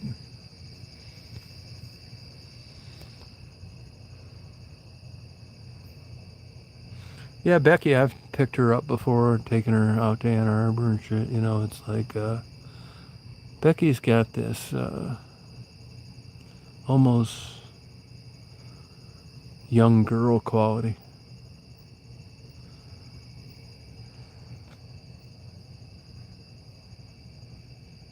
Yeah, I don't think I'm that great a photographer. I did do professional photography for a while. I didn't really like it. I'm not into like joining contests. I'm like a run and gun guy, you know. I want to get my photos and get the fuck out of there. And life's not a perfect studio where it's all perfectly exposed, and I just couldn't get into that kind of bullshit. I told you before I did like model photography only because they couldn't keep helping in Chicago. I did it for about a week. It's like, fuck this bullshit. I still had people ask me to like do photography, which I'm all for if you're broke and you don't have any money. But other than that, I don't want to do it. A YouTube family, yep. Yeah, but I'm telling you, Becky, when that shit gets serious, man, Becky will jump up to the plate and like do it. She just chose heroin over a different life. I mean, I had a good video up on YouTube, but they took it down of girls injecting heroin one night. You know, I'm not condoning this fucking bullshit. It's just like reality. I've been with Becky before where she's like just injecting this goddamn shit. It's like, I can't believe that I'm here witnessing this stuff.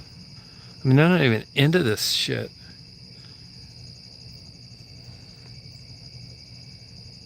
Oh, thank you, Faye. Oh, that's no problem, man. Yeah, that's no problem. I mean, people don't, if you haven't been there before, that's how things present themselves to you, Faye, so no problem. You know, it's like not a big deal. It just so happened that I knew a guy that was an engineer for Chrysler that worked on those donut tires. That's why I knew so much about him. Oh, I think so, Sharon. Yeah, I'd agree with that. Yeah, I think you're right. So, I mean, believe me, I've had a lot come my way through YouTube, big time. I mean, I think the downside is like people like, you know, expect me to like want to like hang out with them and stuff, and I'm really not that kind of guy. I hope they don't take it personally. It's so weird with YouTube. Like, I would never go to a social event where I would talk this much. It's crazy. Panty dropper. Yeah, Gary's a good guy. He's an educated Jew. Gentleman. I like Gary. He's a good guy. He's like 82 or 3 or something like that. Gary used to own some pharmacies. He's from Royal Oak. He got nailed with about 3 or 4 semi-loads of cigarettes coming across Indiana into Michigan. I think he was in prison for a year or two. And that kind of fucked up his pharmacy business, but it wouldn't surprise me if Gary has $10 million in the bank. Lives in an apartment out in Ann Arbor. He's a good guy, Gary. It's the best thing that ever happened to Becky.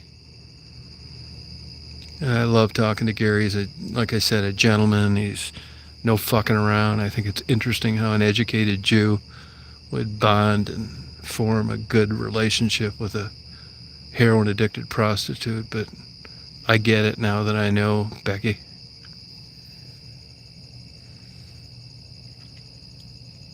Hey Michael, how you been? How's your weather over there?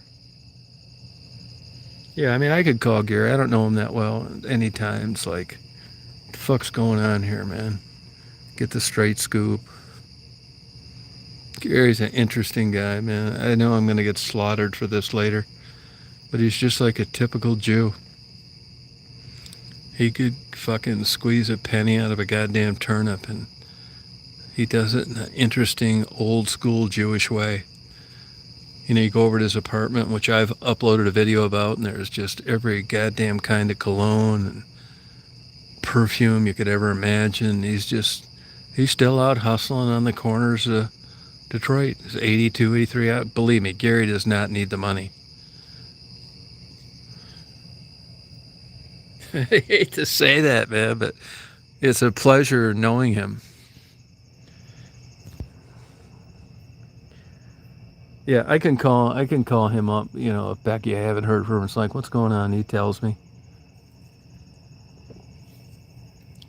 You know, he's a little weak on the computer, but if you're into perfume and cologne, definitely trust Gary. Yeah, he's no bullshit. I know it's terrible to say. I would tell him that, though, so I don't feel too bad about it. There's a lot of interesting players. Richard, that owns the Only Ideal bar down there in West Jefferson, same way, just a super bright guy that's fucking 88, still working, but just really bright guy.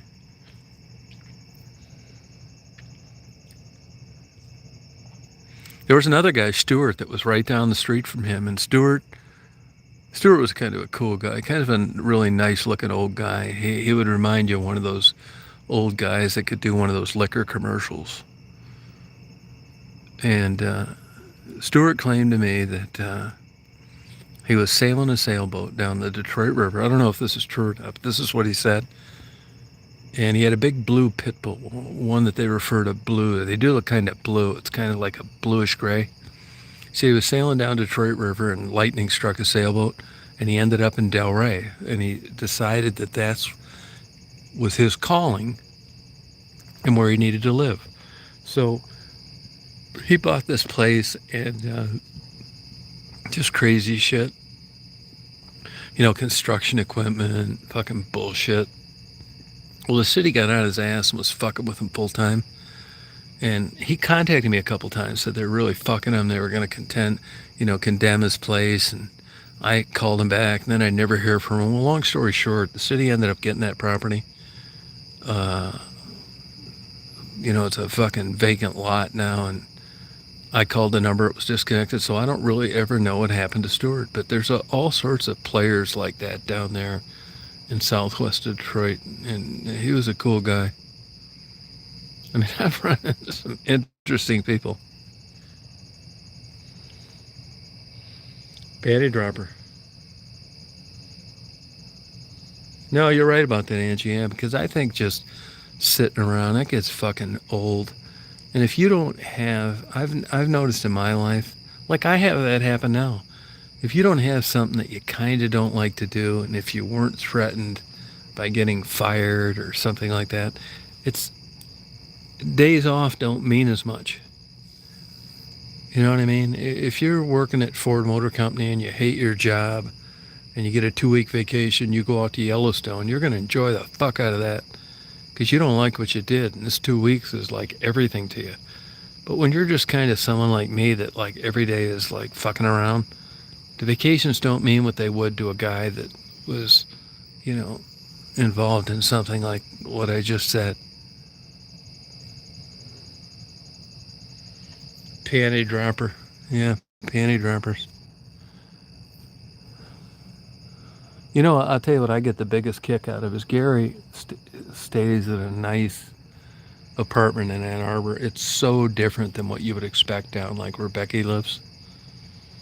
And Becky has, I shouldn't even say this. I don't want to say mini breakdowns, but you get you get behind on your dope bill, you're fucking these goddamn perverts, and the cops are fucking with you. You just sawed off an ankle bracelet, and Gary is her go-to guy. It's like, hey, I'm going fucking crazy. I'm behind with rent. I can't stay in this room anymore. Could you come get me? And Gary does. He drives down there and he goes and he gets her. And it's so interesting to me that, Becky would go out to Gary's, and, you're in this kind of like expensive apartment complex. And I always wonder, I never asked Becky and I never asked Gary, what these fucking people think about this girl that just shows up out of nowhere and stays there for a week. Gary doesn't give a fuck, I know that. But I'm just curious what they think, because it's so out of the norm for that area. I'd just like to be a fly on the wall and, listen to them on how they described this old Jewish guy with this young girl showing up occasionally. Young in, compared to his age.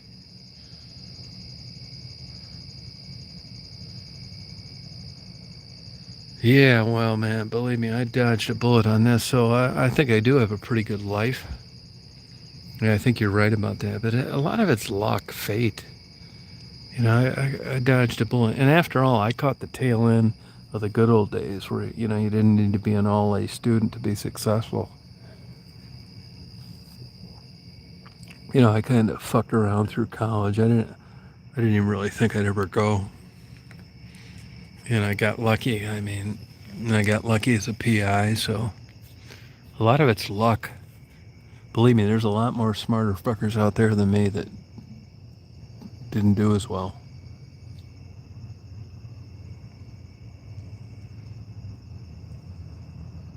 Wow, that much. No, it's a hard business, Angie, right?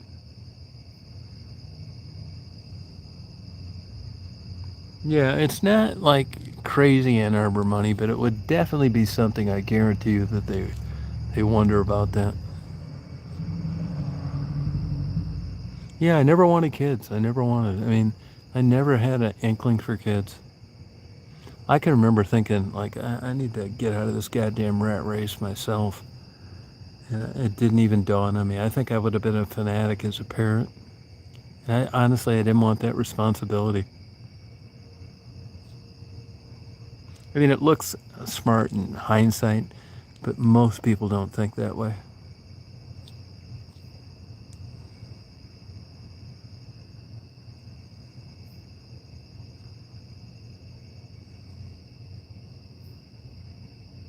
How's business going, Angie?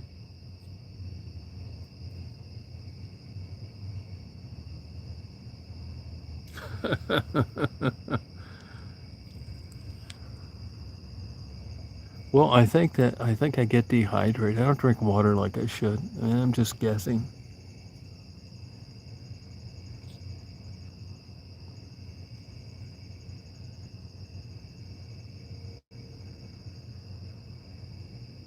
Oh, good for you, Angie. Yeah, retirement, I think it's only good when you did, 35 or 40 years in a job that you couldn't stand any longer. Then retirement is nice, but I still keep my goddamn PI license. Why? I don't know.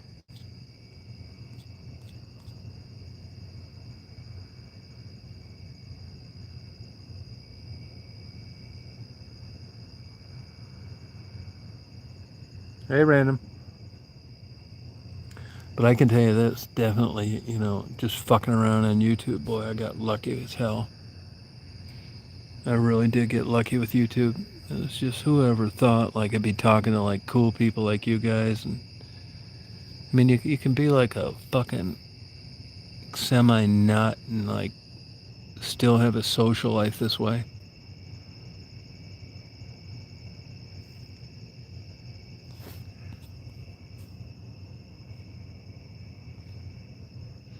Yeah, I did PI, man. Man, I had a great living PI. I don't think it's like that anymore, but maybe it is. I'm not sure. Be honest with you, I haven't done a paid-for PI case in 10 years. Even with flying, pilot's license. Last time I flew a plane, I think was 10 years ago, but I haven't been current in probably 16 years. I don't care about that either. I'm weird about that. Once I'm done with something, whether it's collecting or relationships or I'm fucking done, man. It's on to plan B. That's the thing about it. Getting older, though, it's like, I'm not sure how much longer plan B is going to last. Like, I'm fucking around with these canoes now. I like it because I can get out in places that I wouldn't have access to otherwise. I'm not like a big boater, really, but I like fucking around in this 6 inches of water and like nobody there and birds flying all over. And I'll do this for a while. Kind of like it, but I don't miss flying. I've been everywhere, traveled up the ass. I've been everywhere in Alaska. So I think I'm now on the home run. I may go to Florida for a week or so in the winter.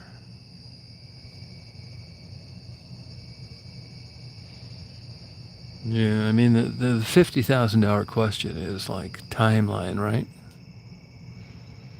Yeah, so I just fuck around, be honest with you. I think I'm going to head out in October, maybe November, wait later, and go out. I haven't been out in Nebraska in a while, and I'd like to get out to Iowa. Maybe New Mexico, Oklahoma. Like just being on the open road, random. Yeah, Erica, that's kind of like that. Yeah, you know, once you get out of these like benchmarks in life, you know, you get out of high school, you're a high school graduate, great. Your first piece of ass. If you go to college, you get out of college, you get married. That's good for a while. And then after that, I think like when you get 35, 40, and you've done all this shit, it's like, to me, life got like super boring. It's like, I don't think I can take this much longer. So you did like I did. You're looking for happiness. I sold a business that was killing it. Moved to Florida, bred birds and camels. Couldn't take that any longer. Decided not to be with my wife. Moved to Chicago, cold turkey. I just went there with a suitcase. I didn't know one person in Chicago. Started another detective agency. Did pretty good. Not like I did before, though. 12 years, moved up here, helped my sister for a while. Now it's like 10 years here. It's like, fuck, I'm running out of time. But I've had a charmed life 95% of the time. No, that was good. Oh, really? Don't like that. See you, John.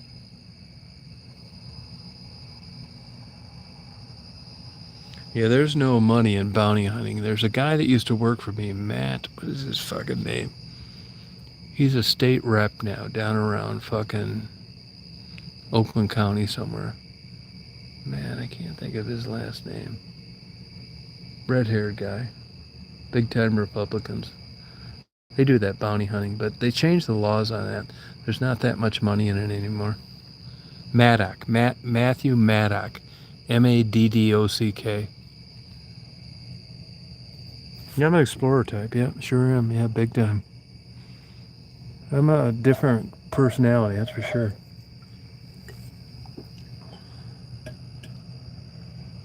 Really had a good I will tell you this, I've had a good time with these kayaks. I didn't give a fuck about kayaking.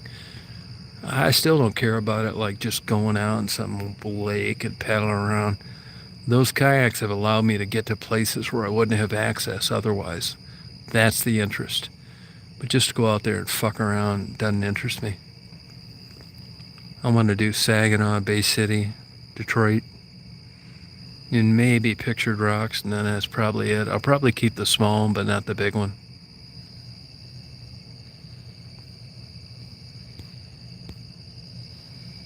Oh, thank you, Amateur Mom.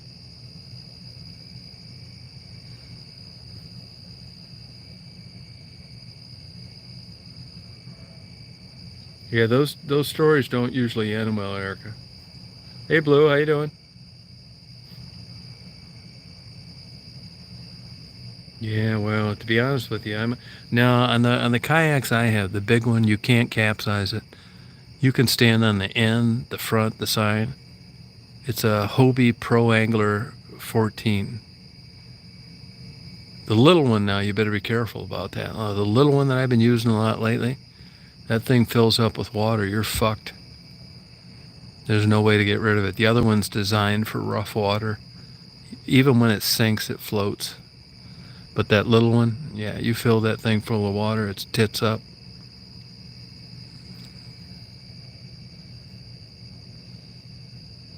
I'm telling you, man, this sounds stupid, which is why I want to do a video of it. But there's a lot of bullshit to kayaks. I didn't know a goddamn thing about them. I got lucky with the one that I got, the first one, but I just got tired of fucking around. There's a resin shortage. You know, I wanted to do it this year. Wanted to do that Taos Bay. And I got this one on a guy down near the Toledo border. And I got it. I liked it. And then I wanted to go to Nyanquing, you know, where I put those videos up. And that fucking thing, you just couldn't do it there. I mean, you'd think a kayak could go anywhere. Not really. Not that one. So I bought another one. Man, honestly, the cheap one I'm having more fun in. 43 pounds. And it fits in the van with the door shut.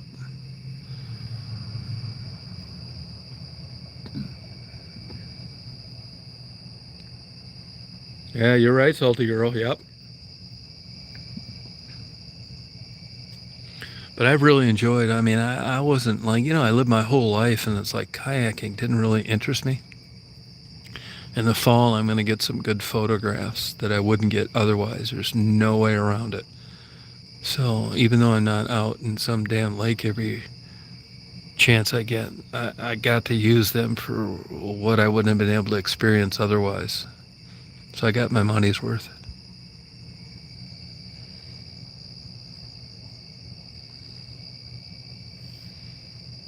Oh, sorry about that, Nicole.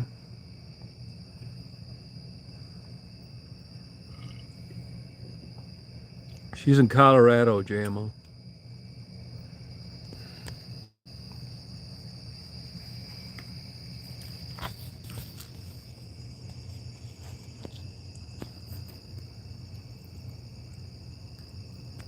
I can't believe this battery's lasting this long.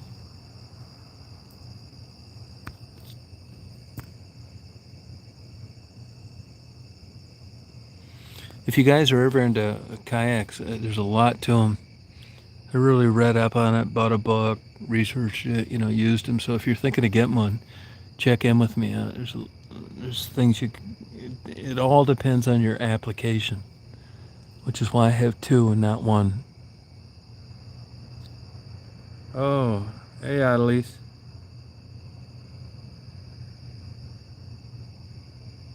Oh, thank you, Random. Yeah, it's good to have you. Thank you. Oh, yeah, that sleep, you should be able to take care of that. How old are you, if you don't mind me asking? Hey, Atrine.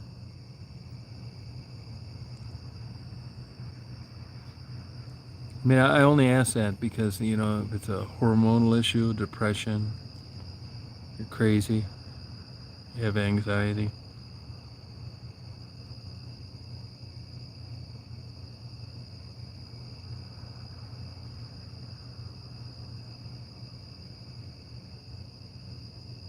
Yeah, I know.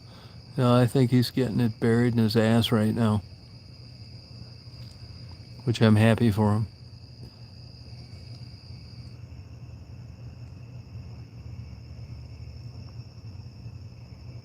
No, Erica, don't worry about that. I'm a shitty swimmer too. No, don't let that stop you from kayaking, depending on what kind of kayak you're going to do.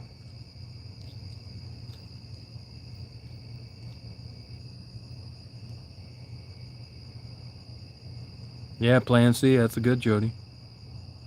Believe me, I've always got an exit strategy. That's not to mean that I couldn't drown out there, but I do my due diligence, believe me. I'd like to think that I'm not going to get myself in a predicament that's going to cost me my life.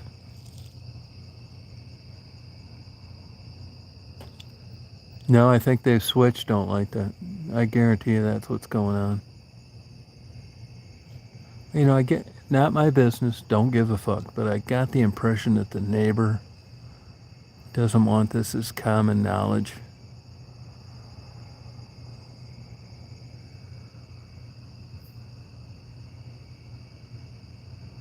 Yeah, you got to be careful on life jackets. Yeah, the trendy, cool looking ones. If you lose consciousness, you're fucked. If you want to survive, you want to get the old orange, big, fluffy ones. They keep your head up and back. So even if you're unconscious, class 1, you're still going to survive. You'll look like a nerd, but they'll be able to resuscitate you. Kind of like on the fly. Daisy eats a little snack in the morning and then later in the afternoon, two times really. I don't think you should be asking me about feeding a dog because I'm not probably the best at it. You know, I give her people food and that kind of thing.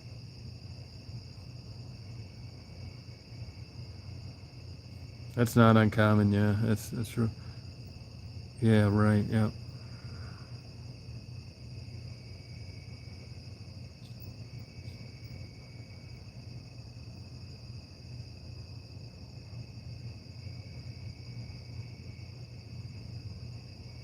Oh, good for you, glass bottom boat. Yeah, there's some place that makes these clear kayaks now, but they don't really interest me.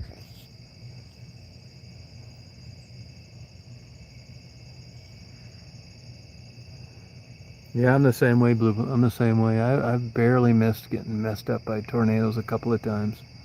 Southern Illinois, and believe it or not, South Dakota. Got there too late or left early.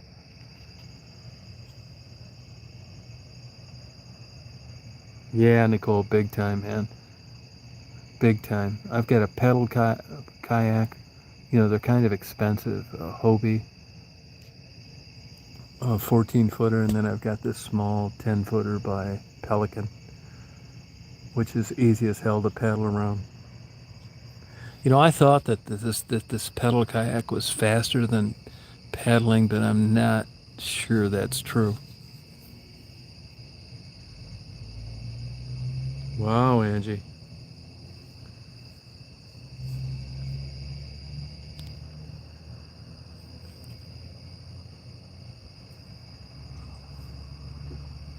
I didn't know a goddamn thing about kayaking till a couple months ago.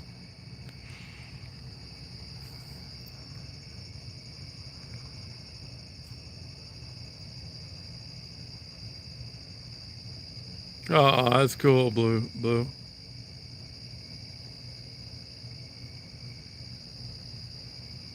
You talking about the kayak, Nicole?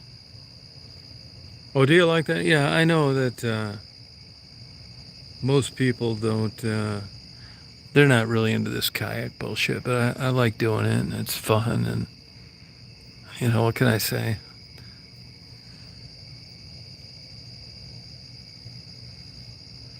It's not, the big one is not bad, because it's a sit-on-top kayak. It's referred to as a sit-on-top.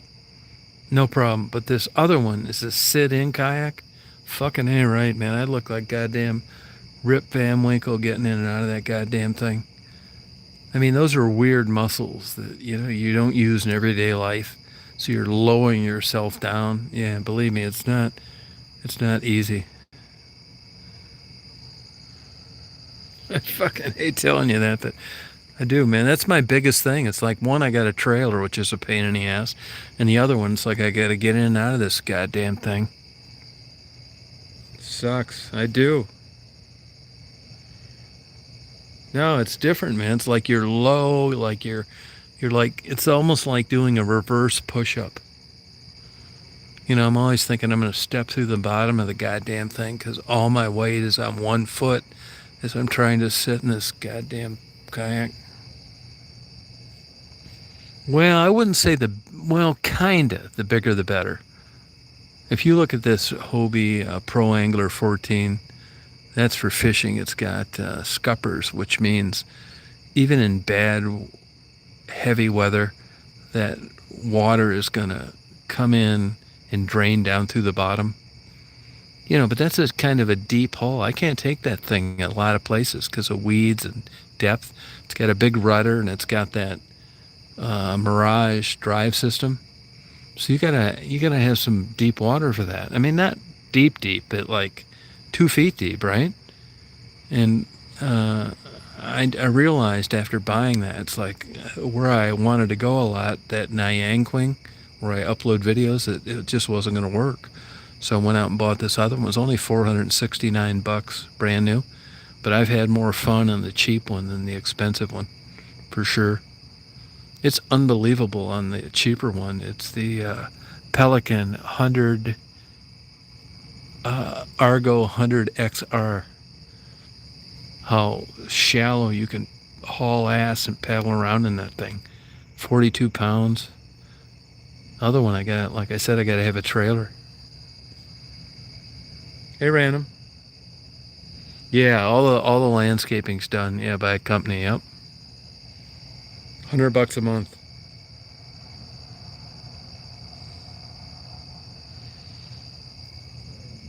Yeah, kayaking's cool. It's so easy to paddle, and it's so easy to pedal. Both of them are really easy. You don't need to be in shape at all. No, yeah, the Nyanquing's the way to go. There's no way I could take the other kayak back there or a boat. No, impossible. I used to hear stories where people would say that, people fell out and they drowned because there were so many weeds. And I used to think, well, that sounds like bullshit. Well, I don't think that anymore. Those weeds are so super thick all around that Nyanquing. And if you fell out of there and you had to like try and swim, good luck. And another thing I've learned is lily pads. They look just like they're like these frail topwater plants that are on the surface. They're tough as hell. It's like leather. If you catch your paddle on one, it'll jerk the paddle out of your hand. You go over them, paddle over them, it's like you think you hit sandpaper. They're tough ass plants. I saw some bird the other day just walking over the tops of them looking for whatever. But lily pads, at least those lily pads, are tougher than hell. It's like floating pieces of leather.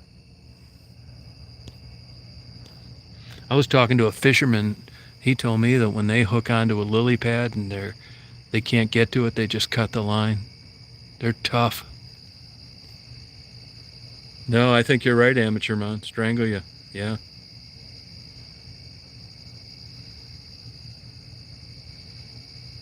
Yeah, Silver Springs was cool. That's where they filmed Sea Hunt and the Tarzan movies. Yep.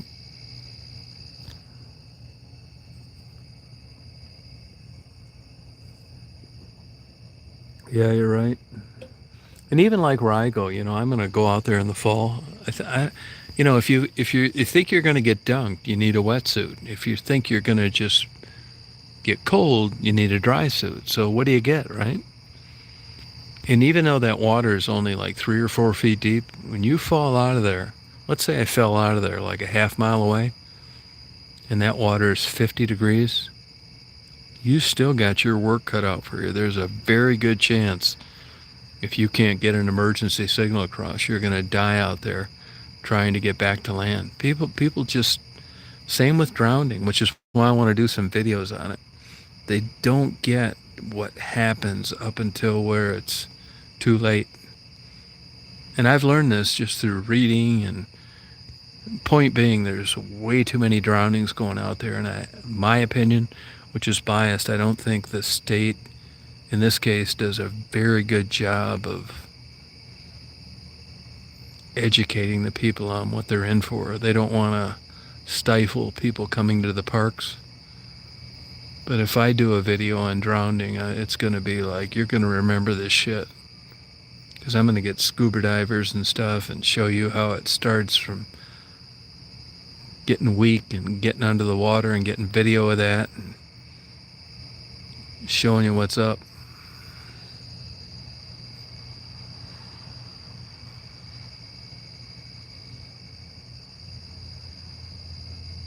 Oh, really, Angie?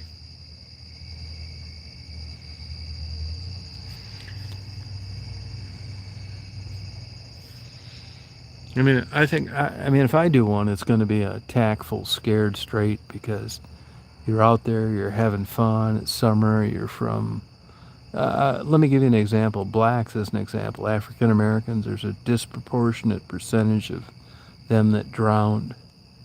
Why? I'm not sure. But I want to do the scared straight version of drowning from above and below the surface, so you can see from the beginning to the end how it happens.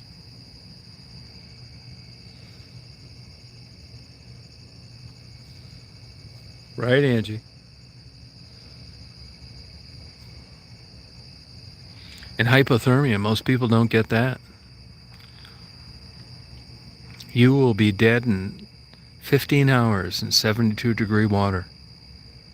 So you can imagine what happens at 33-degree water, which is what you'll find commonly around Michigan.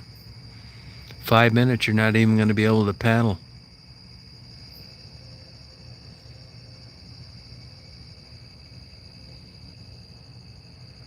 Oh, big time, Blue.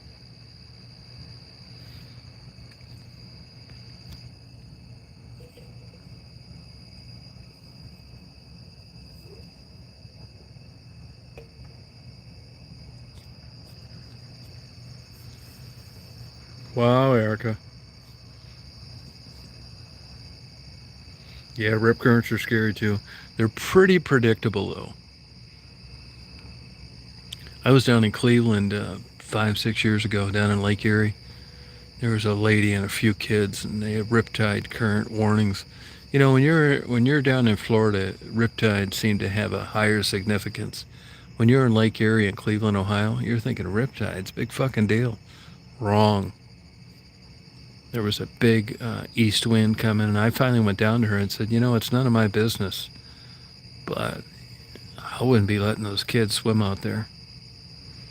She said, why? I said, because of rip currents. There's a warning out right now, and this is a perfect scenario for them to drown. And she took her kids out.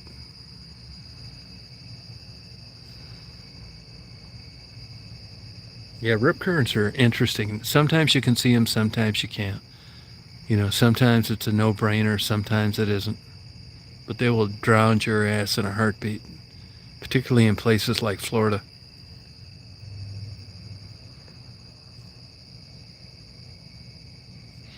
One time we had a hurricane in Florida, and I went and had a Coast Guard approved Class 1 life preserver. And I went down during the hurricane down to Jupiter, Florida, and went to the beach. And I had even had a flare gun. I had all sorts of shit. I wasn't going to drown. And I went out there during that hurricane.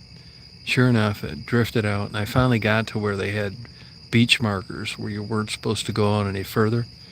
And what happens to you when you drowned a lot is that the water beats you up. It takes out, it just kicks your ass. It like forces you into running a 3-mile race out of shape, and then it drowns your ass. That's what happens. And I went out there, and just for the hell of it, I grabbed onto one of these buoys that, you know, separated where you should be to where you shouldn't be. And after about a minute holding on to that, it feels like it's going to pull your arms right out of the joints.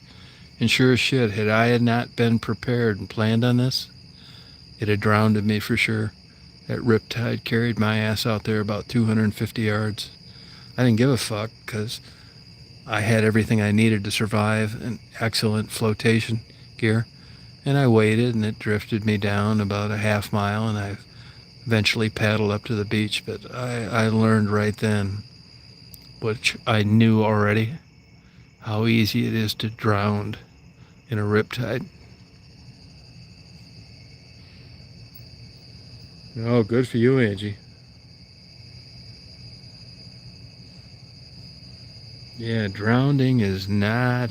And another myth about drowning is that people scream and wave their arms. That's something you see in movies. 9 out of 10 drownings are silent. They take 2 big gulps of water. You panic, you've stepped off into the deep end, and you just disappear below the surface. And nobody knows it.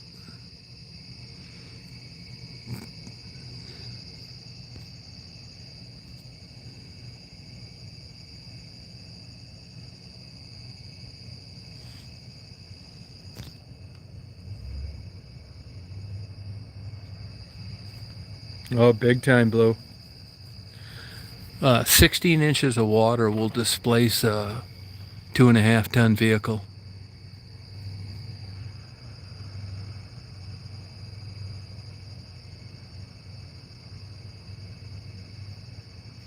Yeah, I'll tell you, remaining calm sounds great when you're on land and you're in West Branch drinking a dragon's milk, but when the shit hits the fan, you have to be an exceptional personality to remain calm because your body's telling you it's time to hit the panic button.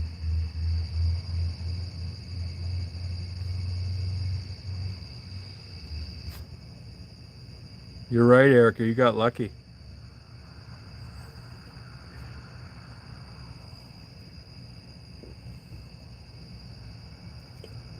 What a gorgeous night tonight. No shit. Oh, yeah, Drew Jabel. Yeah, big time. And it beats you up. That's the thing. It beats you up, knocks the wind out of you. You're inhaling water. Oh, that's good, Angie. It's just like these older ice fishermen. They just do not get it.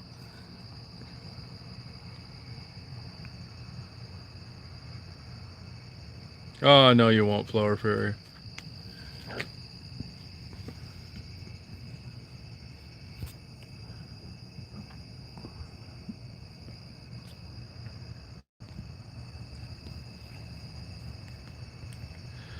I mean, all this stuff is preventable if you prepare for it.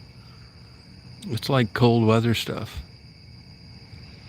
If I go out looking for somebody and I'm prepared, it's not like somebody out there finger fucking that got lost and ran out of gas.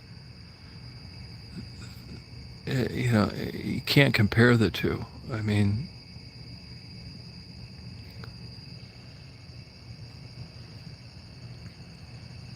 that happens to people. They just get out there. They're naive. You get lost. The hypothermia is real.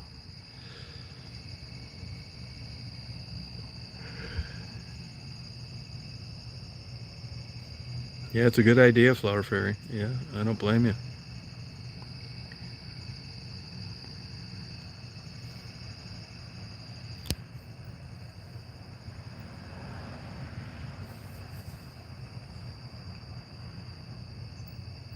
Big time.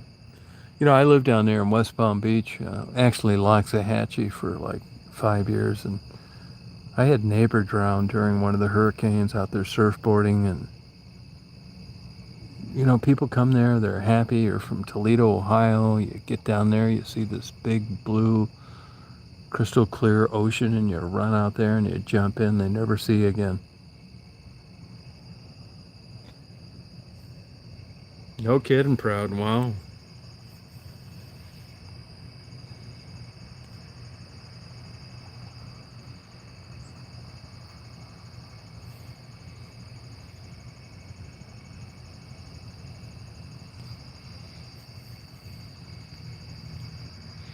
Yes, water is,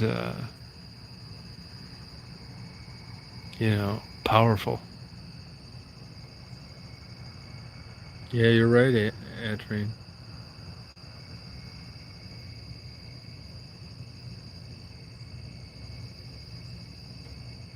Oh, good idea, Angie.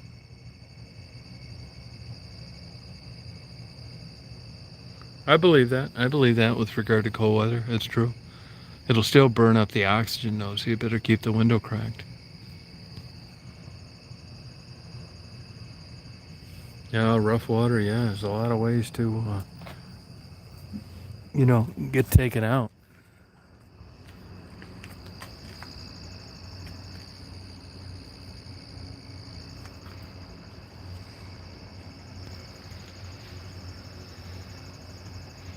Yeah, well, you're smart.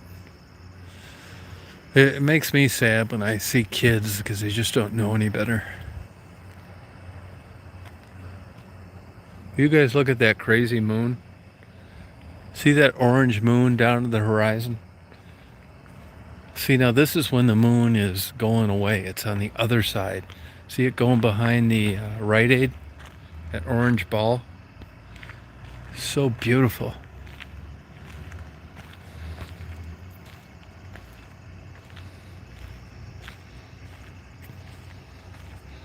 Yeah, it's cool, isn't it? It's going below the horizon. Trees. This is the... Now these are, you can knock all you want about staying up all night. But these are some of the cool things that you can see. See it right there in the horizon? So cool.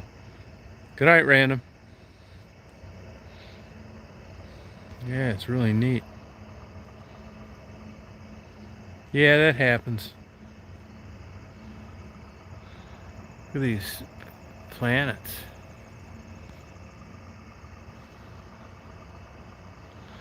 Yeah, I caught the tail end of that. It's hard to conceptualize unless you study it. The view you get, because the Earth being round and where you're at in the whole scheme of things. I took an astronomy class in college as an elective, and that class was a bitch. It wasn't easy at all. But when you have a sphere like this and you're looking at the rotation of the planets, it takes some studying to really understand it. But the good news is it convinces you 100% that the Earth is round.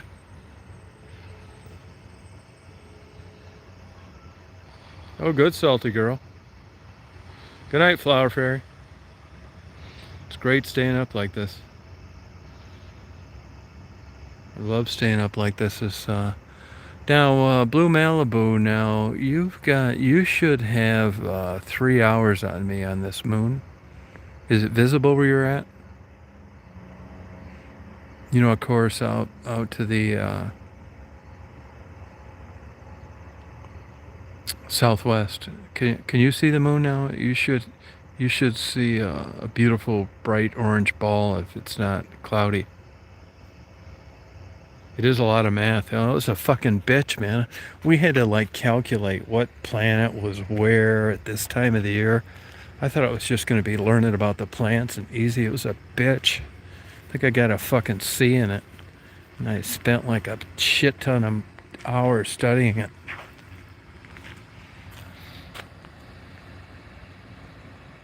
Oh, okay, Angie.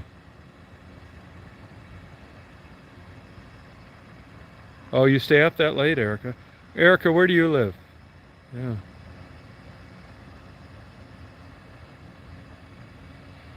Yeah, I mean, it's really super interesting, I'll tell you that. I'd agree with that part, that's for sure.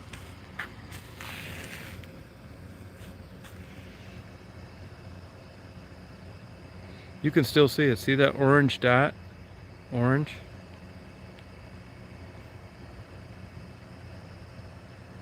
Oh, good for you, Angie.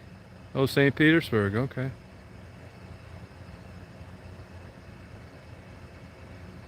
No, I'm the same way, Frisky. I've fought that my whole life. There's a genetic component. They've identified genes for night and day people. So don't feel bad. You can't have it both ways. I like them both, but seems like I'm inclined to like night.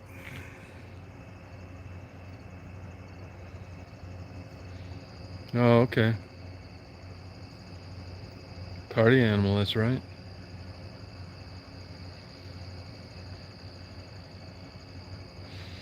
Let's see, what time is it now? 4 o'clock. Well, no, I'm the same way, Faye. Yeah, right. Well, don't feel bad. Just like being female, you couldn't help it.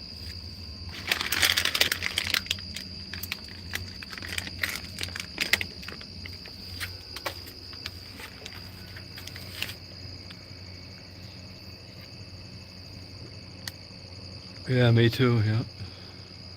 Yeah, same here. It's 4 o'clock here, Faye. 4 o'clock.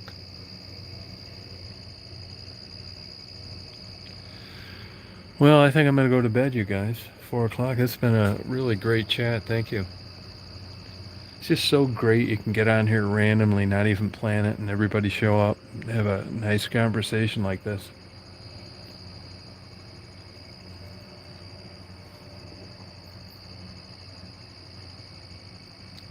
Hey, Charm. You too. Yeah, thank you. Yeah, have a good night, Angie. Yep. Yeah, thanks, Blue.